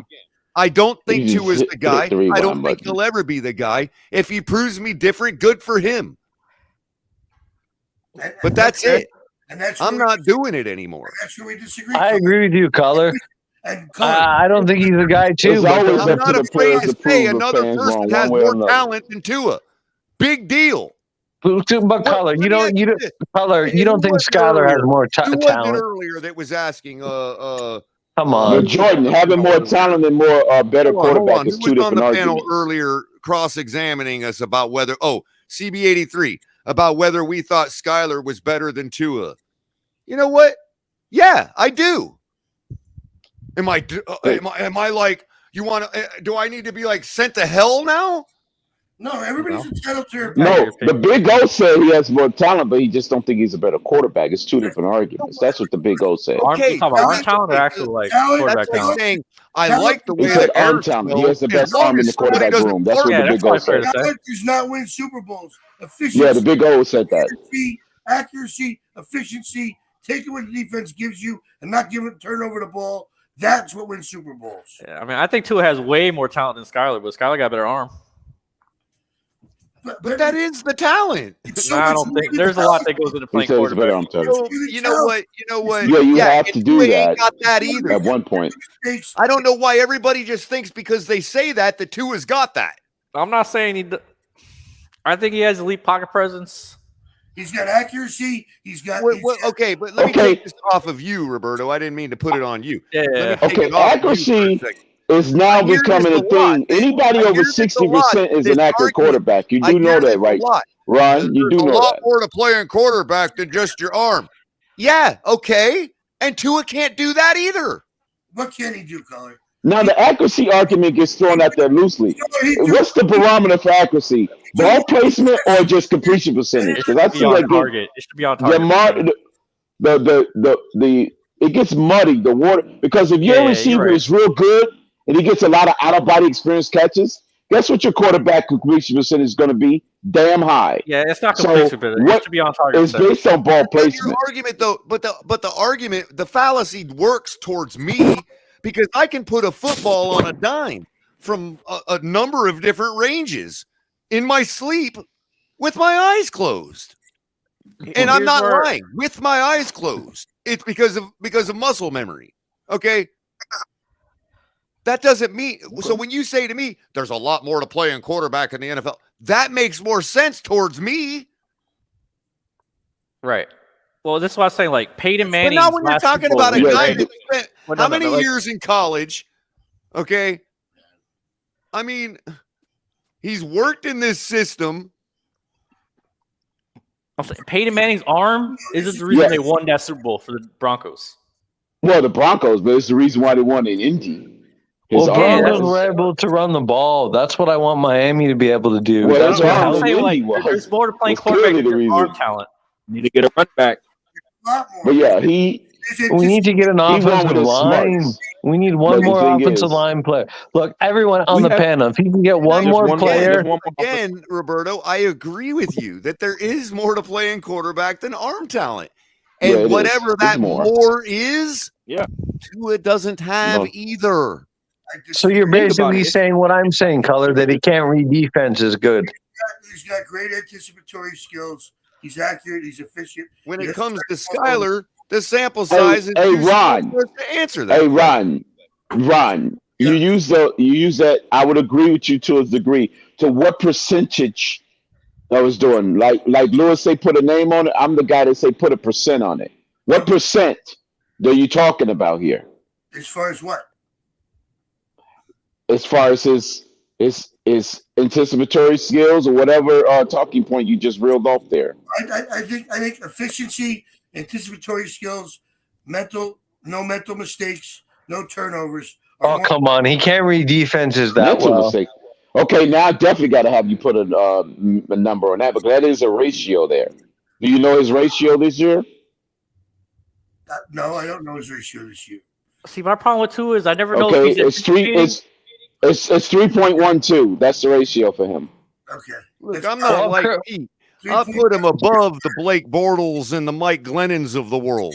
Oh, God. You can't. But I want to bring up an astute observation. Maybe Vic Fangio can sit down with Tua and help him read defenses better.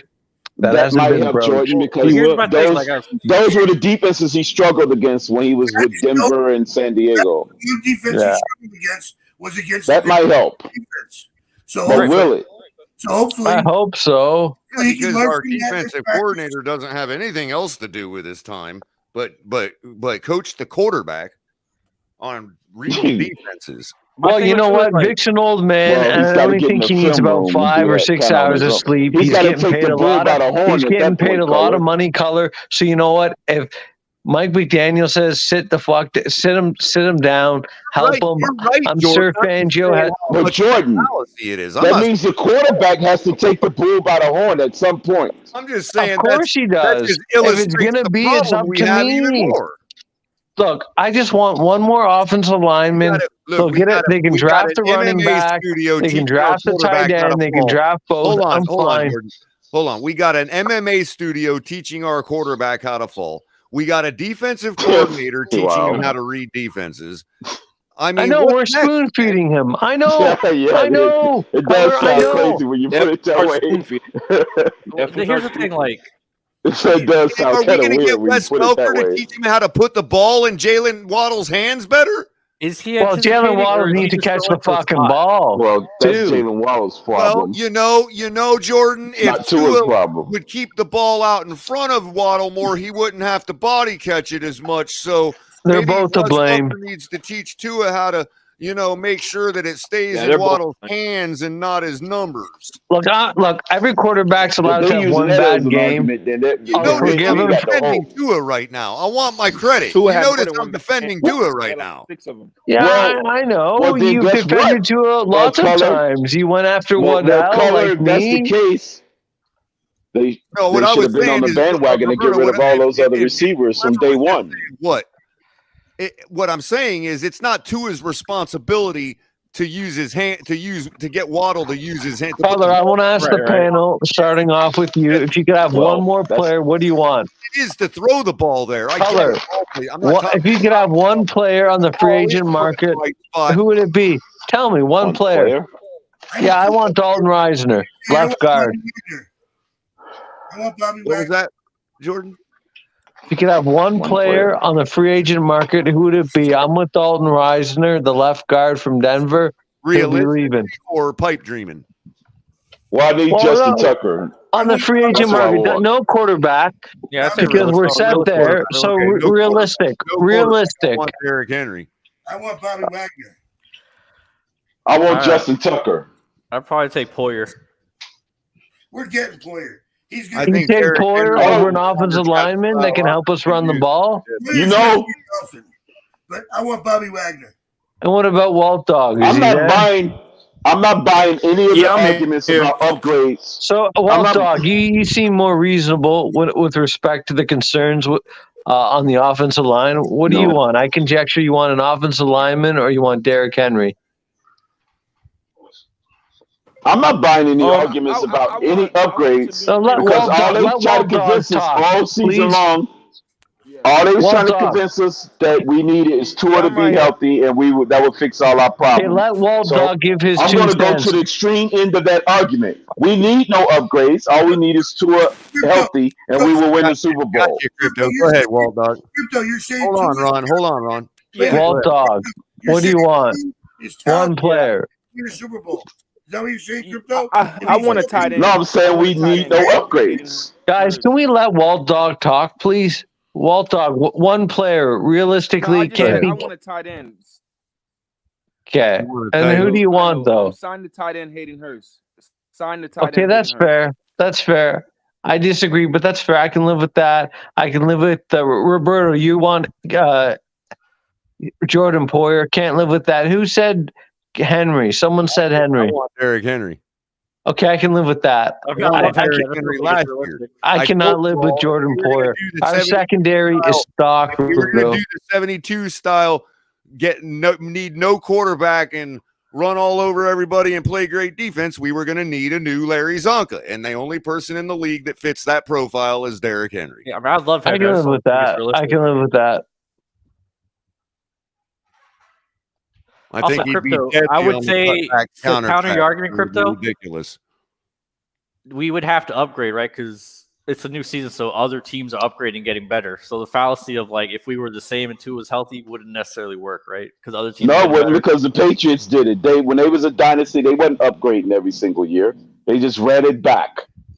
I mean, I don't know. A guy like when they tried to upgrade with Randy Moss, they lost badly.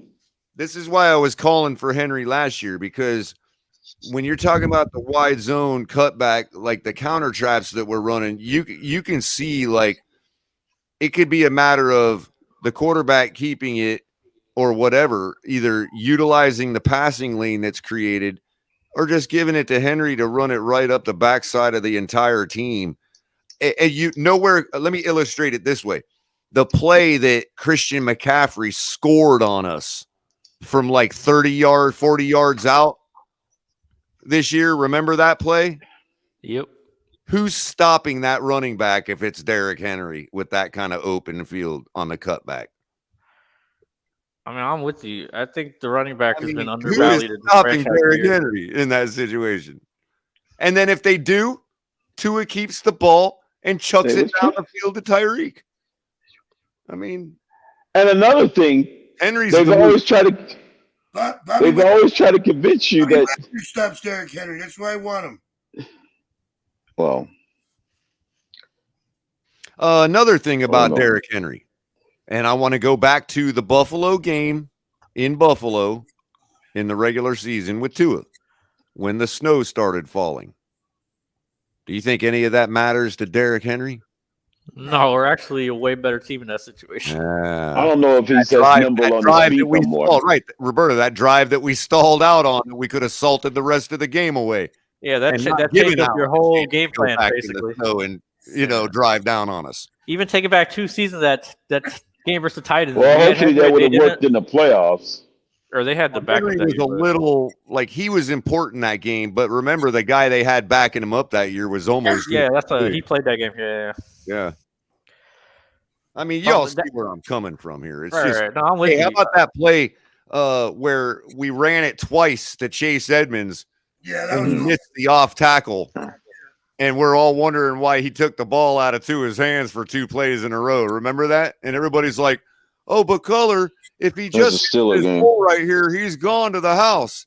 Listen, that was still a game. We was inside the 20-yard line. If that's a red zone play. That hole is being made. It don't matter if it's there or not. You know what I mean? That 2 yards. But that was a goal. That was a 20. That was a red zone play.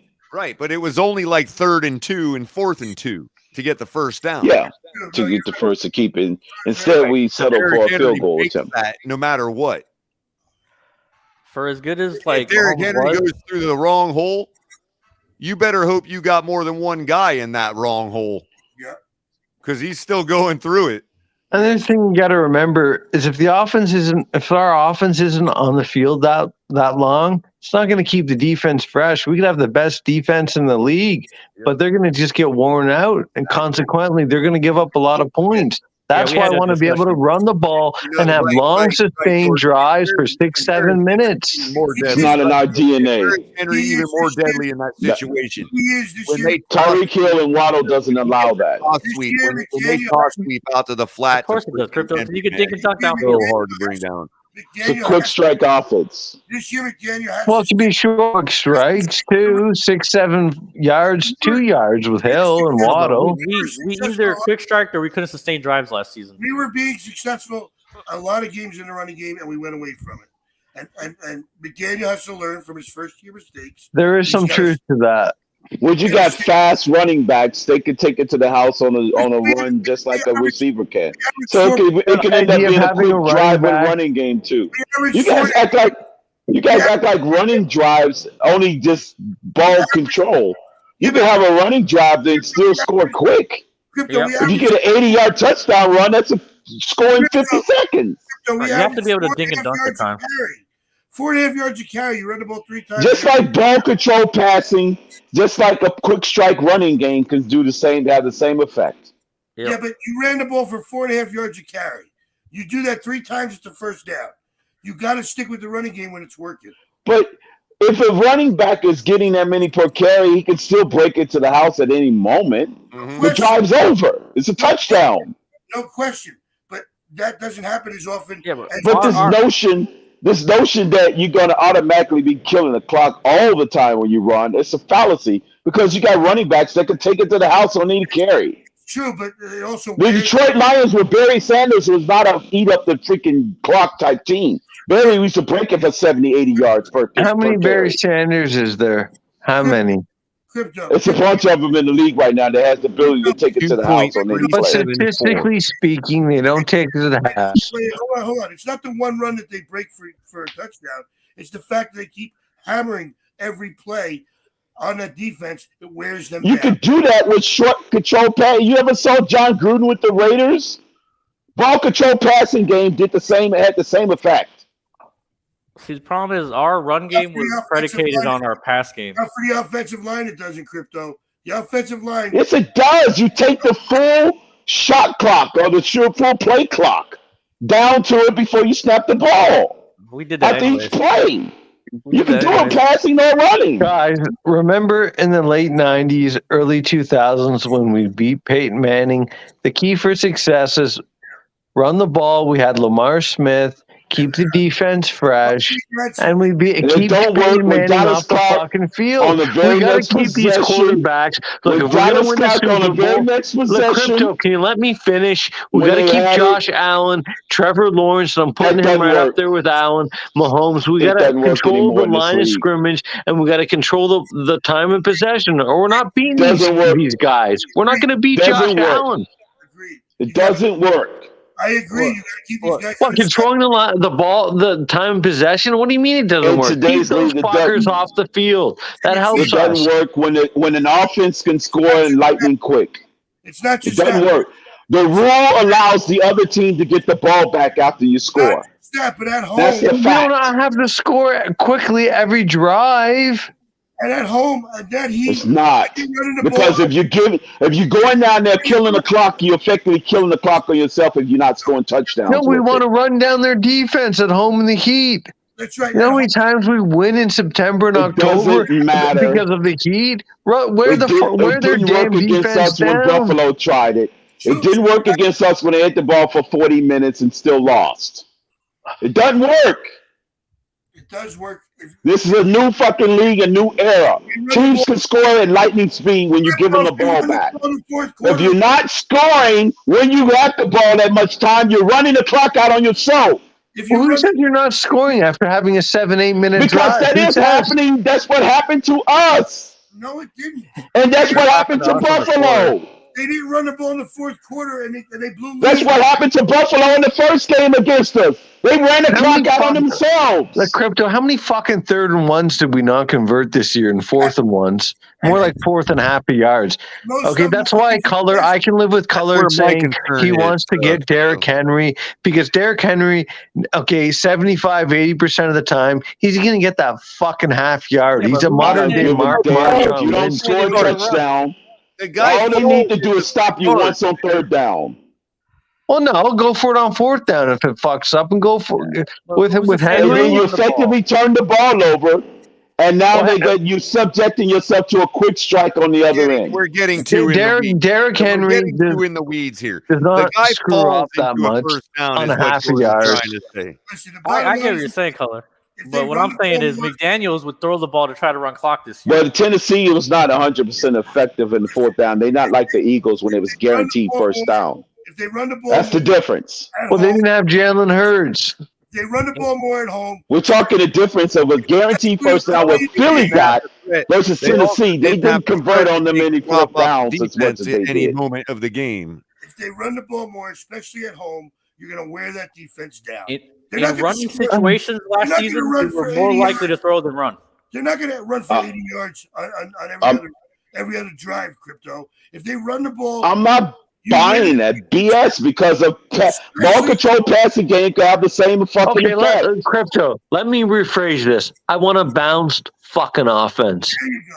There you go. There you go. You can argue against that. That's all theoretical. Once again, no, it's not theoretical. I want bounds. And to me, it's situational. Yeah, that's right. Listen, when you're up by 4 points early in the 4th quarter, you're up by 4 points and you got the ball. You cannot let the other team have the ball.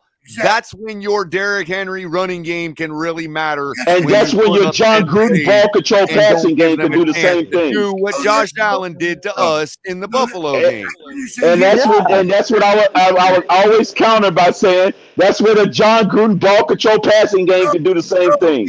Whatever, we're not doing it that way though. That's what you say. But we have the personnel more to do it that way now than with hopes and dreams. We're not doing it that I'm way. running the ball. Try and stop me. I'm running over you. Well, our personnel doesn't fit that at this moment. That's what they need to do. I'm running the ball. How do you know? How do you know that Mike McDaniel doesn't think the same thing when he's watching a game going, I wish I had a guy that could just fall into 3 yards. Because he didn't. We never had Derrick Henry. He never had a modern-day Marshawn Lynch. Ricky Williams. What is? There you go. That wasn't the DNA of this team, and that's not their philosophy. Until they have a philosophical change, they'll do it. Otherwise, they'll be gone soon. Philosophy is running the ball, so you're wrong. Well, if they don't change their philosophy, you won't have a fucking job. It's to run like I said, I was the only one right on our ratio, 60-40. That's the new balance. Okay, but I was the first one to coin the phrase when it came to percentages on what our pass run ratio should be, and we was almost right to the T on that number I quoted at the very beginning. You're wrong, Crypto. I just think the 40% of the time that we run should be running with Derrick Henry. Okay, then that's fine, but I'm not moving off the 40%. Because my new balance is 60-40. That's balance for me in this new paradigm. 10% of that 60%, we should be throwing to Derrick Henry. But why would you ever go into a game like limiting yourself to any percent? The game is situational. Because that's what the ratio has been worked out to be over time. You have to play the game. That's fine. The ratio can be whatever it is over time, but there's going to be games you got to run. There's going to be games you got to throw. What game have we had won where the ratio was in the reverse? I'll wait. It hasn't been. The new paradigm, this is a passing league. And we have the personnel for it. No one's disputing it's a passing league. It was a passing league. For the past 3 years, bro, the run has went tremendously up. No. It started being a passing league early in the 2000s.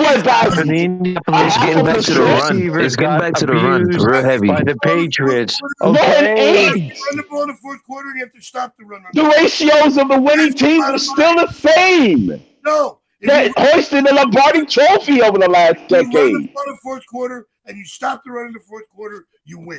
Period. No, you don't. Yes, you do. No, it hasn't been. Crypto, you're wrong. No, you're wrong. No, I'm not. If you have a lead with 4 minutes left and you can run the ball, you run the clock out, they don't get the ball back, that's how you win. If they have the ball, you stop the run, you get the ball back. That's all theoretical. When did that happen? Wrong. Every one of y'all are wrong. When did that happen? League. Hold on. It's not a passing league. It's not a running league. It's a whatever Kansas City is doing league. They were 50-50 in the Super Bowl, by the way. It was 27. That's one game. But every what got them there? What got them to the fucking dance? Ivan Pacheco. Well, okay, best out of one, you could do anything. They could have ran the ball 100 times. Are you going to say there's a running league? I can't even. If they'd have ran the ball 100% of the time, you're going to try to convince me and gaslight me that every 3 nights you talk over people. Why do you do it like this? Hold on, Jordan. It could be anything. Whatever it is, it's whatever the Kansas City Chiefs are doing. It's situational football. You could call it driving if you want. You could call it jumping. You can call it. And that's my point. If they would have ran the ball 100% of the time, because it doesn't define them as a running football team, because they did it 1 out of 100 times, ran 100 times. I'm of the view that I'm not going to be gaslit that all of a sudden the Kansas City Chiefs are a running team. Is just because they pick one game to do it in. In order to succeed in this league, you have to be dynamic. That's bottom line. Can I ask Crypto a question without him interjecting for 20 seconds? Do you really think that Tua can go toe-to-toe with Patrick Mahomes, Josh Allen, Joe Burrow, Trevor Lawrence? Yes or no? if his ball placement is there, he probably can. But would it Probably not help if he 20% had of a the running time. back to keep those guys off the field as long as we can? No, because he's a rhythm quarterback and he cannot stand not being out of rhythm not 1% of the time. And I ain't gonna lie, I guess we missed the fact that he went toe for toe with him 3 years ago with nobody on our team. Yeah, I remember that game. But you gotta understand, my man. Kansas City led us by 20 points. They was playing prevent defense. They didn't lead us by no 20. What? They ran 30. They scored 30 unanswered points on us when we was down by 10 points. Bro, we was only down 14 points in the fourth quarter, bro. It was not down 20 points, bro. We was down by 20 points at one point. They scored 20. They scored 30 unanswered on us. Before we start yelling at each other, Sinatra. They scored 30. Dude, I remember that clearly. That game. By another name, or have we never met? They went up. Introduce you properly. No. Hold on. If he stopped talking. Hold on, Crypto. I wanted to introduce Sinatra properly. Are you going by a different name? Do we already know you, or is this your first? No. It's just Sinatra on Instagram, everywhere, on Twitter, everywhere. I came through last night. I think you was already gone. I came through last night and stayed on for like 3 hours at the end. I'm in Denver, so I'm 2 hours behind. Welcome to the late night color commentary. You know what? Capitan went to sleep on me. I'm gonna change the brand. Look at this. Look at it. I'm gonna go right here. We're gonna do it proper. There we go. Now it's late night color commentary. This whole notion that Tua went toe to toe. First of all, Lamar Jackson went toe to toe on a primetime Monday night game. Actually won against the Chiefs, coming back from a 10-point deficit. We didn't. We never erased the deficit. We relinquished the 10-point lead against them. And they scored 30 unanswered points on us. And Andy Reid played prevent defense the rest of the game. Tua went toe-to-toe with Lamar Jackson 2 straight games and beat him both games. Okay, that was more like the fucking coach freaking crap the bed by taking his field goal kicker out of the game. There you go again. So we can't. So what's this? So we can't blame our coach either. 2 straight games in both. Of course we can blame our coach. Okay, I'm saying let's put some perspective on the game. I did. I watched it, bro. We was not down 20, bro. We was down 14. Dude, you're gaslighting, bro. We didn't. Okay, bro. So since I'm gaslighting, what was the score there? Since if they was up 20, tell me the score there. It was 24 to 30, the final score. So tell me, when were they up 20 points, bro? I'm asking you a question once again. When they reeled off 30 points in a row on us when they was up by when we were up by 10. That's how we ended up down by 20. That's mad. So the score was 30 to 10. So you telling me the Chiefs never scored again, right? We scored 14 on them to make the final difference in the score. When Andy Reid decided to do a 4th down play to Tyreek Hill on the Jets, one of those jet sweep type plays that end the game, to close out the game. And let's not forget, Tyreek Hill ran a punt back for a touchdown against us in that game. No, he didn't. Yes, he did. No, he didn't. Okay, bro. All right, bro. Y'all right, bro. I guess y'all don't remember the sweep that he's talking about, because that's what Tyreek scored on a sweep, bro, and a touchdown on a bomb. No, I'm talking about the closeout, when he closed out the game. Listen to what he just said. He said Tyreek scored on the punt return. He did not, bro. He scored on a sweep. He scored on a punt return. What you say, brother?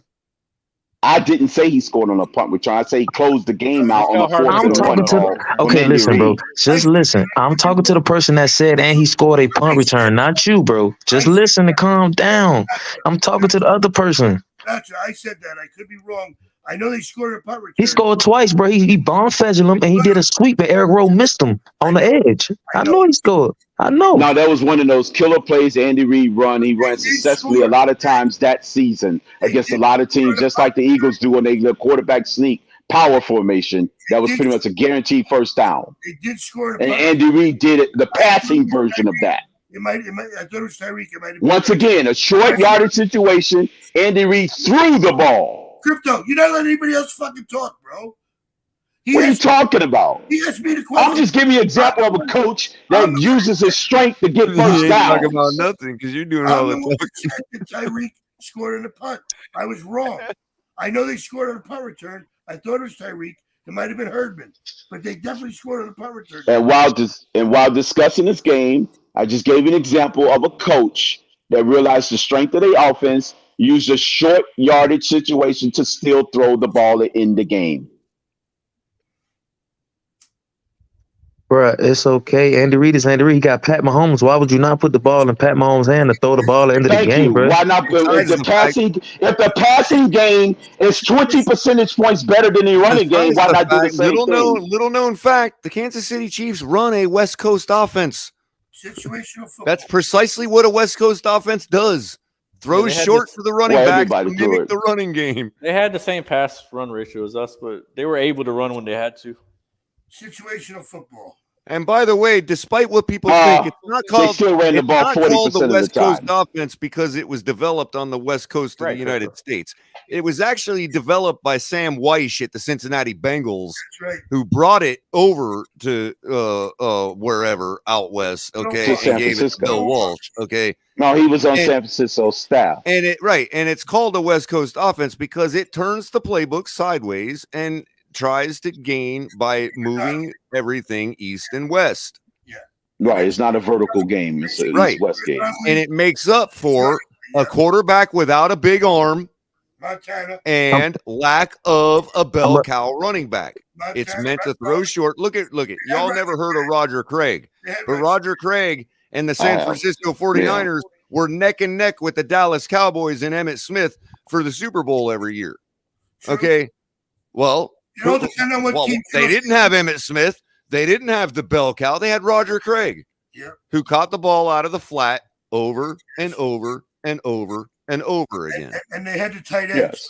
They had the tight end too. Oh yeah, and that was real effective. 5-7 or not Rathman. Was it Rathman at fullback? Or, Tom Rathman. But the thing is, it was 5-7-9 big was what they did.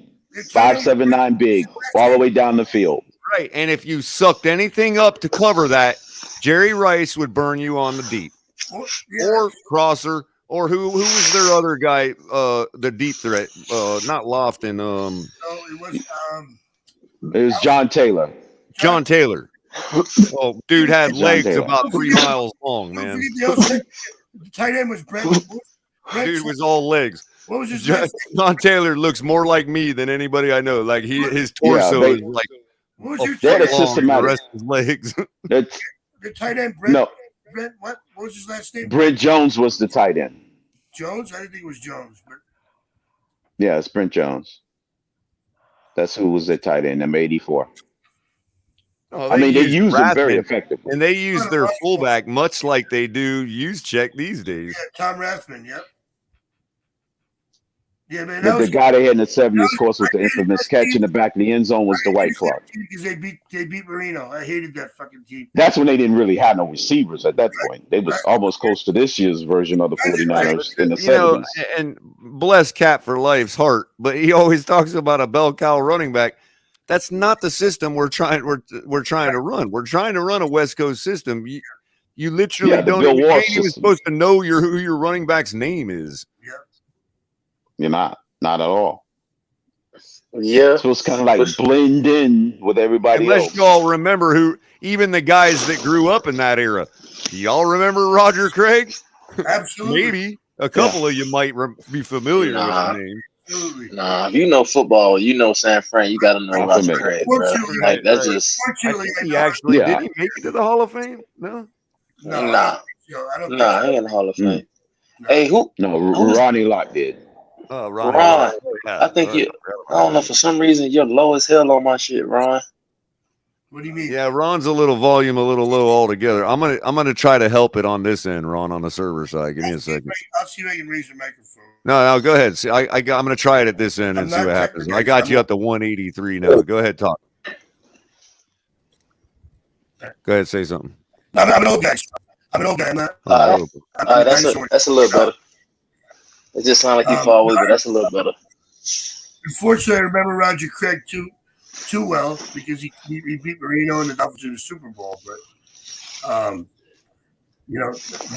that San Francisco team. Well, the funny thing is, us Dolphin fans remember Roger Craig because we were competitive back then, so we needed to know who the big players were on the contenders, especially in the other conference because we expected to play them. Exactly. We was definitely high on we playing. never imagined that we couldn't finally get through Buffalo if we just had the playoff game in Miami. That would all it would take. You know what I mean? 1985.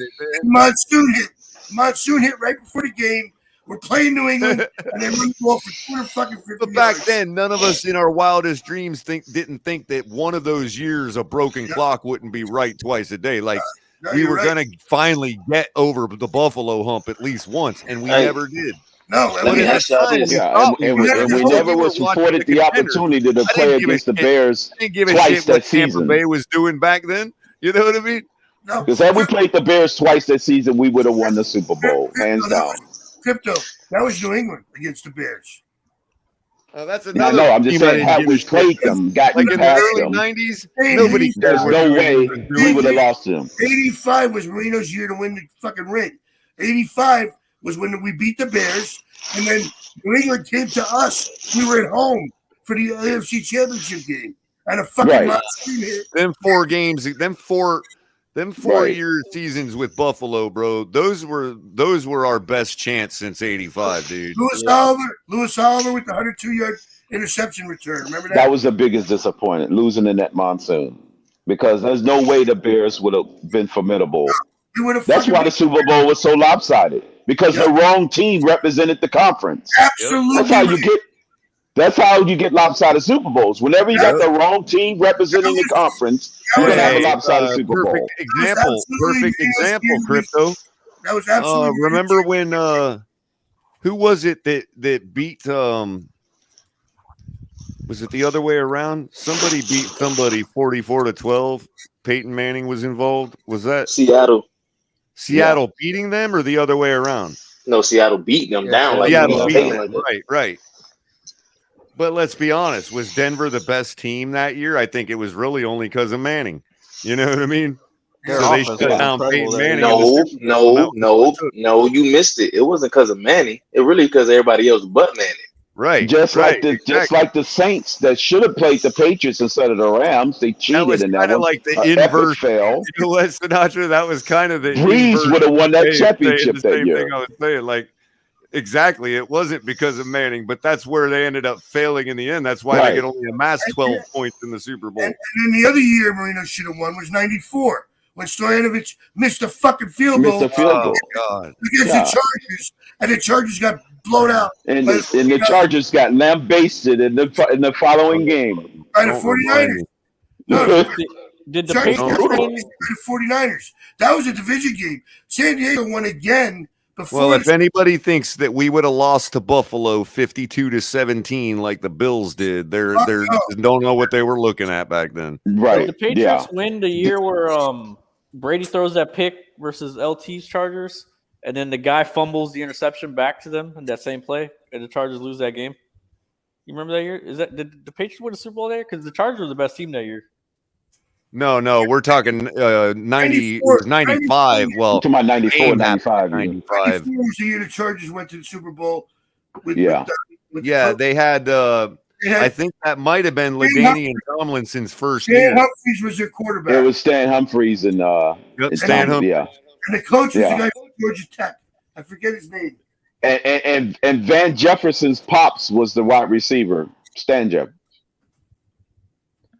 Yeah, he was that was the wide receiver for San Diego at the time. Man, them were the years, man. But you know what? Another thing about the Giants game with the Bills, 20-19, right? Wide right, Scott Norwood. Does Stoyanovich miss that wide right? No. That was a chip shot for Stoyanovich. That was a chip shot, fellas. There's no way Stoyanovich misses that. He was making 70-yarders in practice. So that's 2 Super Bowls that they snatched from us that they weren't the best team to be playing in. That killed me. Yeah, that's Chargers and that Buffalo. The worst to me was the Patriots. No way. That's right, Jay. Bobby Ross. Yeah, Jay. Nathan Means. That's right. No way anybody expected. Yeah. First of all, nobody expected us to lose to the 49ers when Marino rewrote the record books that year. We thought it was a given, man. When if you were a Dolphin fan, we were winning the Super Bowl. There's no way they're stopping us. We got Clayton, we got Cooper, we got Marino. There was no way we were. The first half, we gotten off to a great start. We actually was in control of the game for a good part of the second quarter. Going into that game, there's no way if you're a Dolphin, you ever thought you were going to lose that game. The way That's why the NFL is excited though, because the best team rarely wins. Yeah, it's best out of one for the 3-hour window. Like last year, the Chiefs were killing Cincinnati, and then like Mahomes went ghost in that second half, and all of a sudden they were eliminated. They need to make it best out of 3, BA. Is the gap closed? Is the gap closed between Miami and Buffalo now? Absolutely. I know. Actually, the gap is further. We're ahead of them. I don't know. It depends. If they get Henry, then who knows? No, it all depends. Their defense. The jury's still out on that. Their defense is shit right now. I don't even want to measure myself against them no more. We fall into that trap like we did against the Patriots. I kind of think there's a collapse coming, to be honest with you. There might be. Their defense is going to be shit. That's why, Color. That's why I'm preaching that we can't fall into that trap. I think they've been burning the candle at both ends. They lost against the Patriots. The gravitas that Josh Allen has with the locker room is running out. We need to be watching against up and coming teams that's on our behinds versus a team that's ahead of us.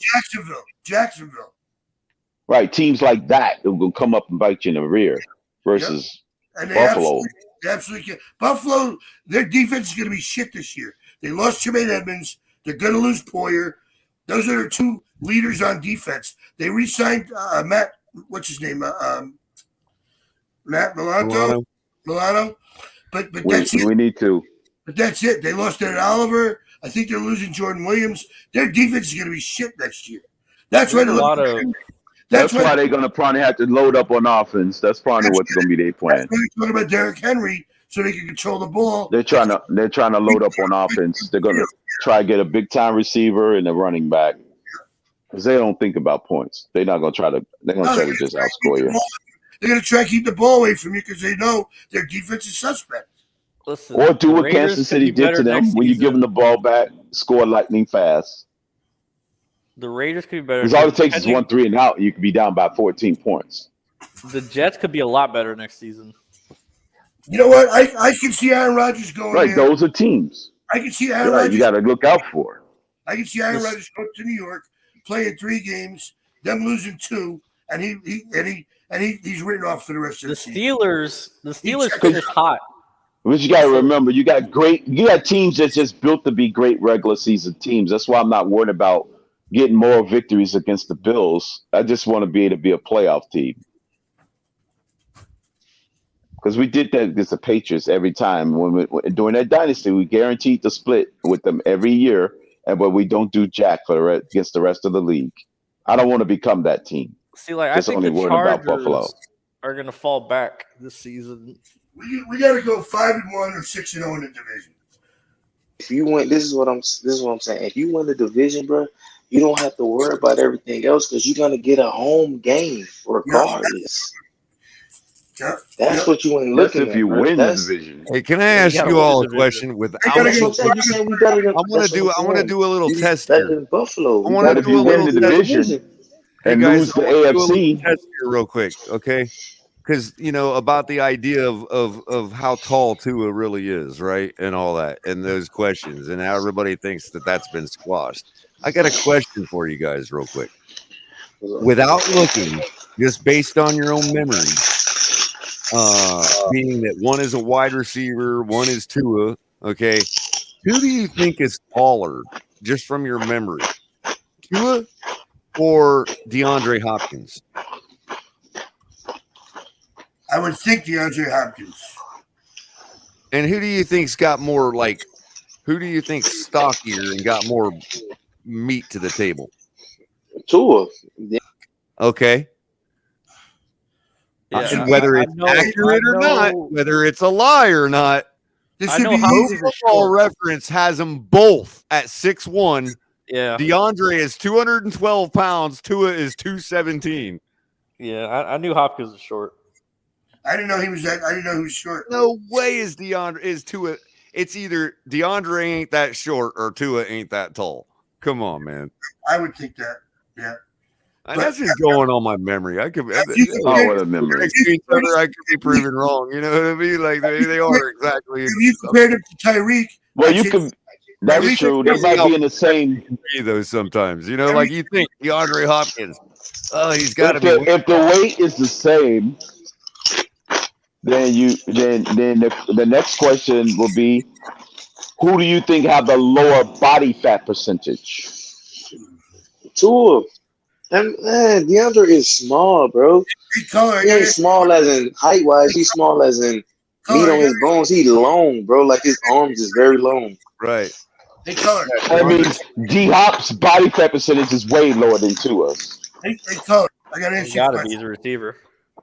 Bryce, what's his name? Bryce Young is smaller than Tua. Unless you're just a stocky quarterback. His numbers were close to the same as Tua for their college careers. Would you take Bryce Young in the first round? No. You wouldn't. Who? Okay. He's shorter than Tua? Yeah, he's way smaller than Tua. He's like Kyler Murray size. Shorter than 30 pounds later. He's coming in at 5'11". I think they let us see him at the time. 195 pounds. So he's 30 pounds later. I don't know, because I have no desire myself if I were to be the one tasked with the effort. He's coming at 5'10". Is his arm good enough to make up the difference and how much he's going to have to drop back? Then it all depends on what kind of offense you're running. He's literally the same weight and height as Kyler Murray. Murray was under 200 barely. Tua taller than Kyler. I have no different, like, to me. Oh, yeah, Bryce Young, my bad. Sideways move for us. No, I'm not saying to go get him. I was just asking. Well, what is his athletic profile? Can he jump? Can he run? I was asking. What's his lateral drills? Of the type. Is he agile? I think Kyler Murray. What is Bryce Young going to do? Already hit his feelings. He just got bigger than Tua. What's his cone drill? Color. I was asking. What's his shuttle run? Stop, man. No, I was asking you because he's the same solid quarterback as Tua. He has the same numbers as Tua did in college, almost. And I just wanted to see if it was a size thing, or if it was what is it that you project as quarterback to be taken in the first round? Well, I wouldn't take a quarterback from Alabama anyway. Okay. I mean, it's obvious that their quarterbacks are a product of, first of all, a system. That's just Joe Namath anyway. Secondly, a system that is designed to make their team slaughter their opponent every week, which means that their opponent can never be a measure for how Tua can interact with or for how an Alabama quarterback can interact with his wide receivers and who's what and got what talent. There's no way to know. Are you good with Jalen Hurts, or you don't like Jalen Hurts, Color? I don't like him. I wouldn't have drafted him, but if you asked me to make a choice between him and what we got, I would have taken him. That's not the choice that he left. I'm surprised. He went to Oklahoma, so he played with a totally different system once he left. Nick Saban didn't make that choice. No, but I am surprised that he was talked down that year. Hey, listen, just look how successful Mac Jones was. That's Exhibit A. Look at Mac Jones in Alabama versus Mac Jones in New England. I'm not saying I thought he was a first-rate quarterback. I'm just saying that he had enough that based on drafting Tua 5th overall, I don't see why Jalen Hurts fell so far. Efficiency, accuracy, mental awareness. Well, leaving a top-flight school kind of hurt his numbers, hurt his prospect too. From Ron? I'm not using numbers. Where do they take those? Nah, I ain't gonna lie. Going to Oklahoma actually helped this stock. It ain't hurt his stock. Worthless school in Oklahoma. Because he won over there. To the second round. No, but he wasn't getting drafted in the second round of Alabama because he wasn't even playing behind Tua. You forgot? That's true. Well, still, you tripping? You wasn't even going to play because Tua was there. But still, if he would have went to another Alabama-like school from Alabama, he still would have made it into the. But I ain't gonna lie. So I ain't gonna lie. If When he went to Oklahoma had Oklahoma, wide receivers like Alabama had and stacked like that where he could show off what he did in Alabama, then he would have been in the first round. In fact, now that you mention that, I believe you're 100% right. He had to go to another team because otherwise nobody would have drafted him if he was still sitting behind Tua. He went to Oklahoma. Did Jalen Hurts do anything less or more than Baker Mayfield did at Oklahoma? Hell yeah. I don't know. What? Baker Mayfield went in the first round. He was the first. It's the first pick. Yeah. Oh, yeah. That's what I'm saying. He was already there. But Jalen Hurts was not even like that at Alabama. He only showed you really one good year passing. He was a nice running quarterback. But at Oklahoma, he really passed the ball more than he ran. So he looked like a dual quarterback. So like I said, it helped the stock tremendously and going there and getting coached by those QB coaches that's been sending dudes in the first round every year. You forgot that's Oklahoma. They sent Kyler Murray. Because a guy that everybody thinks is a god and we all hate said that Tua was better than Hurts. So there must be something flawed about Hurts that he has to drop to the other rounds. You see what I'm saying? It's all optics, man. But it's accuracy though, bro. Like you know that. Jalen Hurts, Like, Alabama. The only, bro, let's be real. It's night and day this year. But I don't understand why we really forget what Tua was as a prospect, bro. The only concern we had was injuries. We already knew what this man can do, bro. Everybody knew. Can this man stay healthy?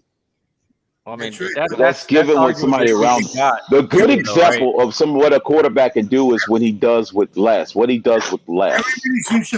Oh wait, hold on, wait, bro. I understand that, but you also got to remember he wasn't playing like crazy good, but at the same time, bro, he was making players look good, bro. He had Mac Hollins out there looking good too. He had certain players looking good, bro. Devontae came back, he always got 100 yards with him, bro. Every time. No, don't give me the Devontae. No, not even. The whole offense. No, I'm telling you, go look at every one season with 1,000 yards in his whole freaking career. He was on the field. And he ended with 500 yards. Well, with a catch percentage less than not even scratching the 60s. Bro, the only Tua Devontae connection was those weird ass highlight rounds. Anything that was freaking the throw one. That's what I'm telling you. That's doing a bunch of jump balls. There was no Devontae Parker-like receiver ever in Alabama. Last 2 seasons, none of them. Every single one of them was I'm throwing away the first year. I'm throwing away their rookie year because Jalen only played 3 games. Tua played a few more. So I'll throw both of their first seasons out. Last 2 seasons, average, Jalen Hurts 64% pass rate and Tua 65. So I mean, there's a pretty much similar number as far as the accuracy shouldn't be a question. You know what I mean? Right. So everybody's want to say that one got night and day accuracy over the other. That's just far from the truth. But what is the number? When you're in the 60s, when you're in the 60s, when you cross the 60s in this era, that's like being in the 50s in the back in the day. Hey guys, I'm gonna say goodnight. Thanks for There's a lot of That's okay, Ron. Appreciate you because you're going to segue for us into final thoughts because we're at the 4.5 hour mark now, and it's 2:30. I got an early day, but I want us. You can go ahead and start us off on final thoughts if you could, buddy. Appreciate it. Connor, thanks for having me again. We're going to agree to disagree on our quarterback, but you know me. I'm a 50-year fan. I'm going to be optimistic over pessimistic. I really think that Bobby Wagner would legitimize and solidify his defense. We'd be a top 5 defense with a all-pro at every level. The Jalen Ramsey heist, I'm going to call it, because that's all. There's nothing but highway robbery to get him for a 3rd rounder and 100 long. Greer did an unbelievable job. Not overpaying, way underpaying for that talent. I think it's going to help X next year. Our secondary with Javon Holland, I still think Poyer's coming. I mean, everybody else that wanted a safety that was in the running signed a safety. Atlanta got a safety today. The Raiders got a safety today. I think they were the only ones that were still in the running. Oh, and Bates went to Atlanta. So They were the only ones that were still in the running for safety. He said a million times he wants to come play for Miami. I think you get Poyer, you put Wagner at the second level, and you got an elite defense. I don't give a shit what the offense does. We'll score enough points that our defense will be able to hold us in the games and win the games. If our offense stays the same and our defense moves into the top 10, which I believe it's going to be top 5, we're Super Bowl bound, guys. I'm sorry. That's my belief. Fins up. All righty, later on. Real quick, I wanted to point out something. Interception percentage this year. Jalen Hurts 1.3, Tua 2.0. Oh, you broke it down by percentage versus ratio. Yeah, so it come out about the same number. You're right. Yeah, well, the percentage would be as far as the percentage. Tua, what it says is Tua throws 2 interceptions for every 100 passes, and Jalen Hurts throws 1.3 interceptions for every 100 passes. That's basically what that means. That would mean she's more efficient. Get the best. Jalen Hurts has better efficiency numbers in his second year. He's improved a lot from Oklahoma by far. Yeah, no, Hurts legit right now. No, he should have won MVP, great in that Super Bowl but too, man. if it wasn't for Mahomes. Again, I'm not trying. Again, see, this is going to be misconstrued as throwing shade onto it. Again, I'm only trying to exemplify why I'm surprised that he fell in the draft, is what I'm saying. If we're, looking at Tua as fairly drafted at 5th overall, then what happened to Hurts? Because you know why? You're thinking what you seeing now was Hurts then. That was you gotta realize. It took 3 years for this to be Hurts. What Tua showing is what we already thought of Tua. No. What? Nobody thought Jalen Hurts was gonna be this most accurate like I is. 3 games his first year. His second we're not talking are exactly like Tua's right out of the gate. You're not listening to what I just said. We're talking about when he got drafted, bro. Of course, you see it after the fact, bro. Listen. I'm saying when he got drafted, nobody knew he was gonna be this good. Yes, he has shown he has been this good, but when he was getting drafted, this wasn't Jalen Hurts. But when he was in Alabama, he was playing pretty good up into the. He was okay, but you gotta remember he was okay. Fair enough. Wait. Sinatra. I'm just saying that's again to Ron's question about Alabama quarterbacks. That's the syndrome, I guess you could say, that they suffer from. Because you can't ever get a fair comparison at that point of their careers. Yeah. That's not, but I understand that, and that's nobody's fault. That's how the shit play out, bro. I agree. So that's just telling you. Okay. I guess what I'm saying is, for a guy that's been able to produce what he has thus far in the NFL, how could the scouts have missed those traits that would have indicated that, whereas they did indicate it with Tua? You see what I'm saying? Because, bro, people miss every year, bro. That's just how it goes. A true scout that's doing their homework. And to your point, should be able to pick it up. One set of scouts was going based on numbers, and the other one was going based on athletic traits. The Eagles, we can see who was who. You know what I mean? Yeah, but who wasn't using numbers alone in the back. Watch this. But who knew that Jalen Hurts would even fall to them in the second round? That's what I'm saying. You got to remember these things too. You got to remember they had 2 first-round picks that year too, I think. So why they ain't been pick them? Fair enough. That's what I'm trying to tell you. Okay, yeah, they fell into his lap. Like, why not pick in the second round? Maybe because they were willing to put their hands under their ass because they knew what I know. And they took a chance, and it worked out for them. You know what they factor in that, like, teams were tanking for Tua 2 years before he was draft eligible, right? And we don't know. Like, the Dolphins could very well have just got damaged goods. Like, post-hip Tua, maybe he's just never the same guy that, like, he was in college. Who knows? Yeah, for all we know, the Eagles perpetrated the bad talk that brought Hurts down just so they could get lucky. All right, man. Yeah, that's a lot of that going on. I know too. that's deep, but I'm just, I mean, that can happen. It's just kind of weird. It's like everybody saw it in Baker Mayfield, but not Jalen Hurts coming from the same school. That's why I brought up Baker, because they both played at the same school. That's a more fair comparison. You know what I mean? It's like the Manziel Tannehill stuff. I think that's more the case of Baker should have never been drafted first overall. But then again, he did set rookie. He did set rookie records. I mean, when he came in, Cleveland destroyed him, bro. Everybody loved him because he grabbed his nuts at the middle of his opponent's field and whatever else. Yeah, it was more bravado than anything.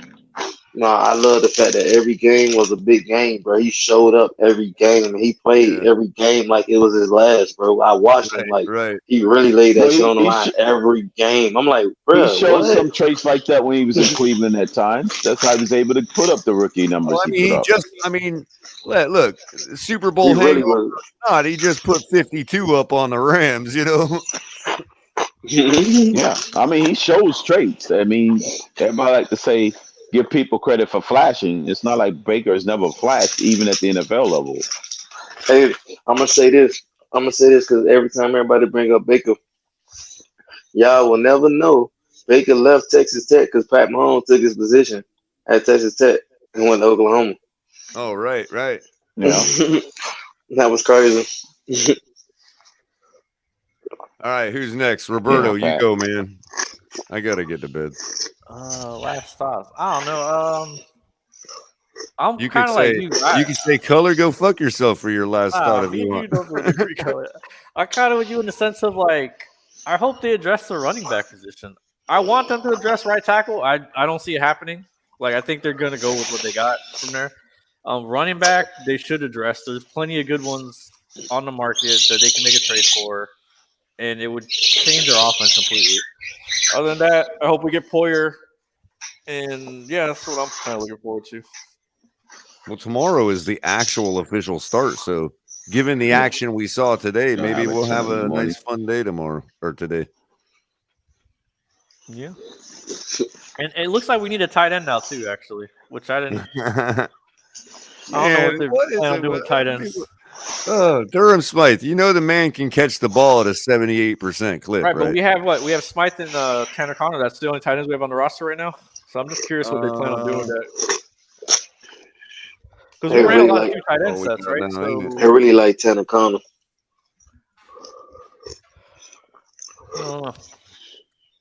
Yeah, he's got that big, goofy run like Gronkowski does. He eats up a lot of yards without a lot of energy. You know what I mean? Mm-hmm. Now, if we can just get him to catch the ball properly, we'll be fine with him. I mean, I don't think I'm not trying to put all that on Tanner Connor.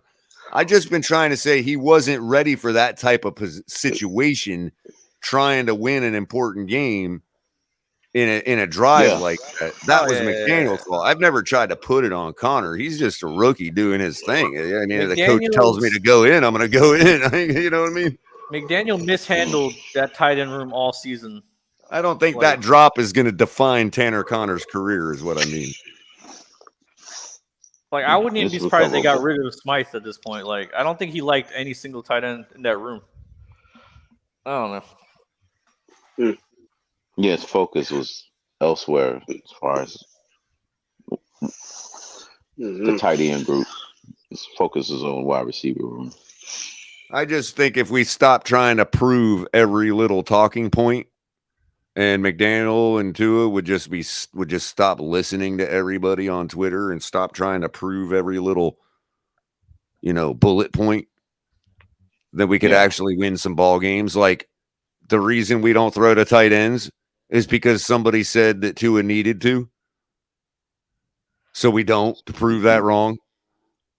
Somebody said he couldn't throw long, so we stopped throwing short the whole year and throw nothing but long.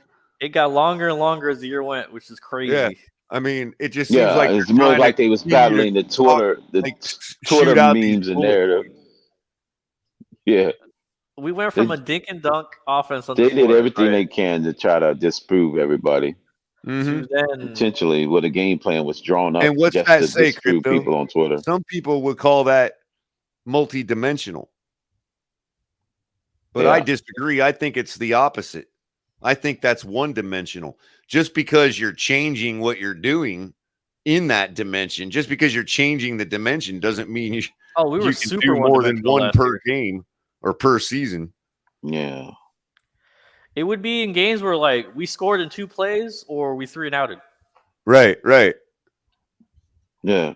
They were so singular focused on trying to get and there's just too much scheming to disprove a narrative. Yeah, that was and out there's there. too much scheming for a specific spot on the field because it ends up shoehorning you with half your guys. So for instance, there's a play that was designed as a one read, and that happens sometimes. Sometimes you need to run a play that's scripted with one read. I get it. It's not, it happens. But if that's the case, don't be leaving a guy running a route on the flat on the other end of the field that doesn't even have anybody covering him. You're not fooling anybody. Put that guy in the play somewhere. You know what I mean? That one game where Skyler rolled or just give the quarterback full autonomy to make a decision to go elsewhere. I'm talking about the game when Mike Gesicki dropped the ball, or when Tua threw a kind of an out route to him. On the sideline? Yeah, on the sideline. Yeah. And it was all one read forced, and like there's Jeff Wilson Jr. down at the bottom of the screen with nothing but grass in front of him, all alone. And I'm thinking, Tua never even looked that way. And I'm saying, okay, well, the play was designed to do that then, right? No big deal. That happens too. Then why is Jeff Wilson totally schemed out of the play? He went away. And we're going 10 on 11 here. Yeah. He completely went away from his check down game last season. Take the quarterback out. Now we're going 9 on 11. Ain't no wonder they had Gesicki, covered the way they did, and every one of our other guys covered. Tua plays covered twice. Yeah, kind everybody of like being double teamed at times, right? Like he's literally. If the NFL wasn't such dicks and YouTube wasn't having such a problem, I'd pull up the play right now and show you what I'm talking about. It's ridiculous. I know what you're talking about, Color. Now you could say, well, yeah, I remember. Some people would say that's Tua's fault because he went with the first read and never even looked the other way. I think that play was designed that way. Right, it was. That's my problem with Tua, though. Like a lot of people were like, okay. he has great. Sometimes you gotta have designed sure plays to make you practice 100 times with muscle memory, so you can get those sure first downs.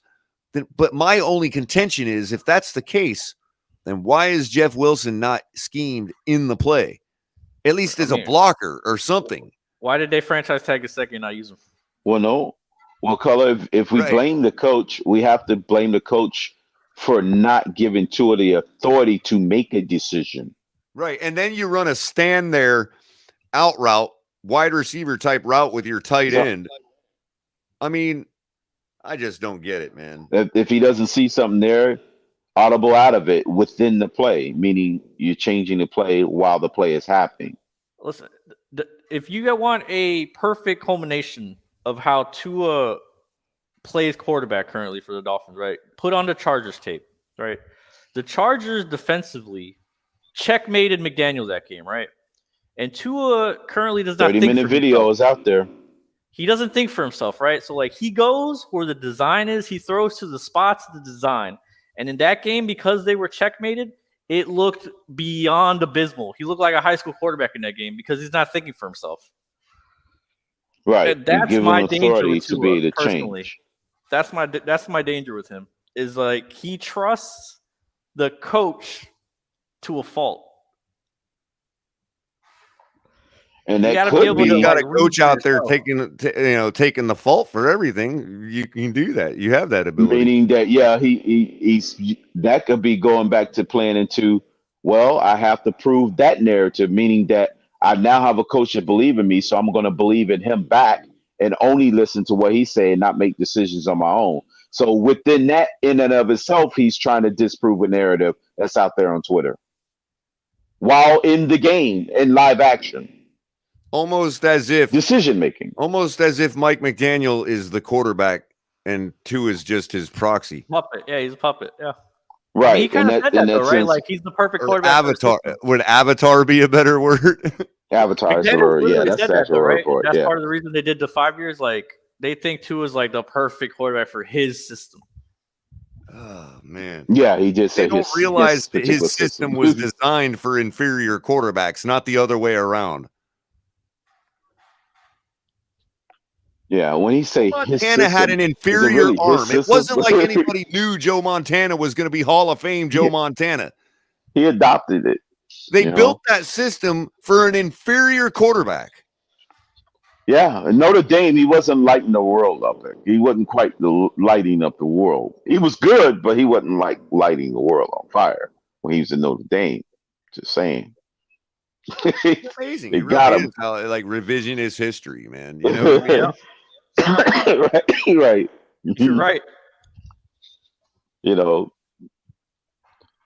but all right, guys, man. I'll catch you next time. They got Thanks that. a lot, Roberto. Appreciate your takes as always, man.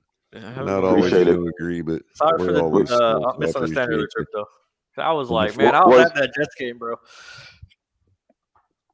Oh, okay. No, it's no problem. It was because it was about which particular one. Yeah, I was at the two Skyler games, and I was like, man, they were rooting for Skyler the games I was at. But yeah, that road game, yeah, maybe you're right. I don't know. I wasn't there. Yeah, because they played him twice. Skyler played in both Jet games. Yeah. Well, back in the MetLife takeover, everybody was still all about Tua, so, Doing MetLife takeover, yeah. It was the MetLife takeover game I was specifically talking about. The last game, yeah, it was all Skyler. Then they all decided to stay up there and not come back down, or vice versa for Minnesota. It's ridiculous. He didn't when we scored 9, it was like there's no way 9 is good enough to beat Buffalo. Then we ended up scoring 31 in that game. So that instantly killed that narrative about you can't win scoring 9 points. Well, we didn't have to score 9. That was funny how the very next week that was like, oh, how you expect to beat Buffalo scored only 9 points? Oh, so crypto, tell everybody what they need to do because I've been neglecting it. They got to do what? They gotta hit the like button. I want the like button. Subscribe. Please subscribe. I want them to be a thank subscriber you all. as well. Thank you, 62 of you left following us all the way at the 4-hour and 49-minute mark. We appreciate every one of you. We appreciate and of course, you know the drill. You can get all the Finn's Tailgate merch you want. Yep. Make And sure the you're flag. hitting the link in the description below for Fanatics for all the gear. We got great content coming, continuing. Everybody but Late Night XL, which is on hold for the off season. For the off season, yeah. Till fire back up in the fall. Colors getting back in action. Tonight was my test run. Make sure you're hitting us up on Cash App, $ the Finn's Tailgate, Venmo the Finn's Tailgate. Also, super chats, super stickers, and YouTube memberships. Appreciate all of the members in the house, all of the contributors, all of the moderators. Appreciate every one of you. And thank you all so much for coming. Make sure you're hitting up Doobie. Yep. Energy drinks, right? Yep, the energy. All right. Doobie energy. Doobie's new for me. I haven't done Doobie too much. Yeah, I haven't. That's I guess that's a regional thing. We don't get them. We get the Celsius up here. Yeah. I mean, from what I understand, that's nasty. Celsius, and there's another one that they got with the what was that? When I was in Indiana, that's another one in the Midwest that they kind of got out there. It's after the childhood candies that you grew up with the kids with as a kid. They got all those flavors, but it's in energy drinks now. But we had almost 1,200 people come through at some point during the show. Oh yeah, and live, and only 100 and something likes. Y'all make sure you're hitting the like button. Hit the like button, yeah. We can get them 1,200 likes. Helps the algorithm. Yeah, and helps bring people to the into the feeds, your live feeds. And I'm gonna I've got exclusive footage of Crypto's final take tonight. Consensus.